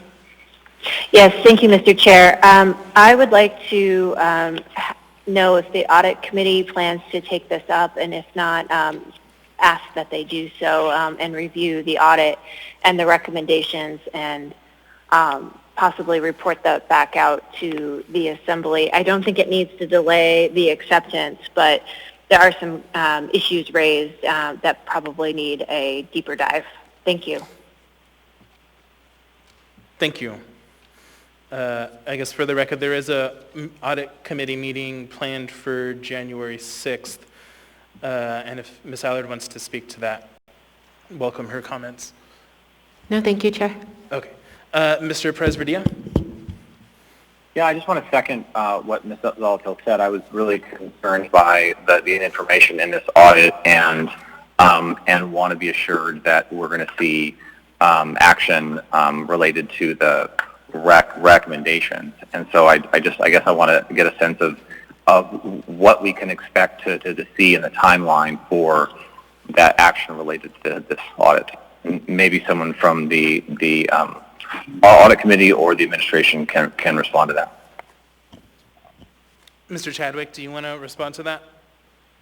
If he's on. Yes, through the chair, we do have an audit committee meeting at the beginning of January, and this this can be discussed at that time. I know that the Parks and Recreation Department recently hired earlier this year a contract administrator.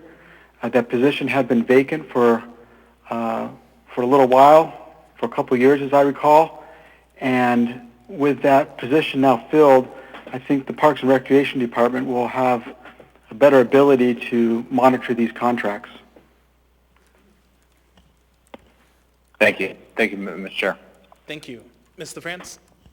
Thank you, Mr. Chair. As a member of the Audit Committee, I would like to see this item put on the agenda for the next meeting. I don't know if it's already on the agenda. If it's not, Mr. Chair, could we please add it to either the Rules Committee or even hear it in the Budget and Finance Committee? But I think, as other members have pointed out, and as I mentioned in a conversation with the administration, I think we need to have a discussion of this audit. Thank you. Thank you. Mr. Constant? Yeah, thank you. I look forward to an interesting conversation about this. I recognize that there are issues on both sides of the equation, and this little organization that runs the Mountain View Boys and Girls Club is a little engine that could. They're a hardworking group, very small group of dedicated people who work for scraps in a neighborhood that's really challenging. So I just hope that when this is looked at, it's a very full and comprehensive look, not just a disciplinary look. Thank you. Thank you. Ms. Allard? Thank you. Just to follow up on Ms. LaFrance's request to add it, I'll add it to the next meeting. Thank you. Seeing no further discussion, members may proceed to vote on the motion to accept. Mr. Peterson? Yes. Mr. Dunbar? Yes. Mr. Constant? Yes. Ms. Kennedy? Yes. Mr. Perez-Verdia? Yeah. Ms. Zolotel? Yes. The item has been accepted, 10-0. Next, we have item 10F7, EIM 191-2020, emergency procurements awarded under AMC 7.20.090. What is the will of the body? Move to approve. Second. Just to clarify, Mr. Constant, Ms. Zolotel, move to accept? Sure, yeah. Thank you. Moved and seconded. Ms. Kennedy, you pulled this item?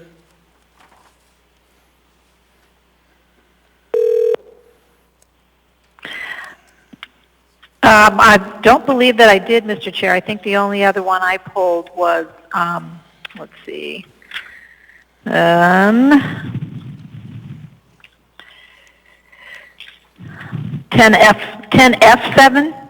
Yes, that's what we're on. Yep. Oh, I'm sorry. I thought you said 20. So, okay. All right. Yes, I did. Thank you, Mr. Chair. And actually, I'll be brief on this because really this just helped kind of generate a little bit more of a question for me in regard to what we're doing in terms of our FEMA match requirement. I understand that, you know, all of these on here are going to be FEMA reimbursable, but it kind of begs the question. We were told by the state that they were going to take care of paying for that $12 million that we had so far accumulated. And I'm just wondering, as we move forward, do we have any guarantee from the state that they will continue to honor the same kind of obligation? Or are we kind of starting over right now with any new additional emergency procurement that might have us on the hook for money at the local level? Through the chair, this is Alex Slivka, Chief Fiscal Officer. The state has said repeatedly that they are going to honor their traditional agreement to pay for the 25% of FEMA expenses not covered by the federal government. That applies both to the earthquake and as well to this COVID pandemic. So we have no reason to believe that they won't live up to their obligation. Okay, so that's an unlimited amount. They haven't said that they're just paying for what we've already, basically what we're already on the hook for, but they will just continue regardless of how much we continue to spend. That's your understanding? Through the chair, that is my understanding. Can we do anything to get confirmation on that, or should we be asking that question? Through the chair, I can reach out to them again and get something much more specific, which I can share with the Assembly. Thank you. I know I'd appreciate that because obviously we've got some pretty significant additional expenditures that we're looking at here. So thank you. Thank you, Mr. Chair. Thank you. Seeing no further discussion, members may proceed to vote on the motion to accept.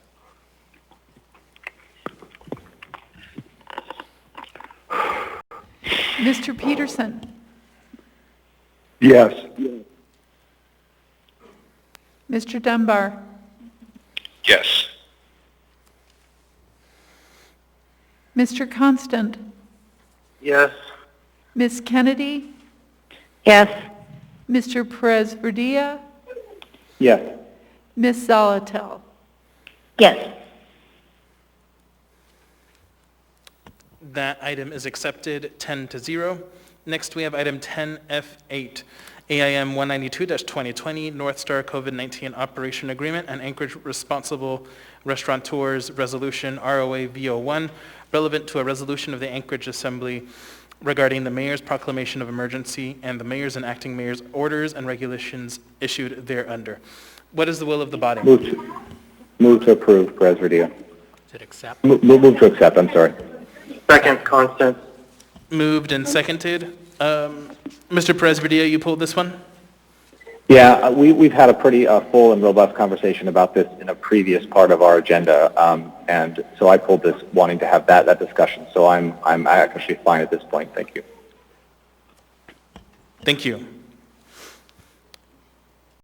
Seeing no further discussion, members may proceed to vote.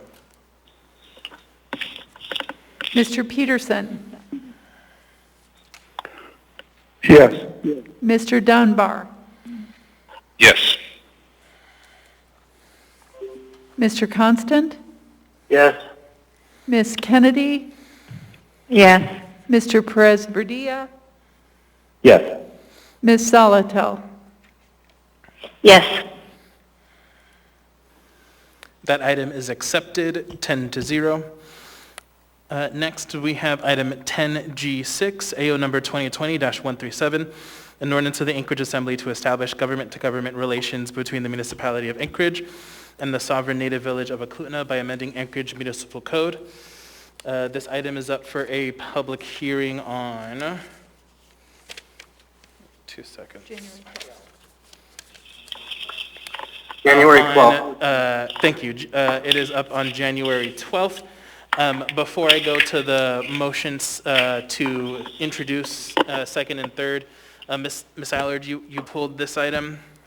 Yes, Chair, I didn't realize it was going to be up for the public hearing anyways.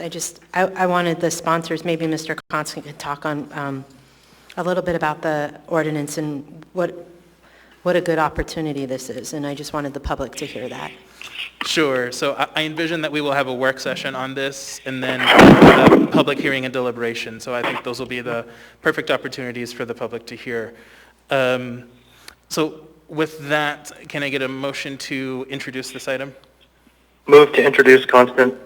Second. Perez-Verdia. Third. And that was Mr. Dunbar.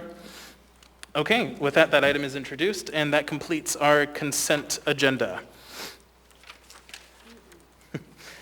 All right, so moving on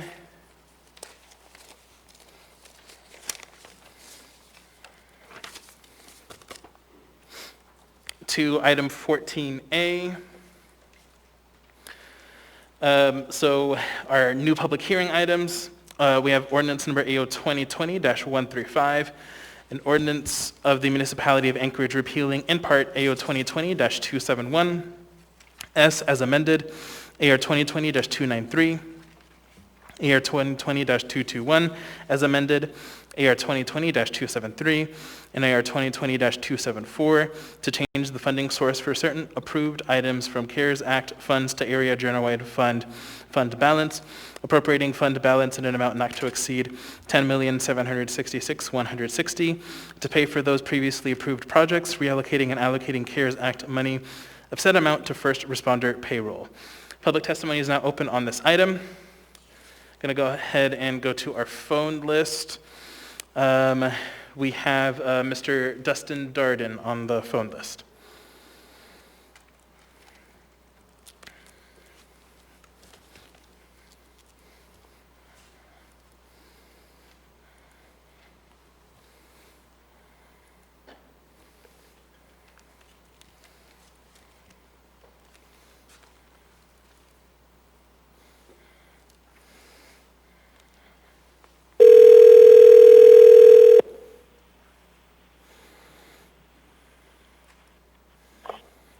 Dustin. Hi, Mr. Darden. This is Felix Rivera. You're here with the Anchorage Assembly. We are on audience participation for item 14A, AO number 2020-135. You have 3 minutes. Welcome. Okay. I oppose AO 2020-135. This is a federal financial fraud. The Assembly are conspiring to launder money, and you're going to be charged under Mafia RICO statutes. Your actions are willfully violate direct guidance given to you by the United States Department of Treasury. Federal felonies are stacking up against the municipality of Anchorage. This violates CARES Act federal law.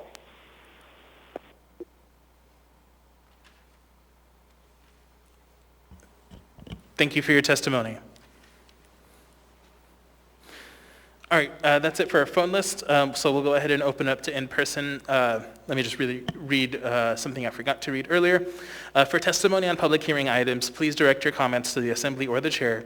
Please give your name at the start of your testimony. You will have 3 minutes to testify. Your comments must remain on the topic of the matter before us, and personal attacks are not appropriate. I may interrupt you if you do not follow these rules for testimony. In addition, audience members are asked to avoid clapping or other disruptions during public testimony. Last, questions asked in your testimony may be addressed during deliberation. I will, as chair, work to maintain decorum at this meeting and ask for your assistance. With that, come on up, Mr. Haberman, if you wanted to testify. Is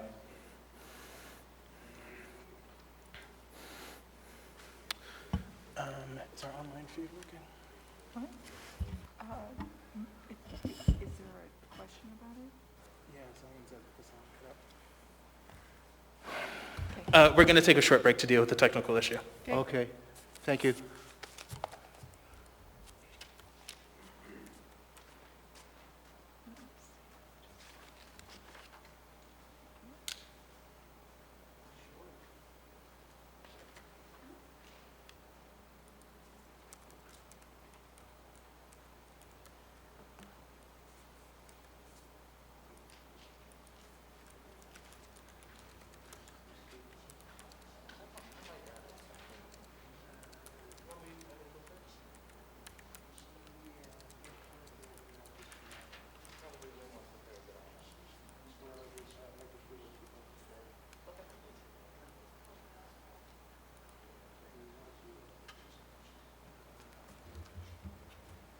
I've asked ID to check.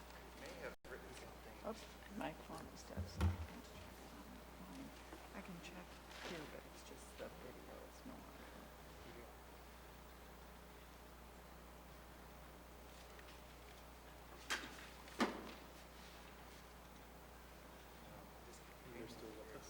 Yeah, let me, yeah.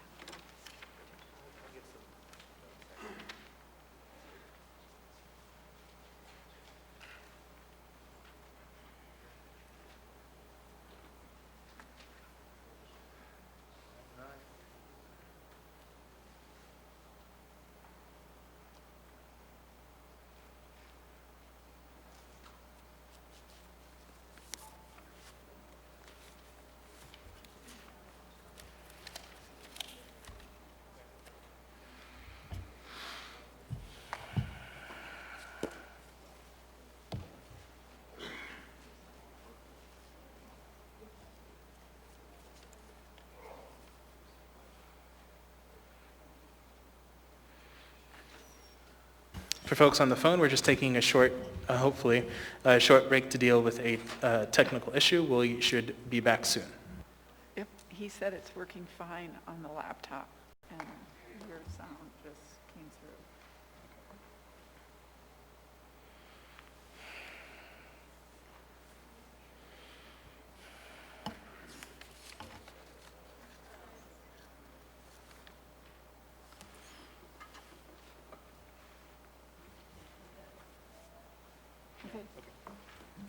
All right. Thank you. We're going to go ahead and continue. Welcome. My name is Eugene Carl Haveman, Alaska resident for over 43 years and currently a resident of Matsu Valley. Now on this item 2020-135 dealing with the CARES Act funds, it's remarkable. I keep on saying something like this, what? Where's the information? What you got here is a list of items and same exact amounts on section 1 and the same titles, and moving over to same amounts to other titles. And we're like example, the Anchorage Health Department notes reduced by amount not to exceed 2.3 million, and then back over here it says Anchorage Health Department 2.3 million is moved over there. This is very alarming. What I mean by alarming is this: what exactly you're doing with the money. Why are you needing to take money from the health department, like $2.3 million, and shuffle it over to the health department for $2.3 million? Now, it specifically says there in the document about calling attention to the deadline for the CARES Act funding. You need to spend money and so forth. And it says December 30th, but remind you, I think there's 31 days in December. So what happened to the other day? But that's another footnote there. And but this is alarming. Are you doing something different with the, like example, the health department with the monies dealing with the CARES Act funds versus the other? And if you are, what handicap is occurring in the health department, for example, with those monies being used for something else and not used for something else in the health department? Now what I raise this alarming question is this, is that this document doesn't show the details. The public has a right to the details. You have a right to the details before you shuffle money from one account to the other. But in essence, it's bizarre. I've seen a lot of things over the course of years and meetings and so forth. But I'll close with this, dealing with the CARES Act money. The public has been really alarmed on how money's been handled on CARES Act money by whether it's the Borough Assembly or the Anchorage Assembly or wherever. And this doesn't lessen the alarm on how CARES Act money is being spent with the description that's used by the Muni here. And by the way, for the record, for the public that doesn't have it in front of it, this document is submitted by the chairman of the Assembly at the request of the mayor. So no Assembly member is on this, the chair of the Assembly is, but there's a very strong lacking of information. And then I should add one more point here. This is December 22nd, and we only have a few more days left, and is this the way we're going to run the show dealing with CARES Act money? And with 8 seconds to spare, thank you very much. Thank you for your testimony. Welcome. Hello, my name is Scott Sickinga. I'm from your district, Riviera. I've been also deeply concerned with the CARES Act money. The shuffling, the fact that it has felt to be need to shuffle money from one fund to another in order to make something work is absolutely unethical. If the CARES Act money can't stand on its own directly straight in, and you have to shuffle it around, that should be sending alarm bells. And I'm surprised that it's legal. And I think I mentioned that one time before in standing. I've seen, there's been people like yelling in here and being disrespectful to you guys as the Assembly, and I think that's inappropriate too. I think that you don't deserve that. There are folks that are hurting. And the CARES money was meant to go to them, and you guys are having to play shuffleboard with that money. It's a sick thing to see in the eye of the public. and it's doing very little to instill faith in our assembly. I understand you guys do a lot of work, and I respect that deeply, but let's put the CARES money to CARES things like hospitals and dealing with the virus, or dealing with things that matter. I understand these pet projects. I've been looking into them. Some of these pet projects, they're very noble. I actually think that it's a neat idea. But if you have to shovel CARES money to do that, I have to say I very much so disagree. Why don't you go with a straightforward approach and spend CARES Act money on CARES Act things, not artwork or trailheads or homeless shelters. While any of those might be fantastic things, those should stand on their own 2 feet, not have to go through some type of magic business. And I used the word laundering before in error. This is maybe perfectly legal. It's not money laundering, but it kind of still is. Just because it's legal and it's done in the eye of the public doesn't make it any less that case. So I appease you, please, when we are in the middle of a pandemic, use this money where it's intended, and then we will work on those other issues with the source funding we procure. This isn't just a birthday party where we get a gift and you get to do whatever you want. That's kind of what the people of Anchorage feel like. You guys are chasing down this COVID money for the ability to do something you wouldn't have been able to do otherwise. And I think that's just sad. Anyway, thank you for your time and thank you for the ability to speak. Thank you for your testimony. Welcome. Hello, Marie Caswell. I just wanted to say that I am opposed to this. It does appear as though you guys are shuffling money around in a way that it shouldn't be and maybe wouldn't have had to have happened if it weren't for the lockdowns and other purchases that most of the city was against in the first place. Thank you. Thank you for your testimony. Welcome. My name is James Caswell, and I too oppose this. Sorry, this thing sounds weird. Yeah, gosh, I don't know how many times I've been to these assembly meetings and seen, but watching online and heard so many people refer to this shuffling of money. It shouldn't. I'm not sure why this amount is being deposited into the first responder payroll, but if I remember correctly, it has something to do with money that was taken from the first responders payroll in order to take care of one of your pet projects. I'm not sure, maybe one of you guys could clarify that for me. But sitting here and I'm trying to think, like, I know that I oppose it, but as far as all the language and all the writing in it, it's like you guys do a really good job at making this nearly impossible for the public to understand. And so even if people oppose it, they don't know what to say or how to explain what part of it they oppose, because it really makes no sense except for the fact that, like, we look at it and we see you guys shuffling money. So that's all I got. Thanks. Thank you for your testimony. Would anyone else like to testify on this item?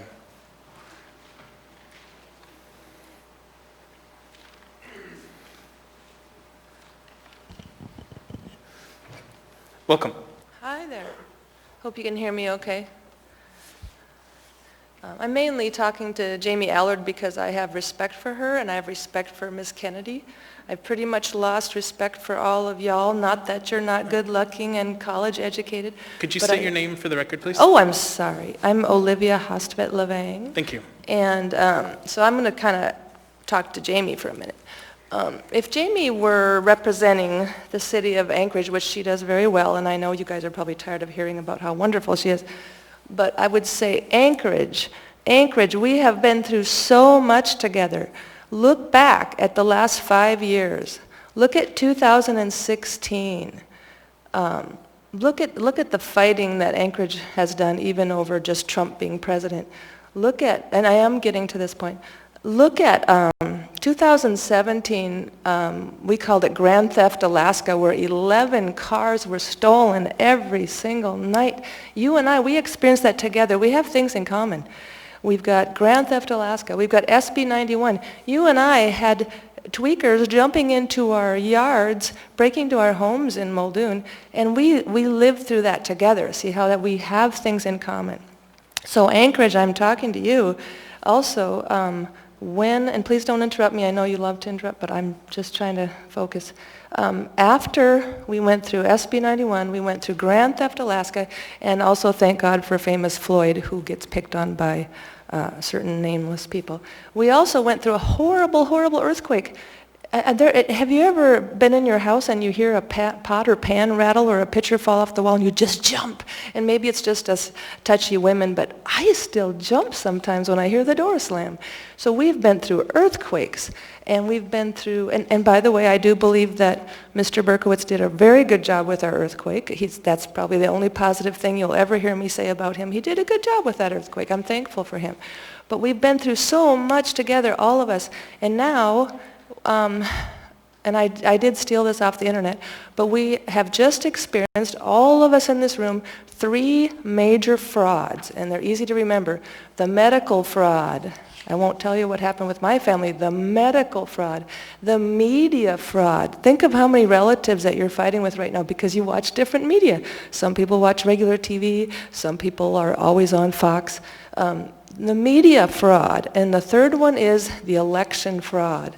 So we are still in this fire of fraud, and we're sick of it, and we're so agitated. We're like, if one more person lies to me or does a fraud thing, we're all of us are feeling, even people we're upset with, we're all dealing with fraud, and we're tired of it. And so I think we all need to, whether you're a church-going person or not, I think we all need to pray for. There's over 1,000 oath-taking people, I'm going to finish it up really fast, who are eyewitnesses to the fraud we're dealing with. Sorry, 1,000 ma'am, people. Your time is up. Okay. Yeah. May I have permission from anybody? May I quickly read what we call the dead business list of 40 businesses? Ma'am, you could email it to us, so if you can No, go I ahead don't and have go to... time to do that. I can take care of a sick child at home. Okay, I'd like to. I don't can see I very anyone in the quickly, queue, so thank you for your testimony. I'm asking I don't see anybody. anyone in the... Ma'am, your time is up. I don't see anyone in the queue. Thank you for your testimony. Ma'am, your time is up. There's no one in the queue. So I'm going to have to ask you to sit down, and I have someone else to testify. Ma'am, I need you to move out of the queue, please. Okay, security, can we please deal with this situation?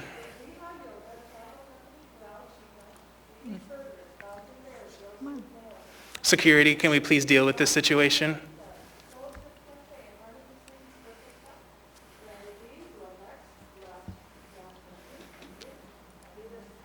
All right. We can hear you, ma'am. Go ahead. Welcome. Oh, if you could turn the mic on. Yellow button to turn the mic on. Thanks. Oh, it wasn't. There you go. Thanks. Okay, my name is Irene Queednow, Quednow. I have a question and a concern. So if I remember correctly, originally there were already 49 million dedicated to the first responder payroll at the beginning from the CARES Act fund, and that was supposed to last through the end of the year. So my question is, why do you need another 10,766,160? That does not make any sense. If that money was supposed to last, that was originally moved over or used for the payroll, and it was supposed to last till the end of the year, we're not done with the year. So, and if you add this money to the original amount, then you're at almost over 60 million, if the 40 million are correct, if I remember that correctly. And so then you have almost 61 million for the first responders, but you can't find 3 million to fund the tax reduction program, and you find it irresponsible to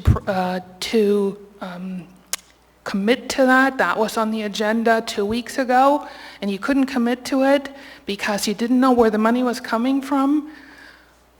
There is almost $11 million. I think you could find 3 million in that for the tax reduction program. Thank you.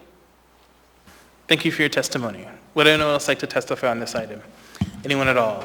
Seeing and hearing no one, public testimony is closed. What is the will of the body? Move to postpone indefinitely. Is that right? You told No. me to do that. Sorry, No. I forgot to give you the update. So if you can go ahead and resend that motion, Mr. Weddleton, and I take can it speak back. to it really quickly. So can I get a motion to approve, please? Motion to Move to approve, Constant. Thank you. Second, Zalato. Okay, thank you. Actually, maybe Mr. Slivka, you can go ahead and explain. Yes, certainly. Just in general, I think most people understand this assembly through multiple meetings and actions dedicated the spending of $156 million that we received from the state and CARES grant funds that had to be spent by December 30th. So to Mr. Haberman, that was the U.S. Congress telling us December 30th and not the 31st.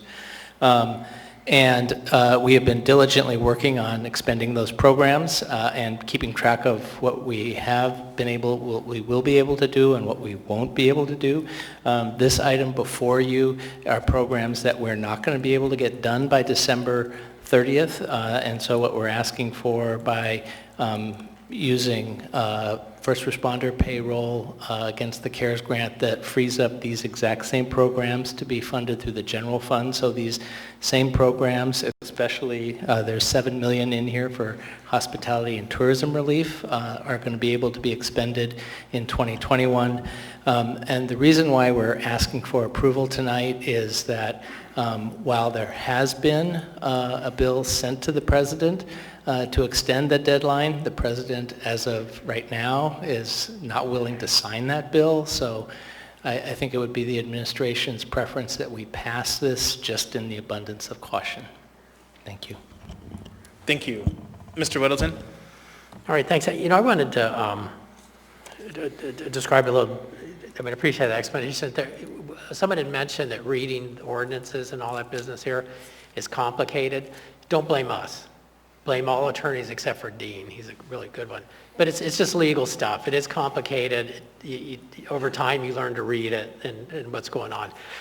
But with, excuse me, with every ordinance, you're going to see an AM immediately following it in our packet. And the AM takes it and puts it in more colloquial language, so you can kind of make some more sense out of it. So if you have trouble, you might start with the AM. Skip the AO, read the AM, then go back and try to figure out what all that gibberish is. So it is challenging, but that's just the way it is. That's the job we do. And if a lot of you are new to this, some aren't, you'll learn over time. You know, it takes a while to do it. And I'd put it a little different. I mean, we are not reallocating the money. We're taking money out of a pocket with a hole in it, and we're putting it over here in a pocket without a hole. The check on that, the name on that check is the same name. It is to the hospitality industry. It is to whatever we allocated these CARES Act funds to. Doesn't change. We're just switching pockets. And we're doing that to avoid this deadline, because if we miss that deadline, all that money goes away. It doesn't help us a bit. So this is careful use of our public funds to do this, switch pockets. And we're doing it because the Treasury said, you guys ought to do this, and then you don't have to worry about that deadline. So the Treasury, who's in charge of CARES Act funds, told us, take it out of that pocket, has a hole in it, put it in that other pocket. Now, it sounds like Congress was going to fix the hole in the pocket, and they didn't, so we're going to do this anyway. So I hope that helps with explanation, and I know Alex was good too. But start with the AM, then read the gibberish if you're going to stick with this business. Thanks. Thanks. Ms. Kennedy? Thank you, Mr. Chair. Actually, I very much appreciate Mr. Weddleton's analogy there. But my question is, considering how much demand we had from businesses for help and how many we know did not get awarded the relief, the grants that they were hoping for, but were told, well, maybe next round, how in the world did we end up with $7 million specifically to tourism hospitality that was never dispersed, to the point where now here we're getting caught at the end of the year with money that's so-called, like Mr. Weddleton says, falling out of the hole in our pocket? I mean, I'm just amazed that we turned down so many people for so many months and weeks now, and now we're having to kind of shift this money over into a non-hold bucket. Through the chair, And I really, okay. Thank you. I'm going to ask Mr. Schutte to answer that question. I think that people in the room can't hear us very clearly. Can you hear us in the assembly chambers? We can hear you, yes. Okay, good. Thank you. I wasn't sure. And I think that's a great point to make. And the $7 million that you highlighted for tourism relief is a part of a larger package. But specific to that tourism dollars, what we encountered in Anchorage and what we're seeing in other jurisdictions across the state is that it is a challenge to find entities that can do the due diligence required for the CRF funds, for the accounting purposes of the CRF funds, stand up programs and get dollars out quickly. We were very fortunate in the early days to stand up a couple of partners in the nonprofit and for-profit community to do that with us. But there's only so much bandwidth that those entities had.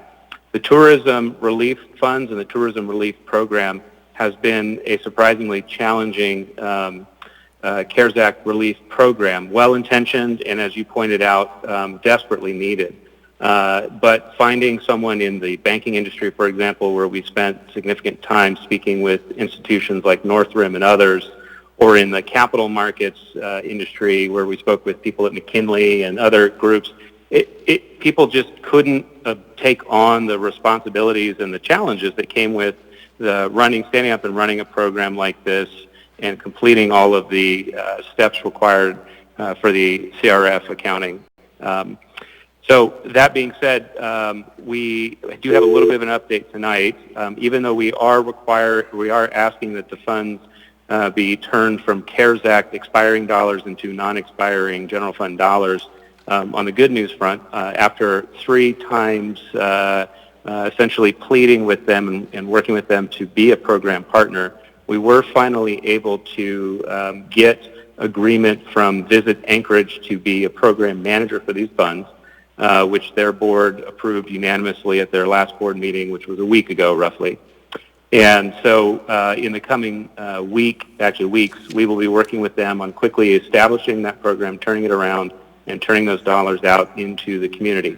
One of the side benefits of the translation from CARES Act dollars into, or the transition from CARES Act dollars into general fund dollars is that a lot of the requirements that were attached to the CARES Act CRF programs no longer apply. You highlighted one of them, Mr. Slifka, the expiration date of the funds, which I think is one of the biggest. And I think that this $7 million will get out into the tourism business economy here in a time when it desperately is needed anyway. During the normal business cycle, these are some of the slowest months of the year.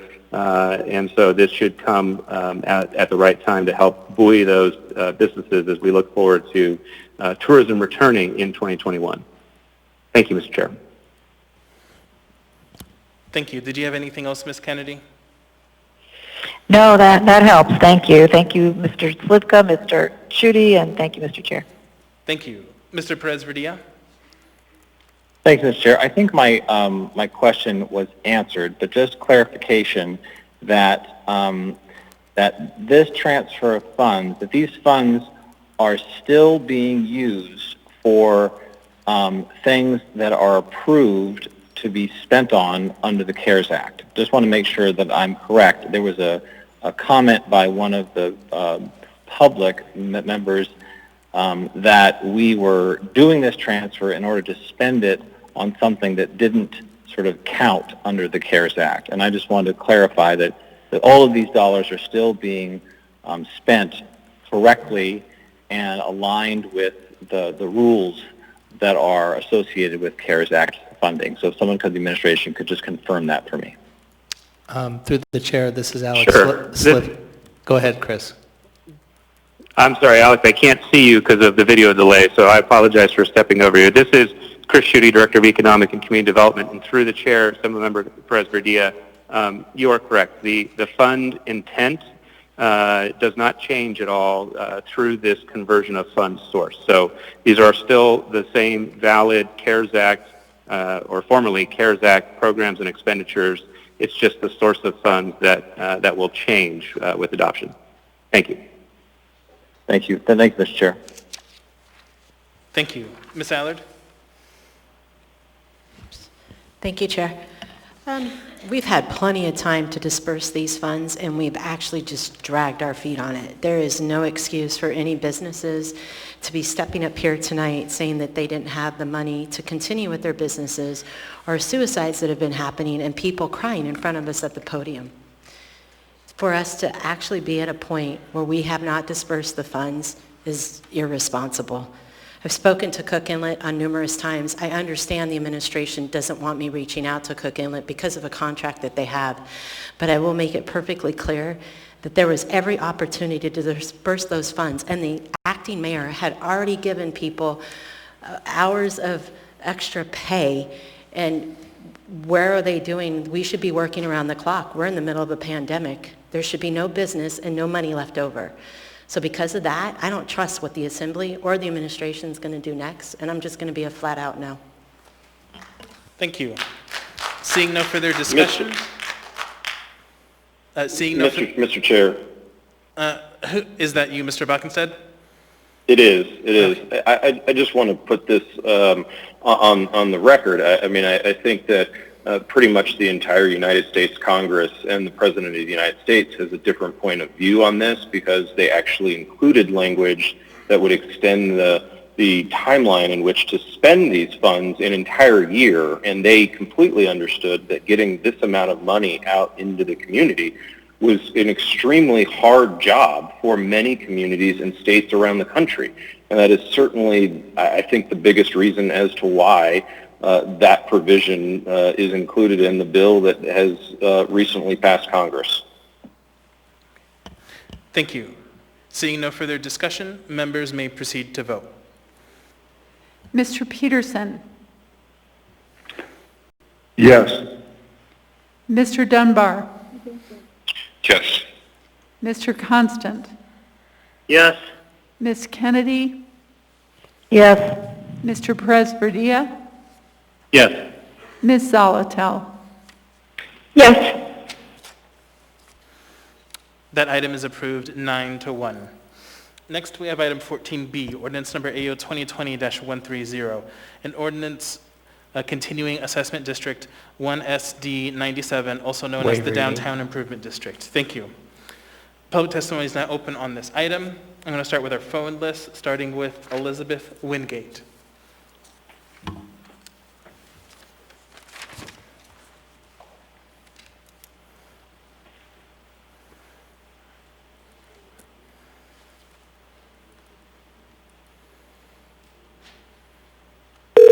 Remember,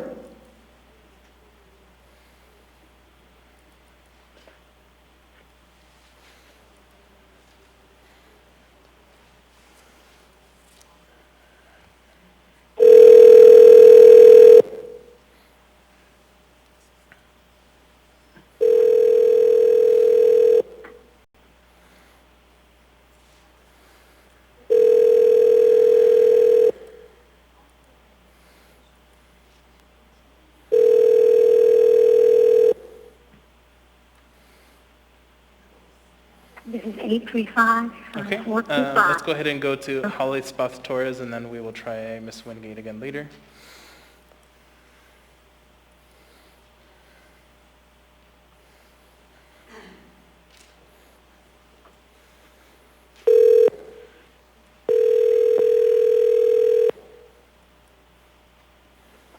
good evening. Hi, Ms. Spoth Torres. This is Felix Rivera. You're here with the Anchorage Assembly. We're on public testimony for item 14B. You have 3 minutes. Welcome. Thank you for having me tonight. My name is Holly Spoth Torres, SPOTH-TORRES. I'm the current board chair for the Anchorage Downtown Partnership. I've been the chair of the board now for 2 years.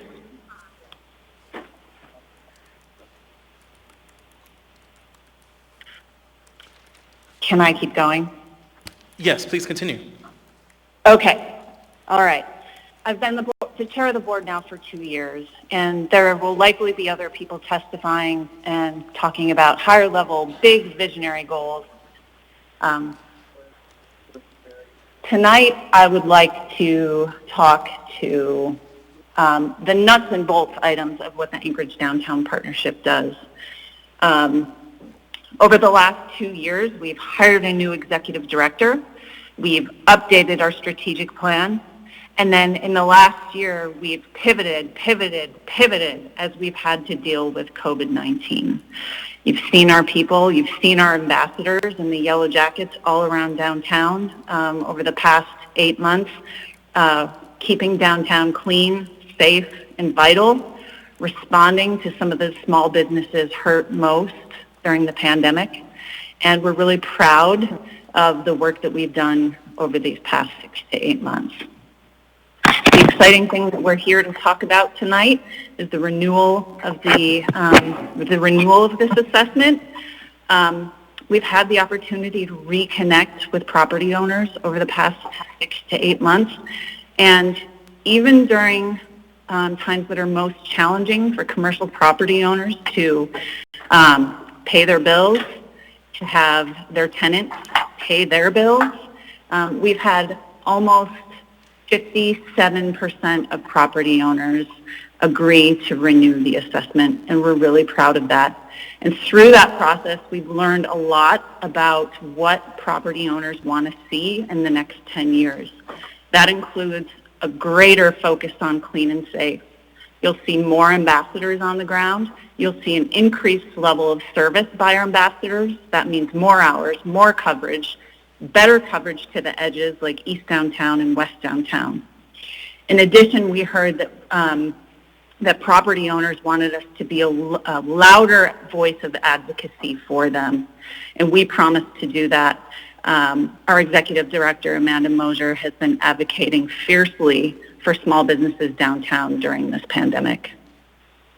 The last thing I want to talk about tonight that we've heard is that property owners wanted to see our board of directors reflecting more property owners on the board.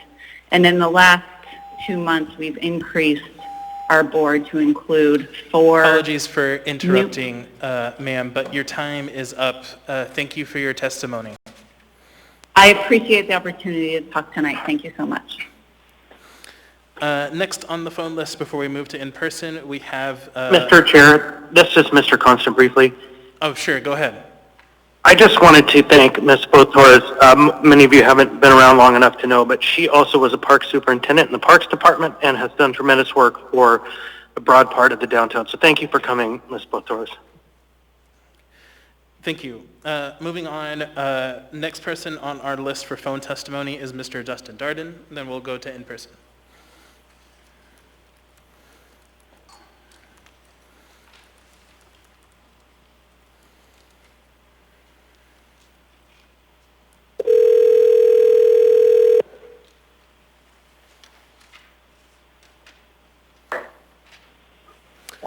Hello? Hi, Mr. Darden. This is Felix Rivera. You're here with the Anchorage Assembly.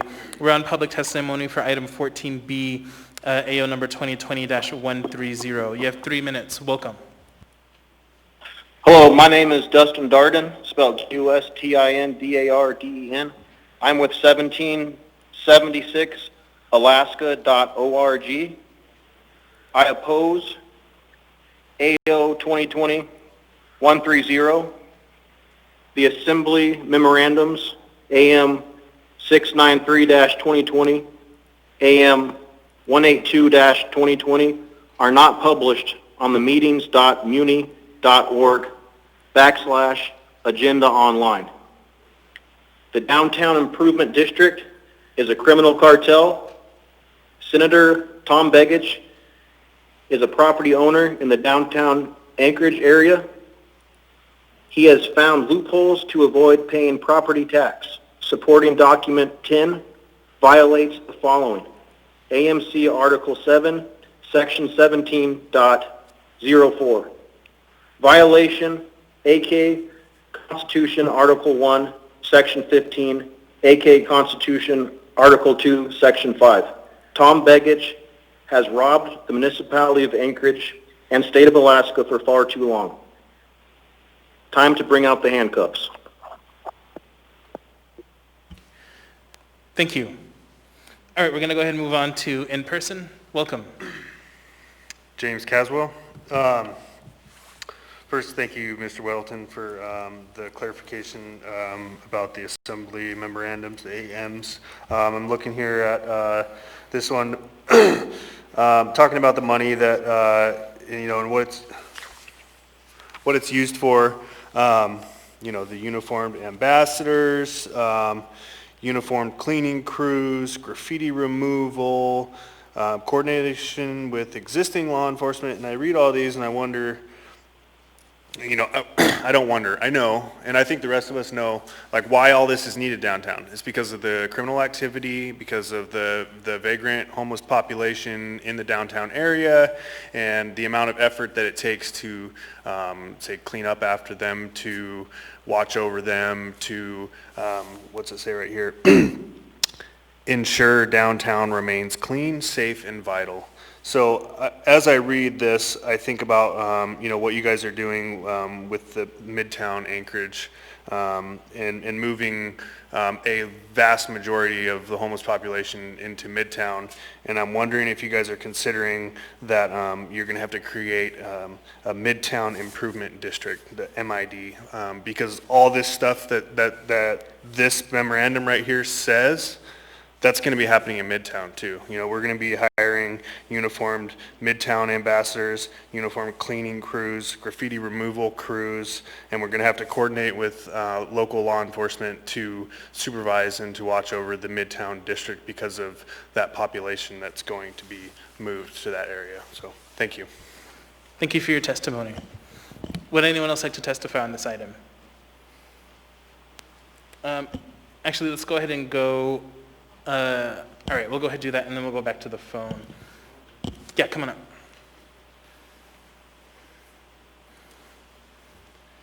Hi, Welcome. my name is Lael Fairbairn. I am the managing partner of Snow City Cafe and Crush Bistro, and also own a couple of other restaurants in town.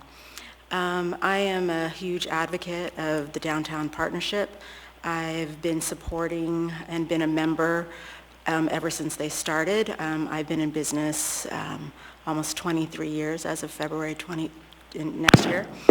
And they are an integral part of our success downtown, and they help keep downtown clean and safe for our staff who arrive at 5 in the morning or leave late at night. And they also provide a clean, safe, and vital community for our visitors, and that is really important to all of our downtown businesses. And this year, it's just been amazing how they have helped all of the downtown hospitality businesses really coalescing us, getting us talking together, and also doing what they can to help us extend our dining rooms because we weren't able to have seating inside. They were very creative and innovative and worked with a lot of organizations to help put dining out in the streets.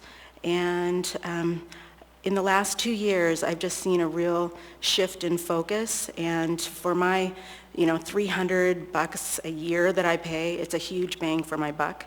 And I would encourage you to approve their renewal. So thank you.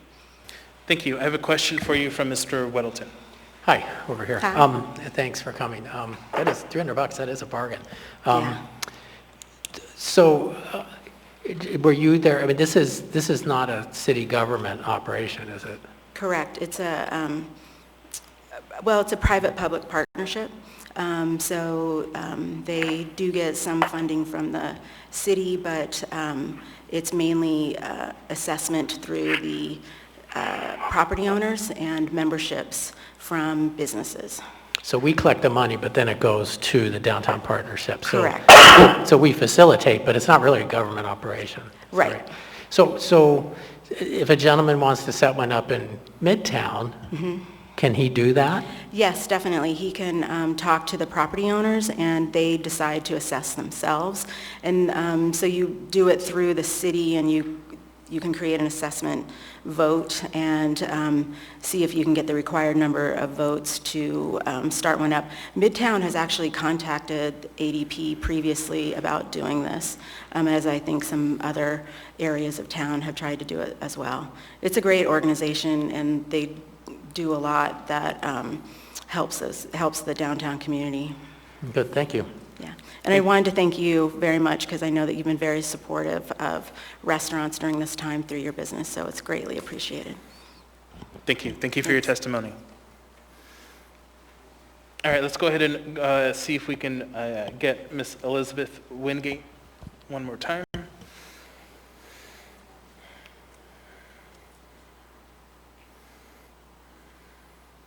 And then if anyone else would like to testify in person, please line up.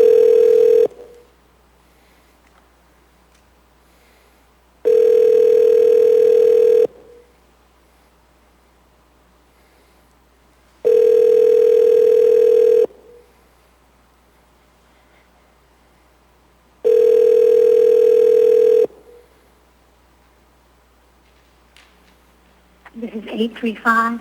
Okay. Would anyone else like to testify? Anyone at all?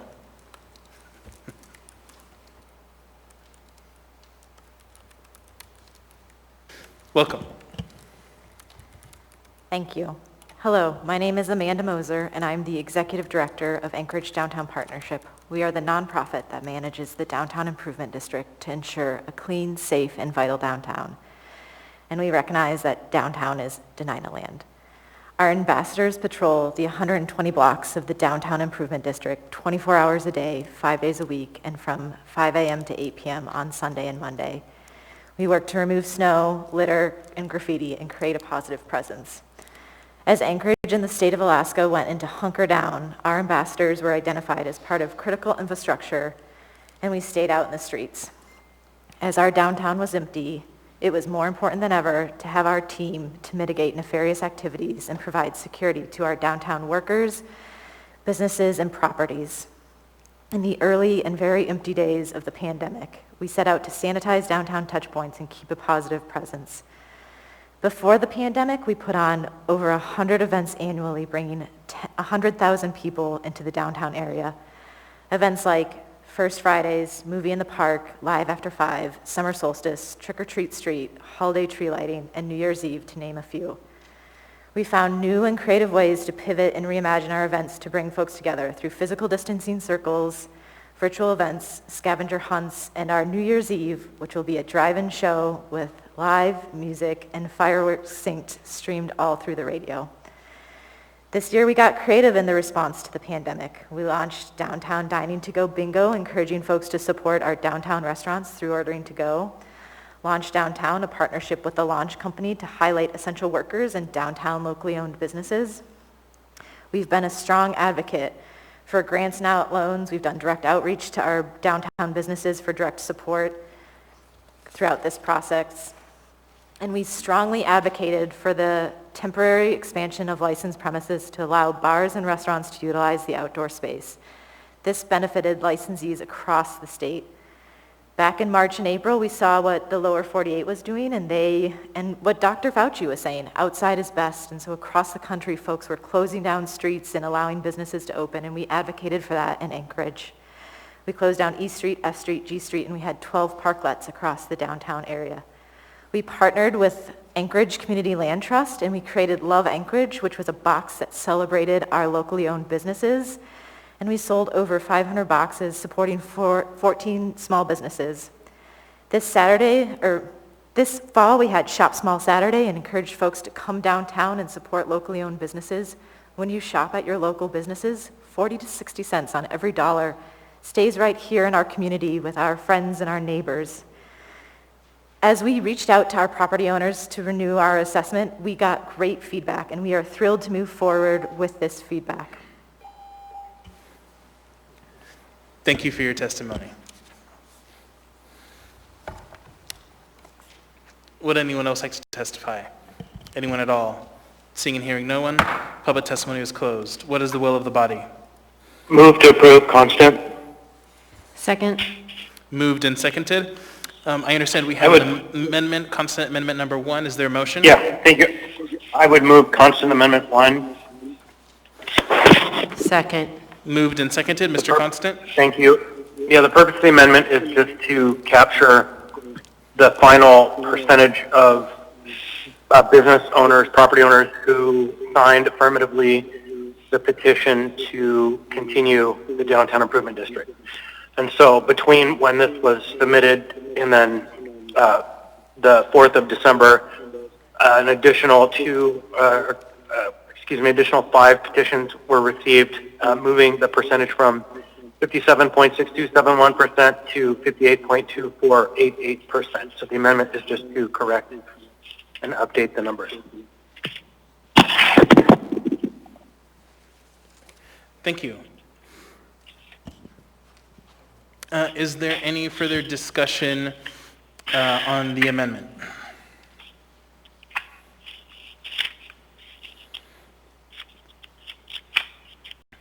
Seeing none, members may proceed to vote on the amendment.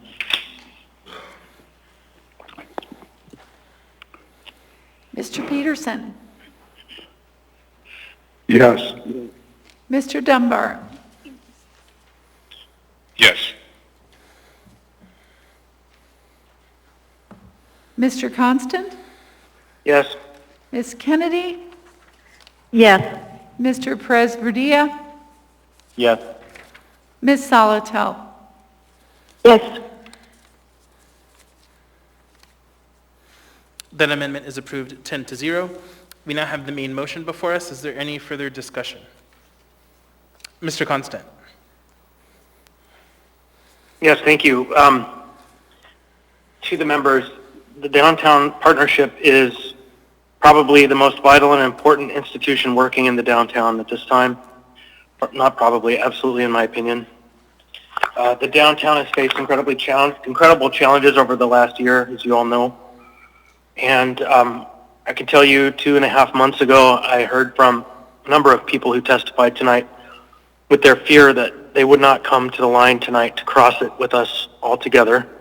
They were afraid it might not happen. And why is because they had to mount this campaign in the midst of a total shutdown when people's revenues are uncertain and rents collected are uncertain and just so difficult. And yet these individuals ran a fierce campaign and were successful. And they brought forward more than 58% of the property owners in the downtown to say yes, continue. And I'm really glad that they've done that. It makes it much easier when you get close to 60% to vote yes.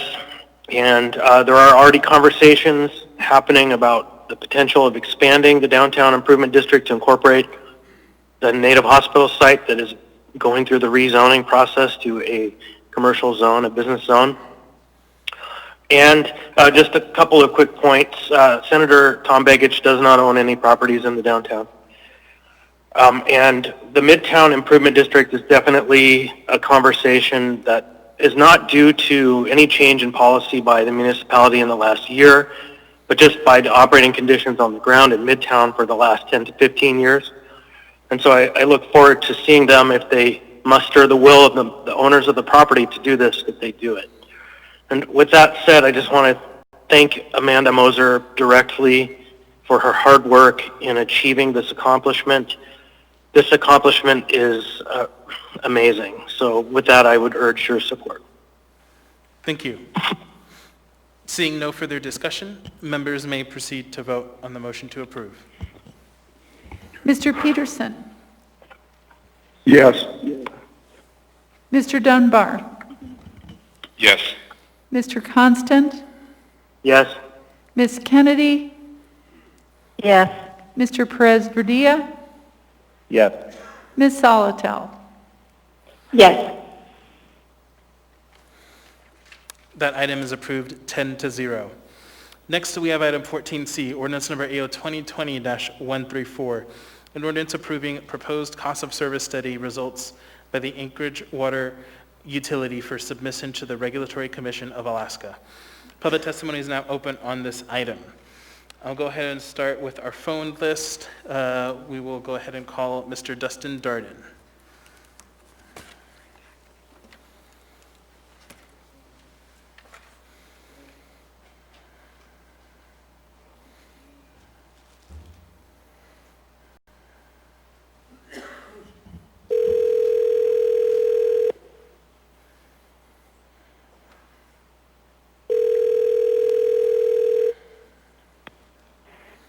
Dustin. Hi, Mr. Darden. This is Felix Rivera. You're here with the Anchorage Assembly. We are on public testimony for item 14C, ordinance number AO 2020-134. You have 3 minutes. Welcome. My name is Dustin Darden, spelled D-U-S-T-I-N, D-A-R-D-E-N. I'm representing 1776alaska.org. I oppose 2020-127, line item 2729, states that this corporation is held under the state of Alaska jurisdiction. Line 34-39, page, and 1 up 2 on page 2, violate American exceptionalism. Also, your COVID-19 vaccines have killed 90% of animals. Mr. Darden, apologies for interrupting, but we are on item 14C, ordinance number AO 2020-134. If you could please keep 14C? your item on, yes, your testimony on topic, please. Thank you. Oh, thank you, sir. Thank you for the correction. Please I continue. oppose AO 2020-134. This is need for the Army Corps of Engineers an environmental impact study must be conducted.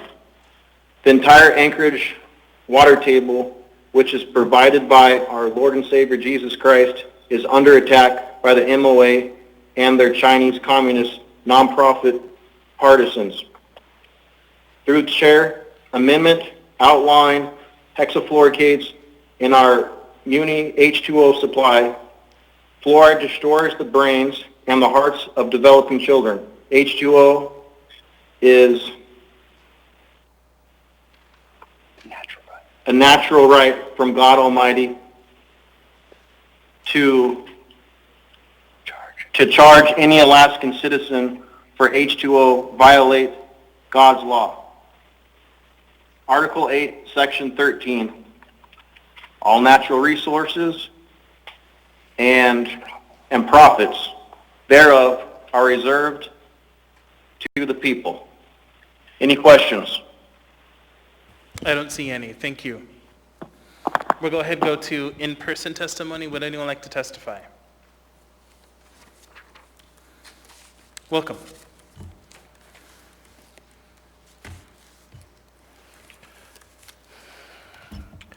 My name is Eugene Carl Haberman. I live in the Mat-Su Valley. I follow the public process. When the public process is done appropriately, decision made by the governing body is more like the public interest. There's not much information here, but I think one thing that stands out is they talk about a study, the year 2019 for the study, and that's what, as far as a test. There's no indication of how much the study cost the Muni at all. I don't see it in this document. There's no reference to a link in this few pages document to get a handle of that exact study. So you have here tonight this item of agreeing to send to the Regulatory Commission of Alaska if you approve of this, and a study that is not even represented as far as they have a link to see that document.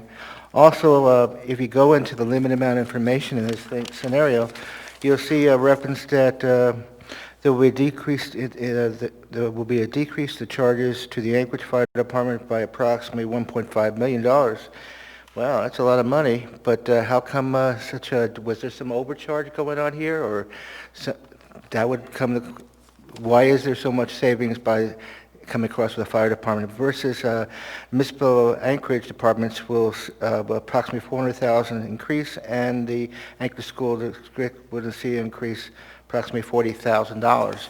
But then I'd like to remind you of a point is that this is the year 2020, and we're dealing with COVID. I don't have to remind you that we're dealing with COVID, but things have changed. And the changes is there's no reference here to the ability of people to be able to pay. We do not know that. It doesn't show it here. And if there's a problem here, before you proceed to send this over to the Regulatory Commission, we should see documentation of seeing about the accounts receivable and payables, and who is, and not exactly the names, but the parties and the amounts and all that. Obviously, we've been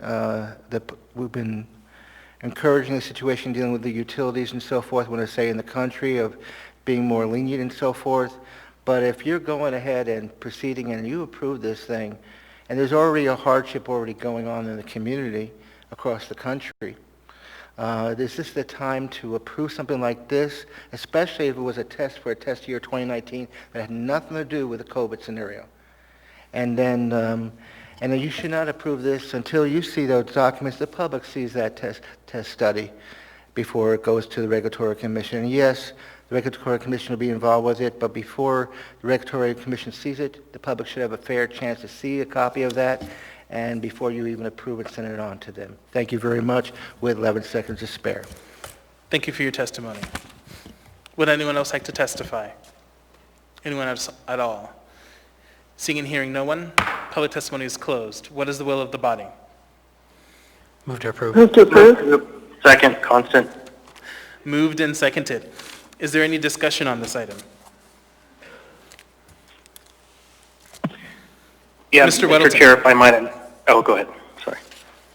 Well, thanks. I just want to point out to people, this is, rate study is revenue neutral, so there's some ups and some downs, but for the water utility, there's no gain, and they have to function on a cost cause or cost payer basis, so they look once in a while and say, what's costing us money and what's not, and they change it. So, if you look at the summary, customer charges went down from $14.71 to $9.78 a month. There's some big changes here.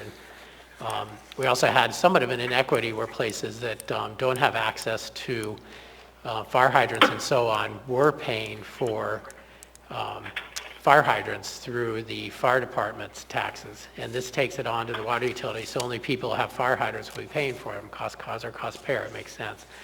So that's the general view of this thing, so urge support. Thank you. Mr. Constant. Yeah, thank you. Mr. Weddleton hit the point pretty square on the head that is, I think, most valuable to me about this. Of course, keeping the utility solvent for the future is important, and equity. And in this case, the equity that we're approaching is the question of the fact that our municipal taxpayers who don't receive the services, who are people who live outside of the service area that has water, are actually paying for a service that they're underwriting it for the rest of us. They don't have it. And the only fair way to address this question is to look very closely at what aspects that they are not getting and move those charges over to people who do get those services. And so that's a net shift from certain taxpayers onto the ratepayers, and it's an equity of value that we just have to look at. And it's not a complete and perfect solution. It's the best solution we could come up with. And that is just one part of this broader package. So I urge your support. Thank you. Ms. Kennedy. Thank you, Mr. Chair. I would just like some clarification on what the rate changes are. I was talking to some of my constituents at a community council meeting, and to me there's conflicting information, so I just wanted some clarification. It says that the typical customer bill impacts would be that the single-family residential water bill would increase by 68 cents per month, but above that it says changes in the most common monthly rates for a flat residential usage charge is more like it's almost $5. So anyway, so I would just like a little bit of information about how that chart, the first chart with all the current rates and the proposed rates, actually compares to that statement about the typical customer bill impacts. Thank you.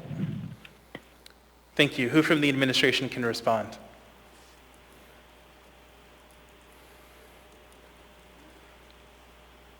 Chair Rivera, this is Anna Henderson, Municipal Manager. I'd like to see if Mark Corsentino, AWU General Manager, is on the line.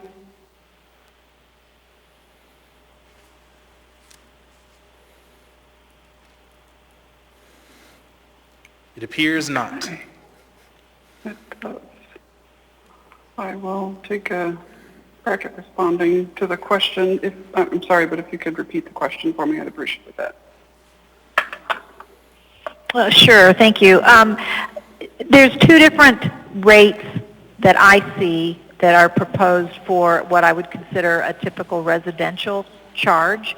There's a flat residential usage charge per unit. It says it's going up, let's see, what is that, about $4.80. And then, but it also says right below that, the typical customer bill impact says that a single-family residential water bill will increase by 68 cents per month, from $55.62 to $56.30. So there's a lot of different figures right there, and I'm trying to figure out, okay, so what are we really talking about if we're talking about single-family versus flat residential usage? So I would just try to figure out if I'm supposed to tell my, if I'm trying to tell my constituents what's going to happen to their rate, I want to be able to give correct information. Thanks.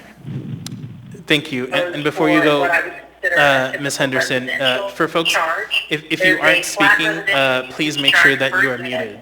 Going up, let's see, what is that? Yeah, so I'm listening to someone who is listening to the recording. So if you could please make sure that you have muted yourself. Thank you. Go ahead, Ms. Henderson.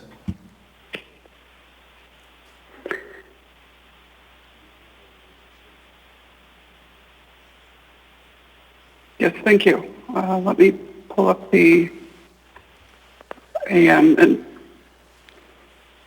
Assemblymember Kennedy, can you tell me what page or, never mind, I see it here. The table on page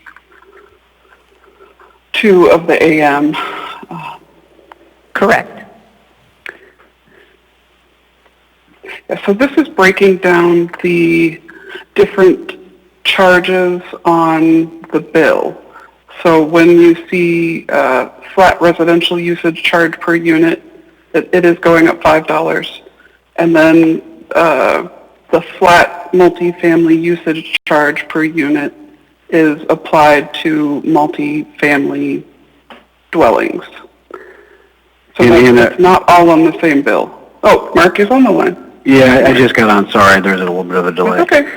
So this is Mark Corsentino, General Manager. I think to understand your question, Anna, I think was getting down in the right direction, but if you look at that flat residential usage charge on the table, you have to add the customer charge with it. So that's $55 approximately, and it's about 68 cents less than the combination of if you add it in the second row over, which is 45.13 plus 978. That's 55.62. Or 56.30, which the other addition of 40.91 plus 14.71 is, if my math is all right, was 55.62. So in other words, there's two charges. What that column, that sentence below that paragraph is saying is that was a typical example single-family residential bill. That's what you'll see is those two charges. You'll only see the usage charge per unit, the 40.91, or the proposed 45.13, and then the customer charge. It's just there's a reallocation of that charge. It was 14.71, or is currently, or will, with the new rate changes. Then with the proposed rate changes, it'll actually go down. It's just a reallocation of the cost. Does that make sense? Yes, great. That explains it. Yeah, adding those two together on that top chart ends up with the actual single-family residential water bill, and so the increase would typically be 68 cents per month. So I get it. Thank you very much. Thank you, Mr. Chair. Thank you. Seeing no further discussion, members may proceed to vote.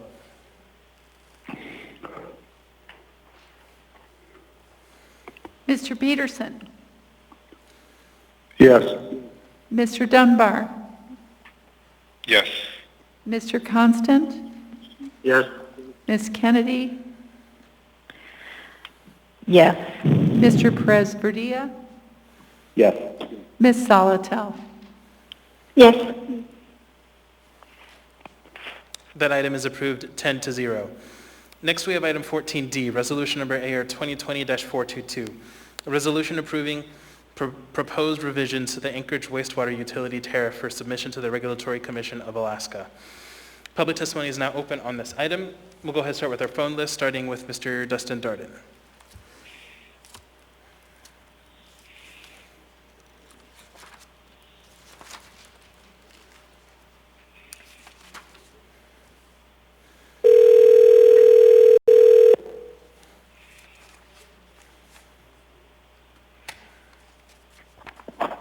Dustin. Hi, Mr. Darden. This is Felix Rivera. You're here with the Anchorage Assembly. We are on item 14D, resolution number AR 2020-422. You have 3 minutes. Welcome. My name is Dustin Darden, spelled D-U-S-T-I-N. INDARDEN with 1776 ALASKA.org. That's 1776alaska.org. This is a very serious discussion here. I oppose AO 2020-422 for this serious matter. You cannot put a tariff on my bowel movements. The Alaska Wastewater Utility has a monopoly on all sewage. Stop letting the MOA take over our porta potties as well. Will you tax the homeless people for defecating in the streets? Where there will be charges for the condoms and the heroin needles that the anchorites flush down the toilets? Actually, the MOA can have the monopoly on the defecation and urination because individual responsibilities dictates if you make a mess, clean it up. Do you have any questions? I don't see any. Thank you for your testimony. We'll go ahead and move on to in-person testimony. Would anyone like to testify?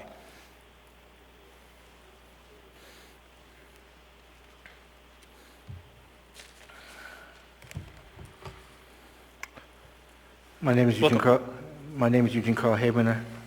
I live in the Metsu Valley. I follow the public process. When the public process is done appropriately, a decision made by the governing body is more like the public interest. There's very little information here, but it's a very, very important issue that needs to have a thorough examination before you proceed and the public being involved. Where is a link again to the documents? There is some reference to exhibits, but and you're dealing with septic and you're dealing with trucking septic.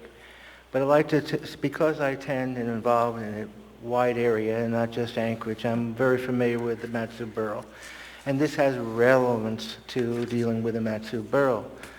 Particularly a good part of the trucking of septic is coming into Anchorage, as you are aware of. And there's a move to discontinue and get the borough from coming into Anchorage. But until the time happens, this is what you're going to have to deal with. But the fact is that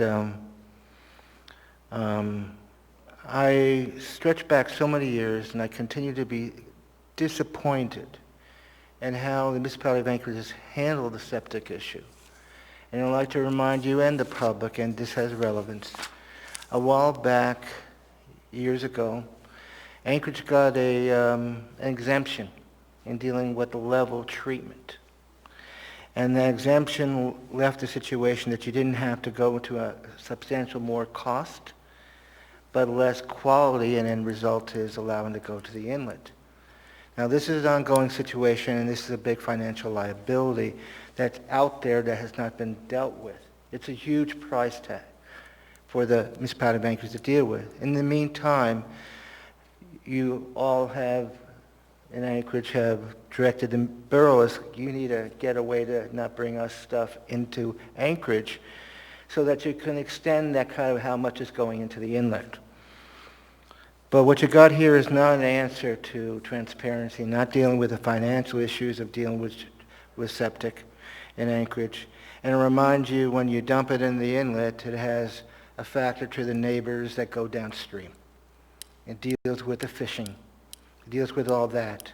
It deals with their drinking. And this has strong relevance. But what you got here is, again, very little information dealing with the trucking of septic coming in. And you would also need, in closing, the documents to reflect is what are the tariffs there and what were the revisions and how they changed. And you're most likely going to proceed and ignore what I say, and you're going to make a major issue that's going on for decades to continue getting worse. Thank you very much, with 3 seconds to spare. Thank you for your testimony. Welcome. Hello, this is Scott Sikkinga, S-I-K-K-E-N-G-A. I'll keep it quick. If it lowers the price during a pandemic, good. If it raises the price during a pandemic, bad. Do the right thing. Thanks, y'all. Thank you for your testimony. Would anyone else like to testify on this item? Anyone at all? Seeing and hearing no one, public testimony is closed. What is the will of the body? Move to approve. Move to approve. Second, Constant. Moved and seconded. Is there any discussion on this item? Ms. LaFrance. Thank you, Mr. Chair. I just wanted to comment on this item. Oops, my glasses. And that these changes are mostly regarding rules and that fees may apply, but could I get someone from the administration just to confirm? This is Mark Corsentino, the General Manager of AWW. I didn't hear the last part of the question, Mr. France. What was it again? Could you repeat the question? Sure, thanks. So my question is, would you just give a general overview of the changes concerning the tariff? It's my understanding it's not so much about raising rates, though there may be fees that apply, but concerning the rules for septic haulers. Yeah, there's no changes in fees. It's embedded in an existing inspection fee, equipment inspection fee that's already in place. All we're doing is clarifying the rules, as a matter of fact, and making sure that when septic haulers do their equipment inspection, they sign off on the rules that they're supposed to follow, so we don't have to incur additional costs cleaning up and passing it on to those customers. Thank you. Thank you. Mr. Weddleton. Oh, and I emailed this to, I think, 4 or 5 septic haulers in town and didn't hear a word back. That was short notice. I think I did it yesterday or the day before, but so I guess in the cruel way of the world, silence means yes. Thank you. Seeing no further discussion, members may proceed to vote.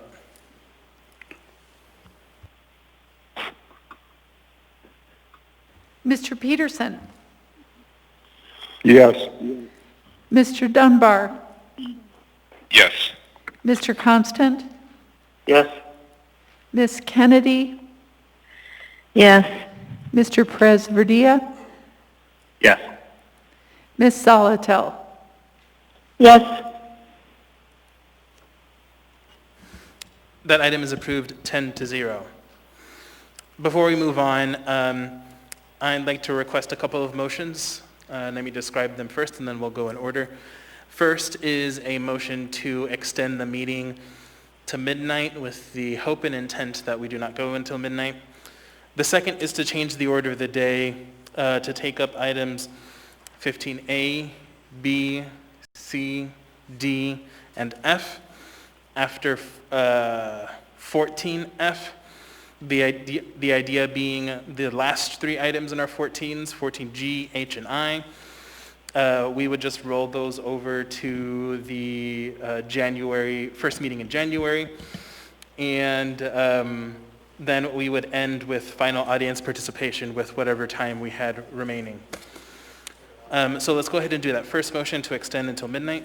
Move to extend until midnight. Second. Constant. Second. Moved and seconded. Is there any discussion? Is there any opposition?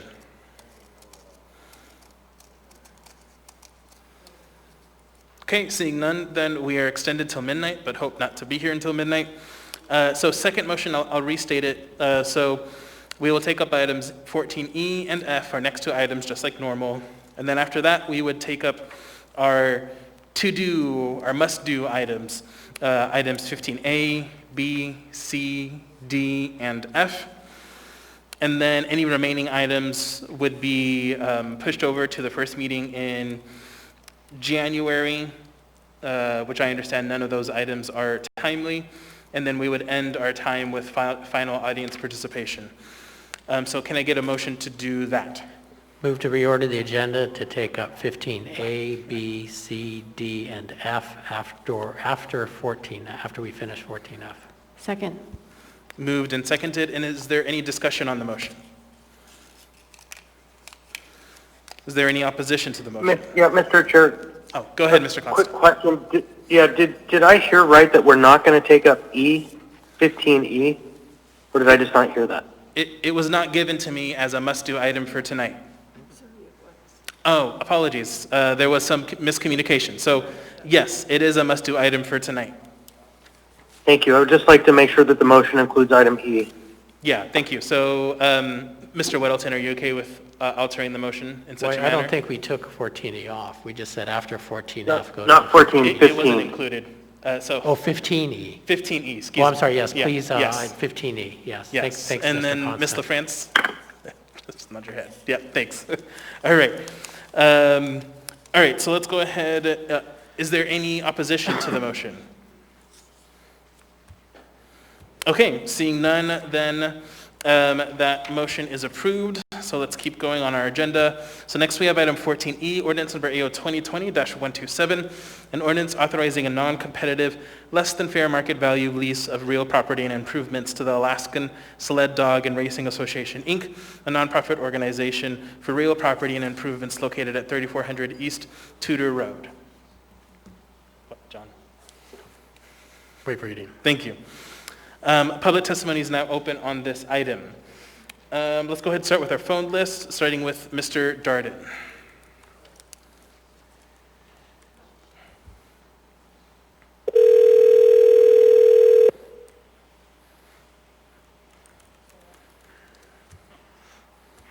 Dustin.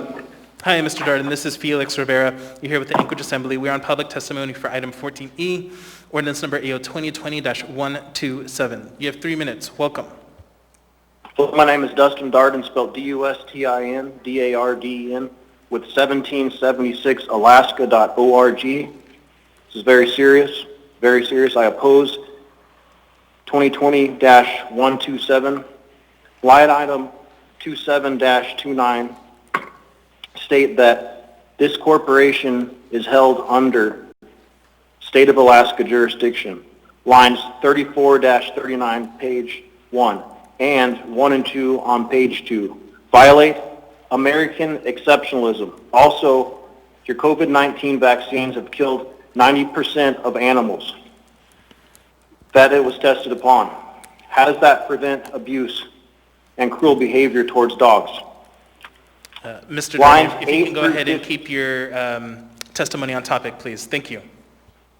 Lines 8-15, page number 2, violate Article 1, Section 21 of the Alaska Constitution.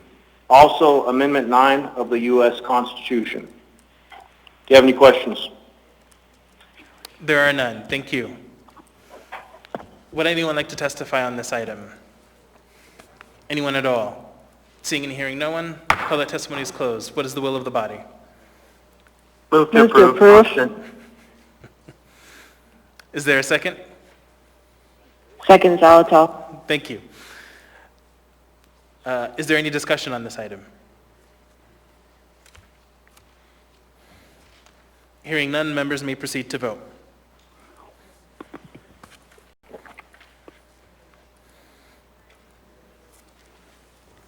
Mr. Peterson, Yes. Mr. Dunbar, Yes. Mr. Constant, Yes.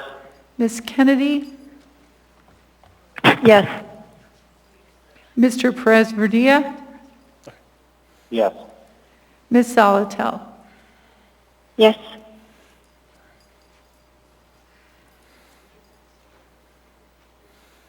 That item is approved 10-0. Next, we have item 14F, ordinance number AO 2020-128, an ordinance authorizing a long-term lease between the municipality of Anchorage as a lessor and Pathfinder Properties 1 LLC as lessee of Lot 3, Block 5, Merrifield, replat number 85-23, located on the south side of Merrifield. Public testimony is now open on this item. We'll start with our phone list. Mr. Dustin Darden.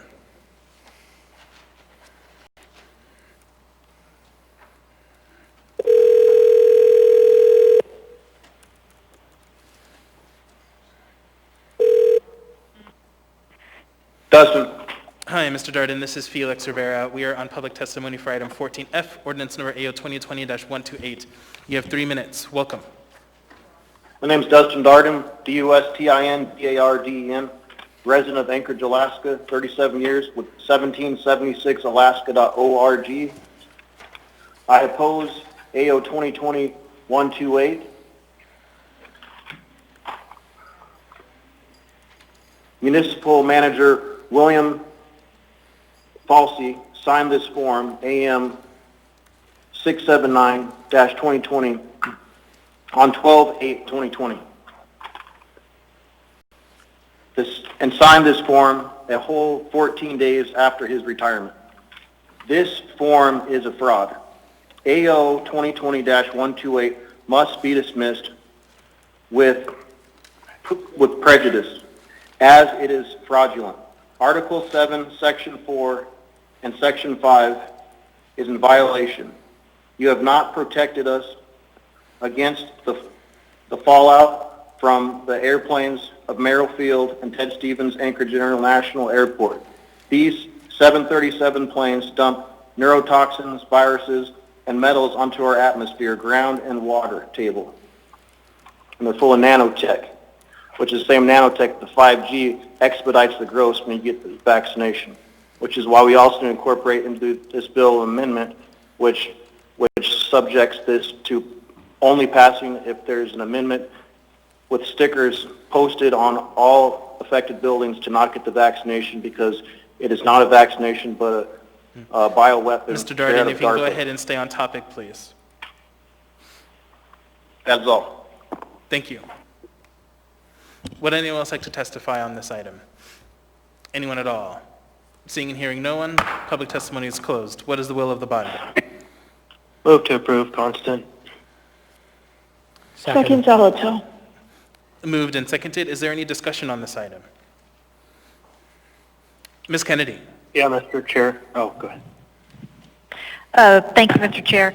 I guess I just had a general question in regard to the fact that this is a really long lease. And for 35 years, it basically ties up this property. And I just wondered how typical that really is. And, I guess it just seems like just an incredible advantage to Pathfinder properties, and I just kind of thought that was just maybe something that we don't typically do. So I just kind of wanted a little bit of an explanation of how we got here with this kind of a really, really, really long lease with this particular group. Thanks. Who from the administration can respond?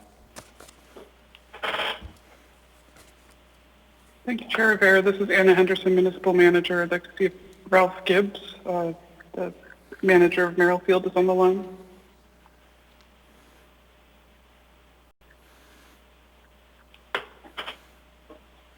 Okay, it appears he is not. I am aware that this is an existing lease that's expiring, but I do not know the term of the previous lease. Let me look at the documents, see if I can assist with that. But I think in general, it is, I don't know that I would agree that it's perceived as an advantage if it's revenue for Merrill Field and a long-time tenant. It's also my understanding that they have a long-term relationship. So I don't have the old agreement in front of me to compare, but I would not characterize it as an advantage, a competitive advantage. I think it's an advantage to Merrill Field, a long-term tenant and customer securing revenue for that period of time. With some follow-up then, Mr. Chair? Actually, Ms. Kennedy, I think someone else might be able to help out with this. Okay. At least that's what he tells me. Mr. Constant? Yeah, thank you. Ms. Kennedy, really the operant issue, and this happens a lot in the real estate industry, especially relating to capital, big business, and lease holdings. In order for a bank to finance, you have to have generally 30 years, maybe 20 years of a term of a lease. And in order to get investment, you need to be able to show that that investment will have long enough term that it can achieve the goals of the investors. And so practically speaking, the term of this lease is not inconsistent. They are essentially built a helicopter port and a training center, and they're going to expand, and they want to use financial vehicles to do that require them to have a long-term lease. This is standard business. Some follow-up with that, please, Mr. Chair. Sure, go ahead. and I don't, thank you, Mr. Constant, I don't know if you're the one to answer this one too, but I guess what I'm curious about is as to whether or not an advantage like this would be offered to any other company, or if this is just so unique that we're just doing this to support this particular business, to support kind of the long-term availability of that kind of a service in this area. But, you know, again, I just can't think of anything that we've ever done before to have this kind of a lease length. Thanks. Yeah, I don't have specific, Mr. Chair, I don't have specific answers for that other than to say that we do this a lot, you know, in a real estate transaction perspective. I bet you Robin Ward could give you a list of them, that we have long-term leases in operation across the municipality, but I don't have specifics. I wish I did. Well, the fact that you say that we have more than this one helps. So anyway, thank you, Mr. Constant. Thank you, Mr. Chair. Thank you. Did you have anything else, Mr. Constant? Yeah, I just wanted to clarify. The testifier spoke to the fact that the dates don't line up with the name of the municipal manager listed on the document. And so that is the AM relating to the AO. And so I just wanted to get on the record. Ms. Henderson, do you concur? I'm sorry, Mr. Constant, I couldn't understand you. Can you say that again? Oh, man. So what I said was, because of the testimony we heard on the AM, on the concurrence, it lists the previous municipal manager, and the dates don't line up with when he served the municipality. And so my question for the current municipal manager is, does she concur with the AM? Okay. Ms. Henderson? Thank you. Through the chair, yes, I do concur. This was a typo, and I was the one to approve it in OnBase, so apologies for Yep, thank you. No, I just wanted to make sure the record was really clear that that was in fact the case, because it's logical. Thank you. Thank you. Seeing no further discussion, members may proceed to vote on the motion to approve.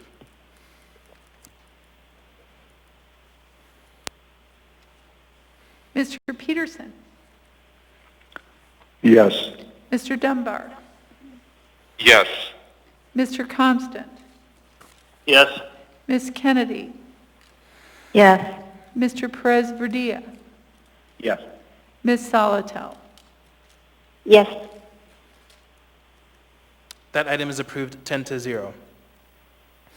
The next items on the agenda involve applications for a liquor or marijuana license and/or a special land use permit for alcohol or marijuana.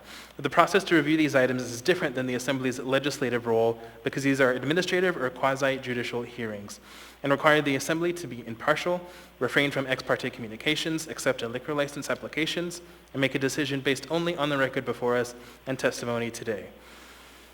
So we now have before us item 15A, resolution number AR 2020-435, a resolution of the Anchorage Municipal Assembly stating its conditional protest regarding the renewal of restaurant eating place liquor license number 5370 for Jimmy Restaurant DBA Jimmy Sushi Restaurant. Waive reading. Thank you. Public testimony is now open on this item. We'll start with our phone list. Mr. Dustin Darden.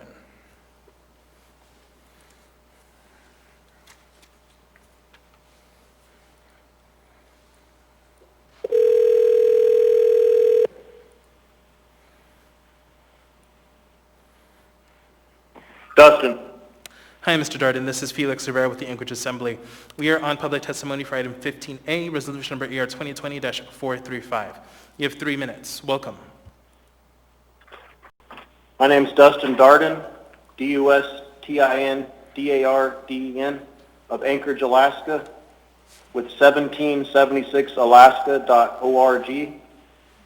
I oppose AO 2020-435 until Anchorage reopens all economy in full, until they cease and desist from unlawful closing houses of worship. Churches are closed in violation of the United States Supreme Court ruling. Mr. Darden, if you can go ahead and keep your testimony on topic, please. Thank you. November 25th, 2020. No limitations can be made from the COVID hoax on houses of religious worship. No liquor or marijuana licenses should be transferred, sold, bought, or placed in living trust until all unlawful U.S. Constitution Mr. Darden, just a violating second time, if you could keep emergency your orders testimony are on repealed. topic, please. Okay, thank you. Would anyone else like to testify on this item? Anyone at all? Seeing and hearing no one, public testimony is closed. What is the will of the body? Move to approve. Second? Moved and seconded. Is there any discussion on this item? Seeing none, members may proceed to vote. Mr. Peterson? Yes. Mr. Dunbar? Yes. Mr. Constant? Yes. Ms. Kennedy? Yes. Mr. Perez-Verdia? Yes. Ms. Solotel? Yes. That item is approved 10-0.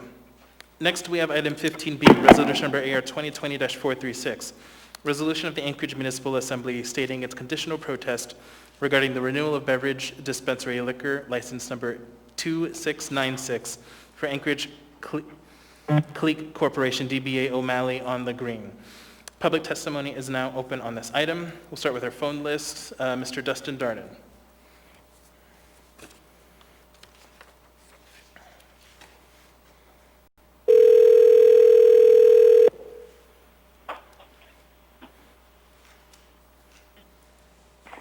Dustin. Mr. Darden, this is Felix Rivera. We are on public testimony for item 15B, resolution number AR 2020-436. You have 3 minutes. Welcome. I oppose AO 2020-436. My name is Dustin Darden, spelled D-U-S-T-I-N-D-A-R-D-E-N, with 1776 Alaska.org, Alaskan resident, tax-paying resident, defender of the United States Constitution. Proper public notice was not made. Alcohol destroys the nuclear family. It leads to increases in auto accidents, the leading cause of death in the United States, except for the onslaught of the innocent, unborn, defenseless human life. It sounds like someone interrupted me as I was speaking. Who was that? State your name, first and last. Who spoke while I was speaking? Mr. Darden, please continue your testimony. Alcohol abuse increases, so does suicide. Those who are under the influence are more likely to abuse their children. It leads to increased cases of rape and domestic violence. All liquor and marijuana stores must be closed immediately. They are the real public health crisis. And I would like to state for the record, someone was perjuring my name by speaking during my testimony that was not the chair. Thank you. Would anyone else like to testify on this item? Anyone at all? Seeing and hearing no one, public testimony is closed. What is the will of the body? Move to approve, Solotel. Second, Constant. Moved and seconded. Is there any discussion on this item?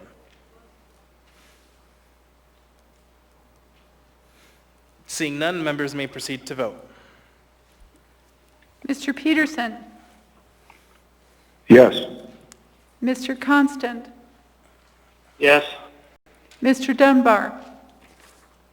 Yes. Ms. Kennedy? Yes. Mr. Perez-Verdia? Yes. Ms. Solotel? Yes. That item is approved 10-0. Next, we have item 15C, resolution number AR 2020-437, a resolution of the Anchorage Municipal Assembly stating its conditional protest regarding the renewal of beverage dispensary liquor license number 615 for Hell Roaring Partners LLC DBA Vans Dive Bar. Wait, read. Thank you. Public testimony is now open on this item. We'll go ahead and start with our phone list. Mr. Dustin Darden.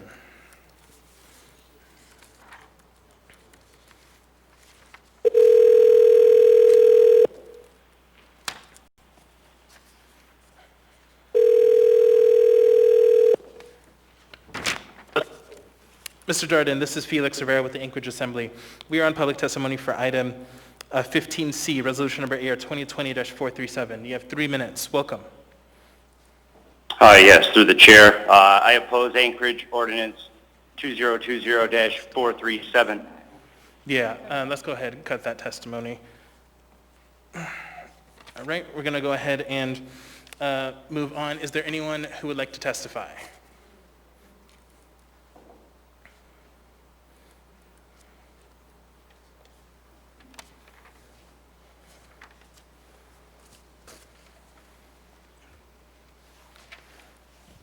Welcome. Thank you, Dustin Sherman, for the record. I also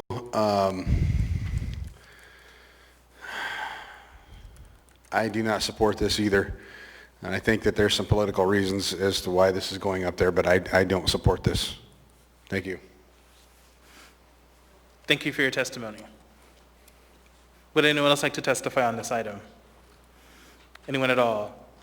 Seeing and hearing no one, public testimony is closed. What is the will of the body? Move to approve. Second, Constant. Moved and seconded. Mr. Weddleton.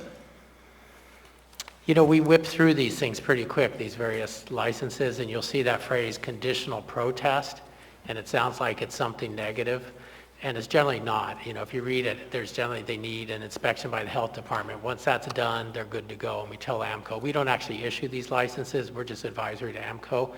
So if you see, you know, this is conditional protest, he just has to get, in this case, fire department and land use enforcement review. They're very quick and easy. He surely knows it. He does that and then checks us off the list. This is not a negative thing. They're pretty standard, as you can tell. Thanks. Thank you. Seeing no further discussion, members may proceed to vote. Mr. Peterson? Yes. Mr. Dunbar? Yes. Mr. Constant? Yes. Ms. Kennedy? Yes. Mr. Perez Verdilla? Yes. Ms. Solotel? Yes. That item is approved 10-0. Next, we have item 15D, resolution number AR 2020-438. A resolution of the Anchorage Municipal Assembly stating its conditional protest regarding the renewal of package store liquor license number 855 for K and SC Corporation DBA Peters Creek Liquor. Public testimony is now open on this item. Would anyone like to testify? Anyone at all? Seeing and hearing no one, public testimony is closed. What is the will of the body? Move to approve. Second, Constant. Moved and seconded. Is there any discussion on this item? Seeing none, members may proceed to vote. Mr. Peterson? Yes. Mr. Dunbar? Yes. Mr. Constant? Yes. Ms. Kennedy? Yes. Mr. Perez Verdilla? Yes. Ms. Solotel? Yes. That item is approved 10-0. Next, we have item 15E, resolution number AR 2020-445. Resolution of the Anchorage Municipal Assembly approving a marijuana license and special land use permit for Caribbean Dreams LLC, a marijuana retail sales establishment with license number M24238, doing business as Ganja Guys of Alaska. Waive reading. Thank you. Public testimony is now open on this item. Would anyone like to testify? Anyone at all? Seeing and hearing no one, public testimony is closed. What is the will of the body? Move to approve, Constant. Second, Solotel. Moved and seconded. I believe we have an amendment, Weddleton-Kennedy Amendment Number 1. Move Weddleton-Kennedy Amendment Number 1. Second. Moved and seconded. Mr. Weddleton, do you want to speak to it? This just makes a correction that removes condition 3 that says they owe past due taxes, which they have paid, so that's no longer applicable. And in error, 2 boxes were checked where only 1 can be, so we remove the check mark in the no box. So it's simply a cleanup. Thank you. Ms. Kennedy on the amendment?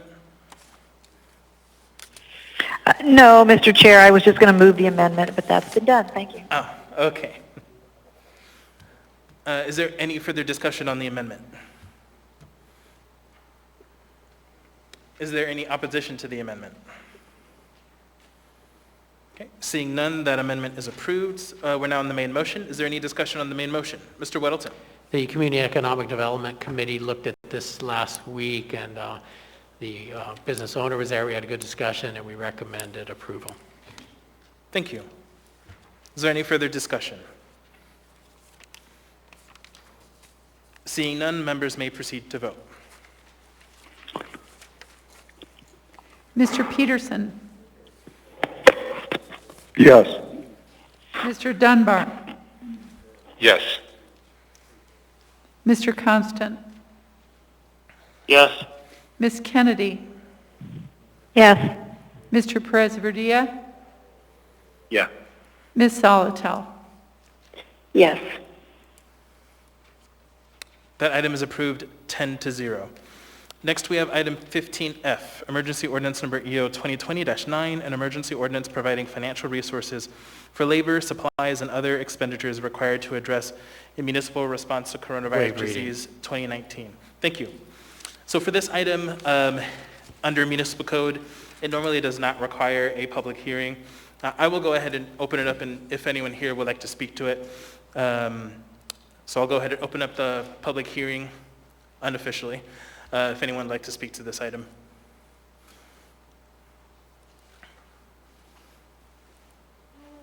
Okay, seeing and hearing no one, public testimony is closed unofficially. What is the will of the body? Move to approve, Constant. Second, Solotel. Moved and seconded. I believe we have an amendment from Mr. Weddleton. I'd like to move Weddleton Amendment 1. Second. Moved and seconded. Go ahead, Mr. Weddleton. This on section 1, page 2, beginning at line 17, would delete and trace and contact testing. That's deleted because we will not be using the money for that. And that was from the administration. Thank you. Is there any further discussion on the amendment? Yeah, Mr. Chair, before we vote. Go ahead. Question for the administration on this. I understand the spirit of this. Right, we just got funding for contact tracing, and there's a alternative resource now available. Is that a correct, actually, Mr. Welton, is that a correct analysis? Through the chair, this is Alex Slivka, CFO. Actually, as hard as it may be to believe, FEMA does not compensate us for trace and contact tracing. So it's removed because we cannot use these funds for that purpose. And yes, there is an alternative $10 million grant, which we're going to be using to do contact tracing. Okay, fair enough. Thank you. That's all I needed. Thank you. Seeing no further discussion, members may proceed to vote on the amendment. Mr. Peterson, Yes. Mr. Dunbar, Yes. Mr. Constant, Yes. Ms. Kennedy, Yes. Mr. Perez-Verdia, Yeah. Ms. Zolotel. Yes. That amendment is approved 10-0. We now have the main motion before us. Is there any discussion? Ms. Kennedy. Thank you, Mr. Chair. With the information that we just got from this, the recent amendment, does that reduce the amount of the interfund loan request that we would like to have? Does that reduce the $36 million in any way? Thank you. Through the chair, Alex Slivka, it does not, that line was in there in error. It was never contemplated that this money would be used for that. Thank you. Thank you. Is there any further discussion? Seeing none, members may proceed to vote. Mr. Peterson? Yes. Mr. Dunbar? Yes. Mr. Constant? Yes. Ms. Kennedy? Yes. Mr. Perez-Verdia?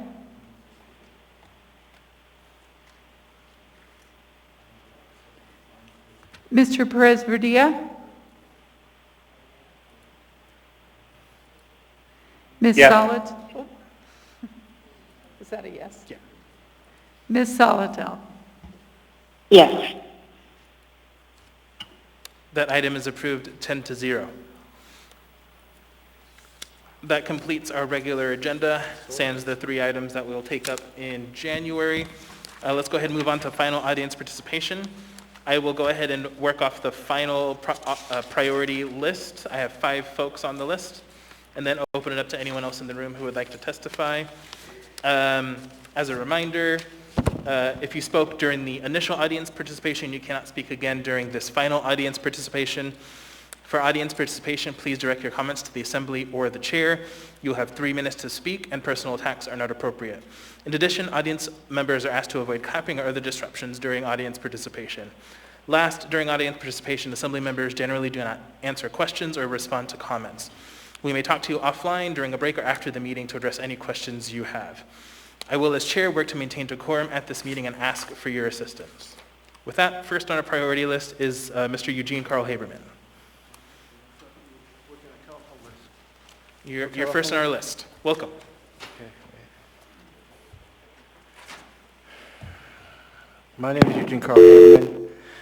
I live in the Metro Valley. I follow the public process. When the public process is done appropriately, the decision made by the governing body is more like a public interest. First, I'd like to say a few words dealing with COVID and how the meetings are run. I know as Assembly members and administration, you're working really hard, and it's difficult for all of you, okay? But some of your decisions in one particular makes no sense, and that is this. There is a requirement for masks, and I encourage everyone in the room, staff and everyone to wear face coverings.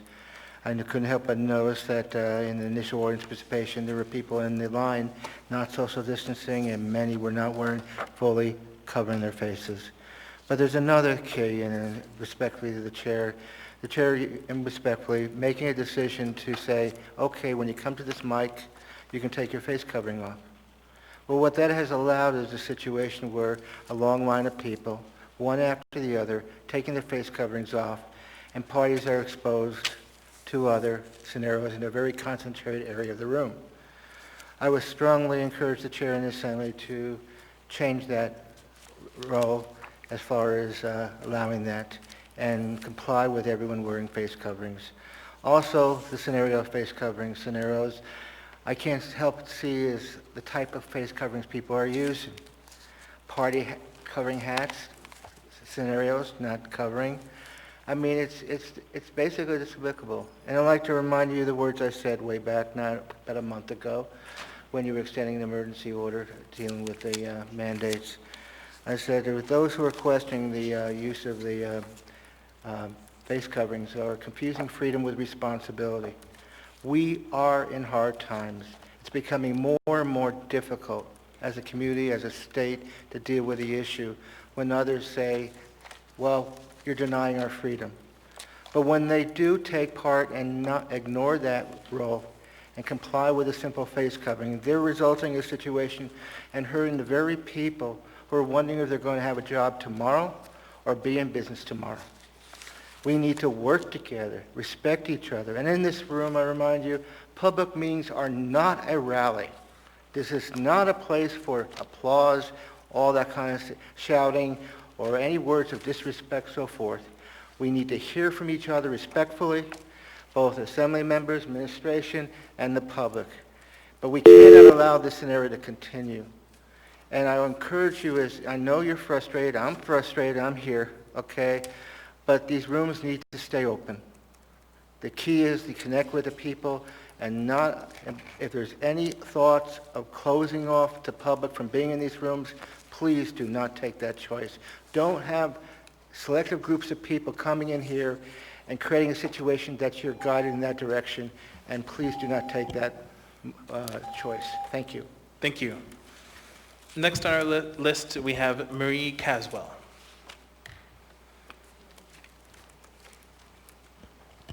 Welcome. Hi.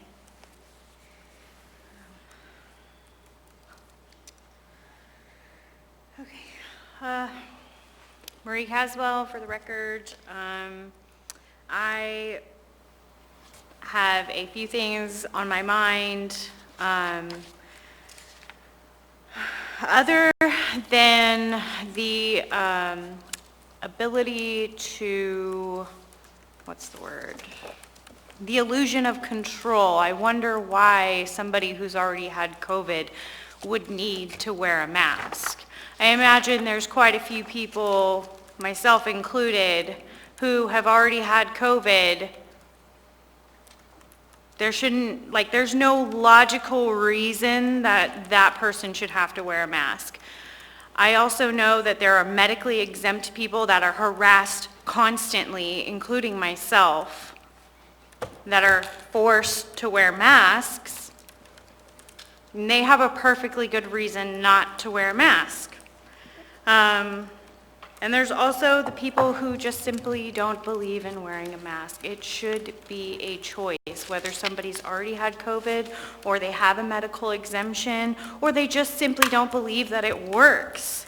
And the other thing that I've been thinking about a lot lately is, I feel like a big deal behind you guys digging in your heels so much on the mandates and the emergency orders and everything that is killing our city and our economy and people and families and businesses, and just absolutely destroying Anchorage, Eagle River, Chugiak.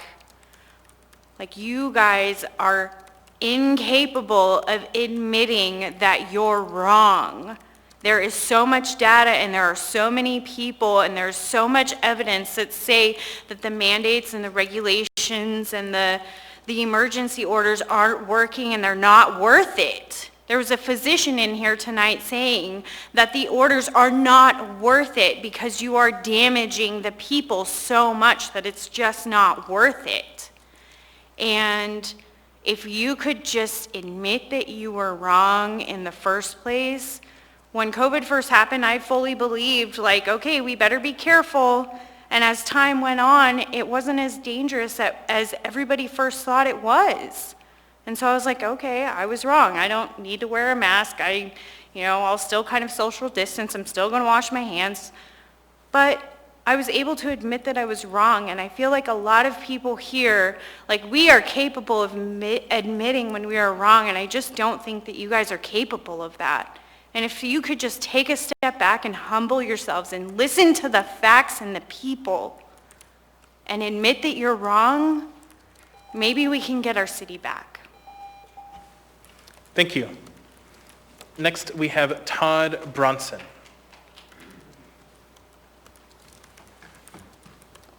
Welcome. Thank you. Good evening. My name is Todd Brownson. Tonight I'm representing the Hillside Community Council on the emergency order EO16, and respectfully through the chair, I would like to read a resolution that we passed our regular scheduled community council meeting last night. We want to acknowledge the complexity of the COVID-19 issue and recognize the difficulty that we are all tasked with for navigating this difficult and uncharted territory. We do believe that we have a responsibility to give voice to the members of our community. I think we had a spirited but a healthy debate on this topic last night, and I would just like to read the resolution as it was passed.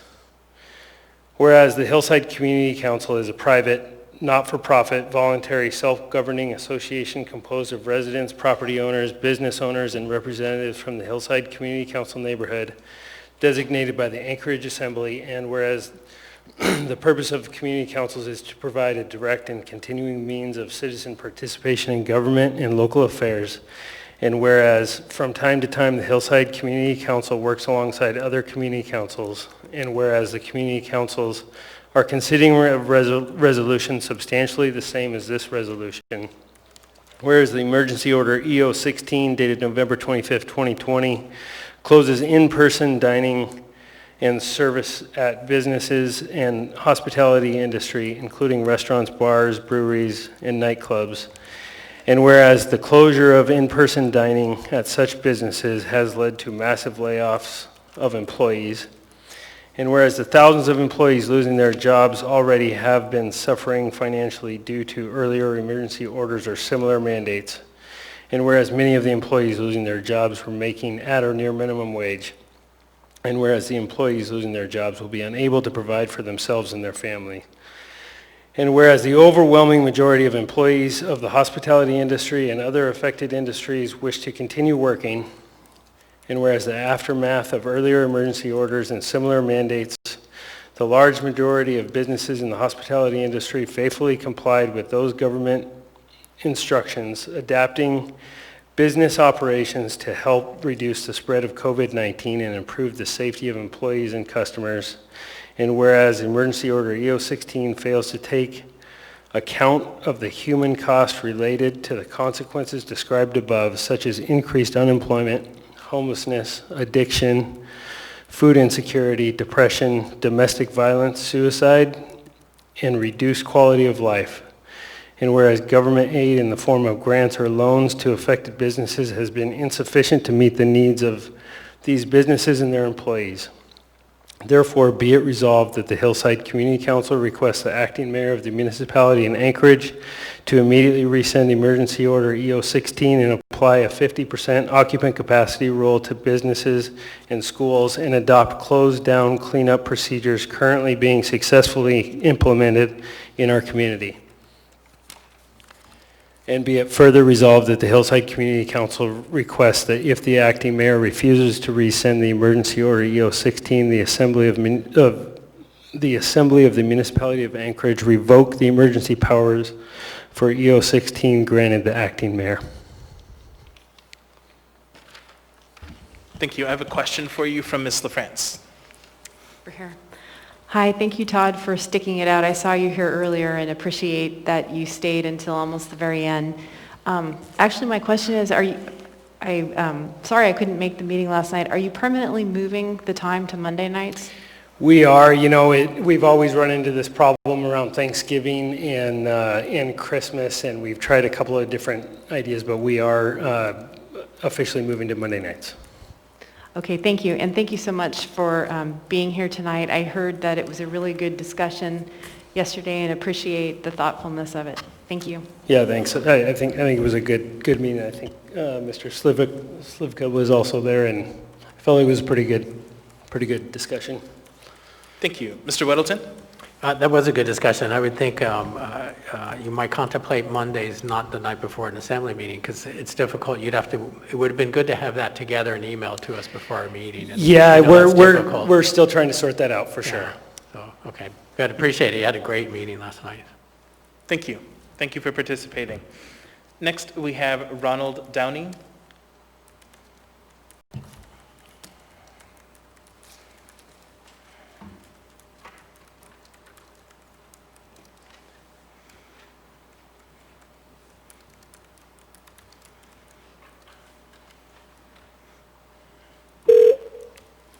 Welcome to the voicemail of... Let's try one more time, just in case.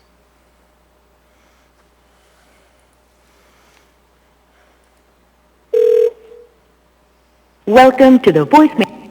Too late. And then last on the priority list, we have Anna Inocencio. Oh, look at that, it is. Okay. Got it. We'll go ahead and move to anyone else. Welcome. Hello, Assembly. This is Scott Sickinga, Scottsikkenga. I wrote a little something the other day. What avenue of recourse is allotted to the people who have, by no fault of their own, been forced to close? People are not asking for compensation, but rather the simple freedom to return to work as they see fit. You, as the Assembly, have it in your power to swiftly and completely return the freedoms of the people. Do I need to remind you that you are all the servants of we, the people? Your continued draconian measures leave we, the people, no other legal recourse than to recall seats. And that's not what we want to do. We don't want to go there. They just want to go back to work. And they want to have, apparently, your permission to do it. The truth is, what you perceive as a battle against COVID-19 is crushing the very life out of the constituents you claim to care for. I myself am a commercial pilot who cannot find a job due to these overreactive measures that have all but killed the tourism and airline industry. I have a pregnant wife, 3 young children, and I'm currently making $0 with my degree. There's an enormous amount of suffering that this Assembly is directly responsible for. I wrote a few down. 1, 50,000 children, let me pause for a second for that to sink in, have been robbed of a normal education. Plus, with an average of 2 kids per family, that's 25,000 families that had to figure out how to supervise their children, i.e. not making an income while still paying taxes for services not rendered. Number 2, churches have been issued, I believe, to be unconstitutional mandates, both in gathering size and worship restrictions, which both have had profoundly negative psychological and emotional impacts on the city. Many, myself included, feel they are being forced in how they must worship, defying the very foundations of our great country, the freedom of religion. Many restaurants, number 3, many restaurants and services have been forced to shut down or reduce capacity to below what they can maintain, deemed non-essential by you, the almighty Assembly. Hard for you to understand when you've never missed a paycheck. While COVID is bad, I know because I had it and I got over it. And actually I'm wearing a face covering right now. I have the cure to COVID coursing through my veins. I lost taste. It was kind of fun when I was changing diapers. I couldn't smell it. You know, it was kind of funny. But it's not funny to a lot of people, and I understand that it's a serious thing. COVID is bad, I know, but this Assembly, I believe, has unknowingly perhaps been much worse. Please, we, a silent majority, beg you, please remove these restrictions. Thank you for participating. Would anyone else like to participate?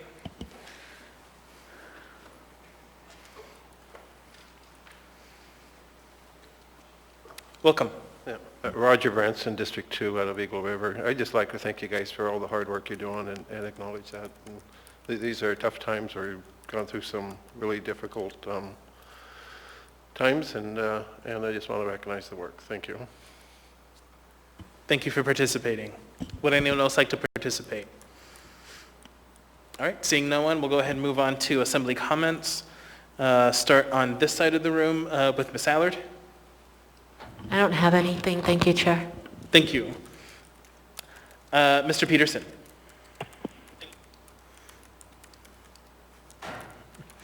Thank you, Mr. Chairman. I just want to wish everyone happy holidays and anyway, thanks. Bye. Thank you. Ms. LaFrance.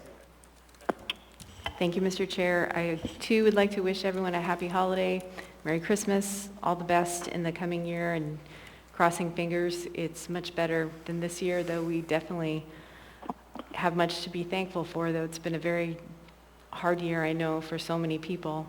And I also wanted to thank the clerk's team for being here for so many late meetings. I appreciate very much what you do. Thank you.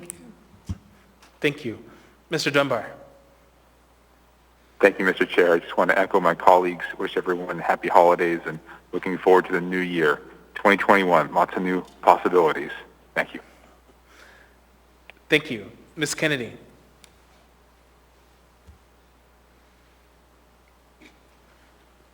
Well, thank you, Mr. Chair. Also, I just want to wish everyone Merry Christmas, Happy Holidays, and just praying that we have a better 2021 than we did a 2020. So thank you all. Thank you. Mr. Weddleton.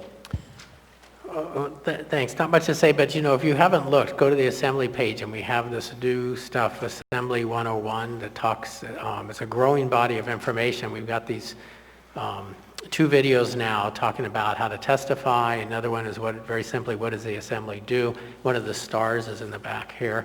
But they're really good, and people who have sat through this whole meeting probably understand a lot of that by now, but you can send that to others. So a lot of good things did happen in 2020, and that was one. I hope 2021 is better. And happy holidays, Merry Christmas, everyone. Thank you. Mr. Constant. Yeah, thank you. Similarly, just a well wish to everybody for the holidays. Merry Christmas, Happy Hanukkah that's just ended, and Kwanzaa, and all of the tidings of this new year hopefully are better than what we lived through in 2020. Thank you. Mr. Perez-Verdia. Thank you, Mr. Chair. Just a few comments. This is a difficult meeting. It's been a difficult last 6 months, and I just really want to appreciate and thank all of those people that came out to testify, who called in or came to the chambers, who sent emails and voiced their ideas and their concerns and their frustrations, and that really shared their heartfelt feelings with all of us. It means so much that you're willing to step up and to speak out, and the decisions that are being made are not easy for any of us. And I would just say that at the end of the day, I have to feel like that as difficult as these choices are, I have to be able to go back to my home and my family and know that I'm trying to do what's best for the people of Anchorage. So, but I just want you to know, whether you agree with the decisions that are made or not, that we really appreciate you coming out and you being a part of this. And I am praying and hoping for things to get better soon. And so I wish everyone a happy holidays and to be safe. And I'm looking forward to a new year with some hope and some change. Thank you. Thank you, Mr. Chair. Thank you. Ms. Zolotel. Thank you, Mr. Chair. Yeah, I echo my colleagues' comments. Happy holidays. Looking forward to hopefully a better new year. And a big shout out to all the parents and educators. We made it through the first half of the school year. Enjoy the winter break. Try to make it a break. And we look forward to connecting again in the new year. Thanks. Thank you. And then a closing comment from me. So as we end the year, this is going to be our first year where we don't get to listen to the wonderful tale that Mr. Dyson would always end us on, telling the story of Jesus Christ. And whether you believe or not, or whether you share a different faith, it was really a great way to transition us to a new year. And I'm just reminded more than ever today that Mr. Dyson is sorely missed. I want to thank everyone who makes these meetings happen, from the public to staff. With that, I will entertain a motion to adjourn. So moved. We're adjourned.